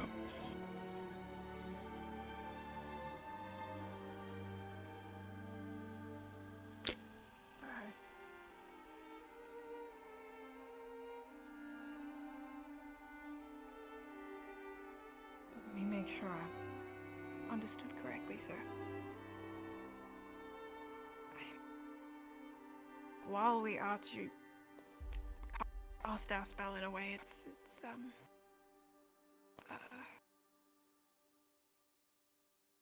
we are drawing in and expelling. It is an equilibrium. Worlds into the spell. It is drawing in exactly the right amount that you are expelling in order to maintain it. Think of it as similar to a candle, where you usually cast. You take in a huge candle, an amount of wax, and that amount of wax is about for one spell. It burns down over time. This is not like that. This is like keeping a small fire going, feeding it exactly what it needs, so that it burns out at precisely the rate that you refuel it, dripping that wax down to create an equilibrium, a flow. As such, no mana is stored over long within your mana gate, and so the discomfort of retaining it never sets in. It's breathing in and out at the same time.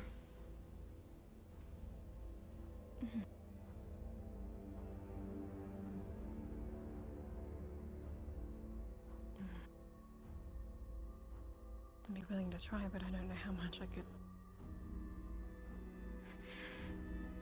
feel if it's even right or not, so but Well, this is why it takes practice.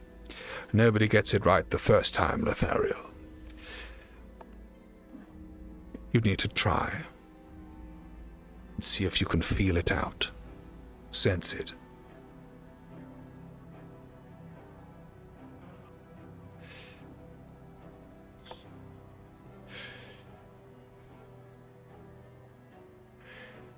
Allow me to show you a basic defensive spell that works on this principle. This here is something of a favorite amongst the military for various reasons, particularly when attacking any of archers or gremlins or goblins or anything which is likely to throw themselves upon them. It is dubbed, perhaps very pragmatically, lesser projectile reflection. Through a ritual, I am able to maintain a barrier for a period of time, such that any smaller projectiles, stones, arrows will at least be brushed lightly to the side. Smaller projectiles, such as twigs and stones, will simply be cast away. Larger objects, such as arrows, may be deflected outright, or at least it won't find my heart exactly where it meant to be, pushing it to the rims and otherwise. Obviously, this would not do for protection against something like a gunshot or a direct blow from an ogre. That requires a specific expenditure a specific concentration of power to blast it back at the moment of impact. Matter of that quantity cannot be ritually cast. Not by any man I know. However, for a minor effect such as this, well, this is child's play for a novice. Like receiving a drip of water as a bowl drips one out each second, right? Correct. Like a water fountain constantly emptying itself and filling itself at the same time.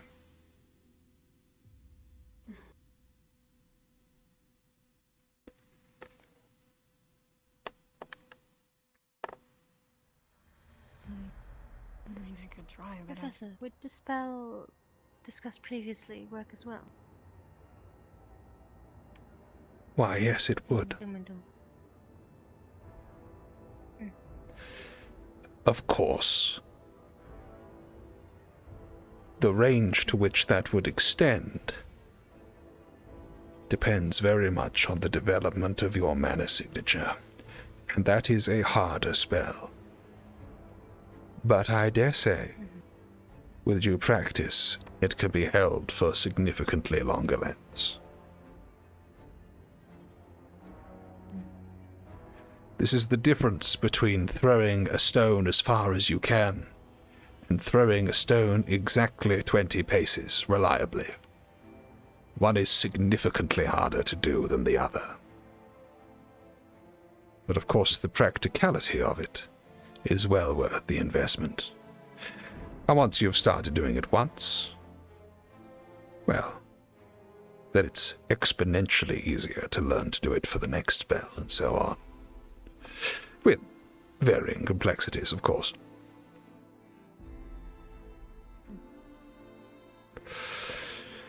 But I dare say I will not hear any explosions in the night as you draw untoward amounts unto yourselves.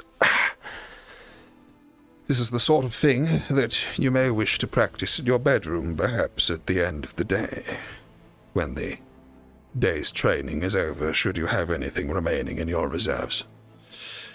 It's a simple thing, but maybe producing a light, a simple current of air. Anything of that sort. It is about efficiency. This is how we learn to be more intelligent casters. Are there any further questions as to this initial exercise? Could we not take a mana potion just to realign ourselves with the feeling of that intake? That's off the top of my head, I can't remember the last time I had one, so I don't think there's anything worth... I don't think we'll be jumping straight to mana signature alteration yet. We'll see if you can learn to ritually cast first. Now, consider Lothariel. If you were to begin casting a spell and all of a sudden expelled more of a change into your mana signature than you intended, that could cause quite a significant amount of trouble. So for the moment, we'll see if we can hold minor effects for a period of time. From then on, we'll start unlocking the secrets of further alteration. Though I admire your enthusiasm, enthusiasm has killed many a mage.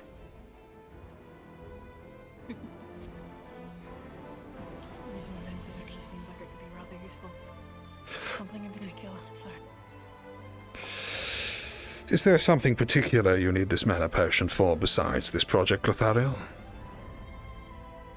Oh, no, I was just... Perhaps I could be more familiar with the gradual intake of mana from the world. I see. Full sensation feels like. I take it none of you have already taken mana potions this day. Not today, no. Well, in that case, Bombadil owes me one. Let's go see if we can find anything in his supply. Good day, Arcturus. Good day. Nice to see a lesson going on. Indeed. Something of a side project of mine.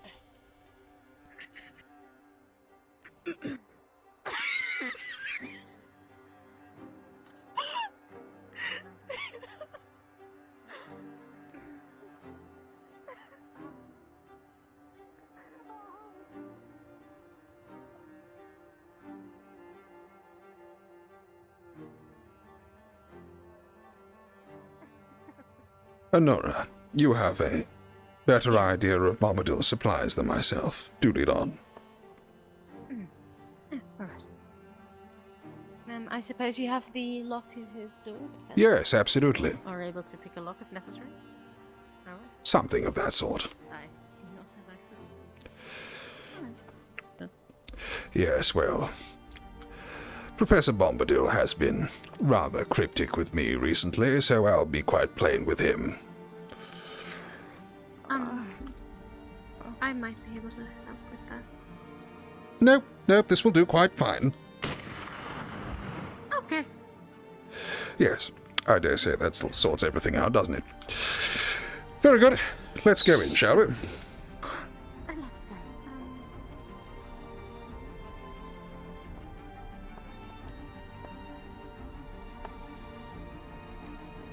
Let's see. There might be some pre-made.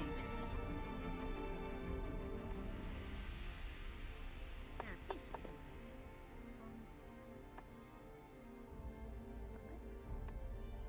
Exactly, very funny enough. Here, I could always make more. Grab one.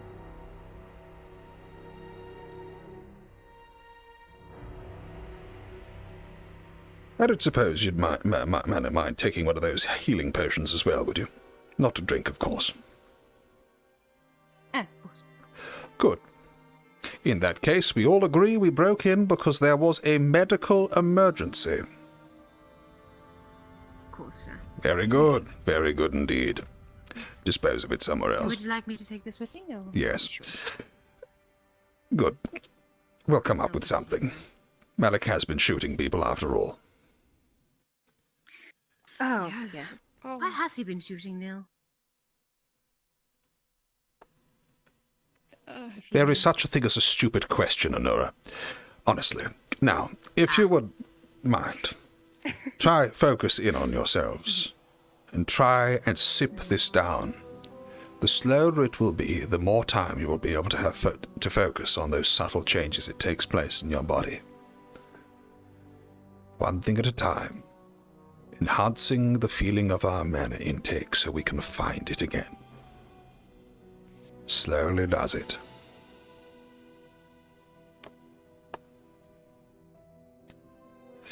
We'll do it that bloody easy.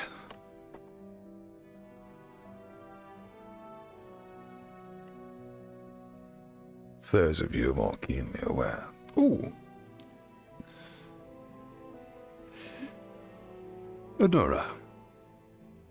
This might be a good opportunity to display that thing. It could be interesting for you to see how it changes them.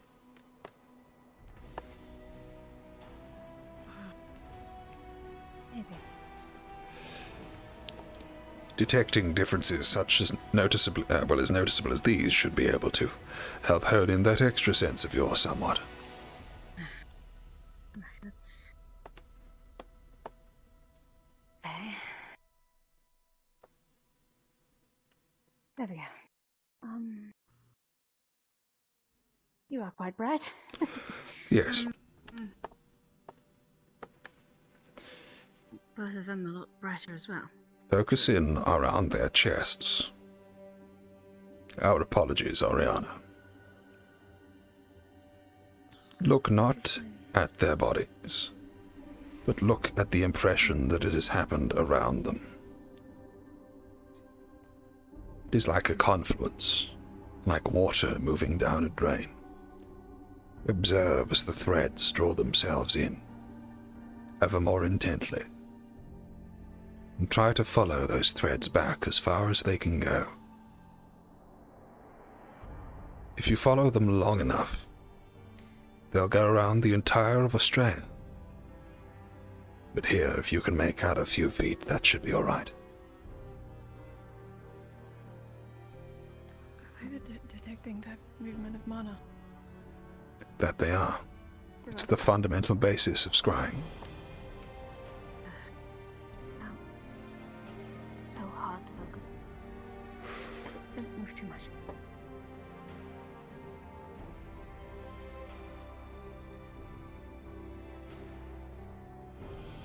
The more we use this site, the more familiar we are with them. We start to be able to make out the differences between trees. It's one thing to hear birds in the wood. It's another thing to be able to hear their gender, their species, their precise location and number. These all come with experience. What of the rest of you? You may not be able to get something yet, but at least a tacit understanding of how this affects you might help. It's giving it. I think I feel it, sir. But it's still sorry. Faint. We do not expect miracles in one night. Mm-hmm. Nonetheless, do try not to take anything else. Don't want to get in too much of a trouble with a man.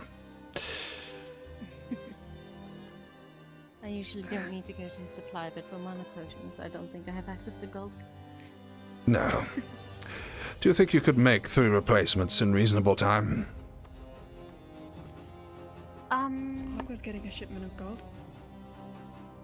If he has probably some here, so I could probably make them, yes. Well, in that case, it wouldn't do to have our supply depleted for too long. Or, you know, maybe it'll give him something to do tomorrow morning rather than getting drunk with Miss Bellicoso. That might be good, actually. Yes, do you know what? Maybe Don't make the promotions. It might be a better idea to leave as it is. Either way, there should be more than enough to mull over. Let yourself out when you can. Professor, Yes. you did say that Palvindor was being cryptic with you? Yes. May I inquire about...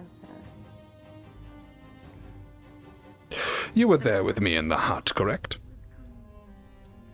Yes. Then you'll know that she became increasingly more hostile at the mention of his name. I pressed him on that. Yes, indeed, I pressed him on it as well. I said, "What do we need to know about you? Because it has already put students' lives in danger." At which point he spun a tale of old hogwash and answered with more and more riddles. Eventually, I told him to go fuck himself, and now I have shot a hole in his door. Reasonable. I got quite a different answer. Yes. He gave me an old book. He did say he'd given you something of the sort. It's in Elven, but older. I can make out, given enough time, what it says, but I've already found quite interesting information. But I will keep you pressed if I find anything else. Very good, then. If he refuses to give you the answer. Well, we shall see. At the very least, I'm sure Acteris will be able to read it. I'm not sure how many languages he knows. He knows.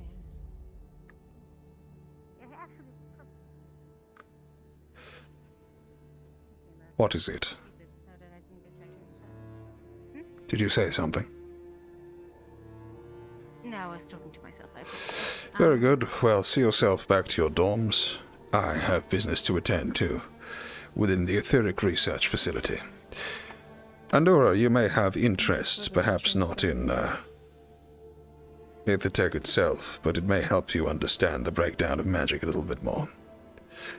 Good night, Oriana. Good night, Lothariel.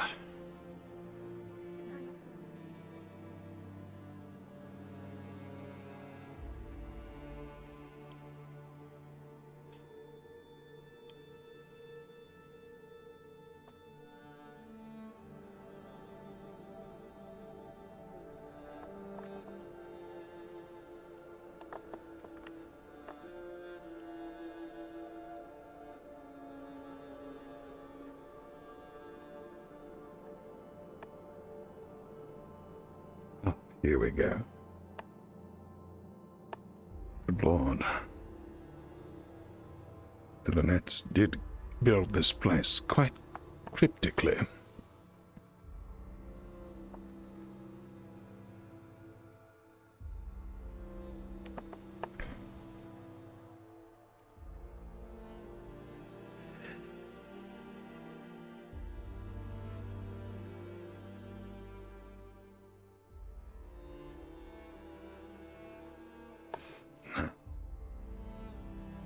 On to a different matter.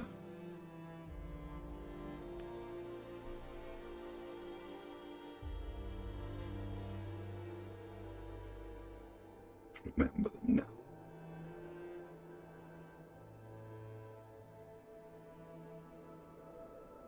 See if you can remember what it was like. Their faces. Their designs. Hopefully, this should serve to jog something.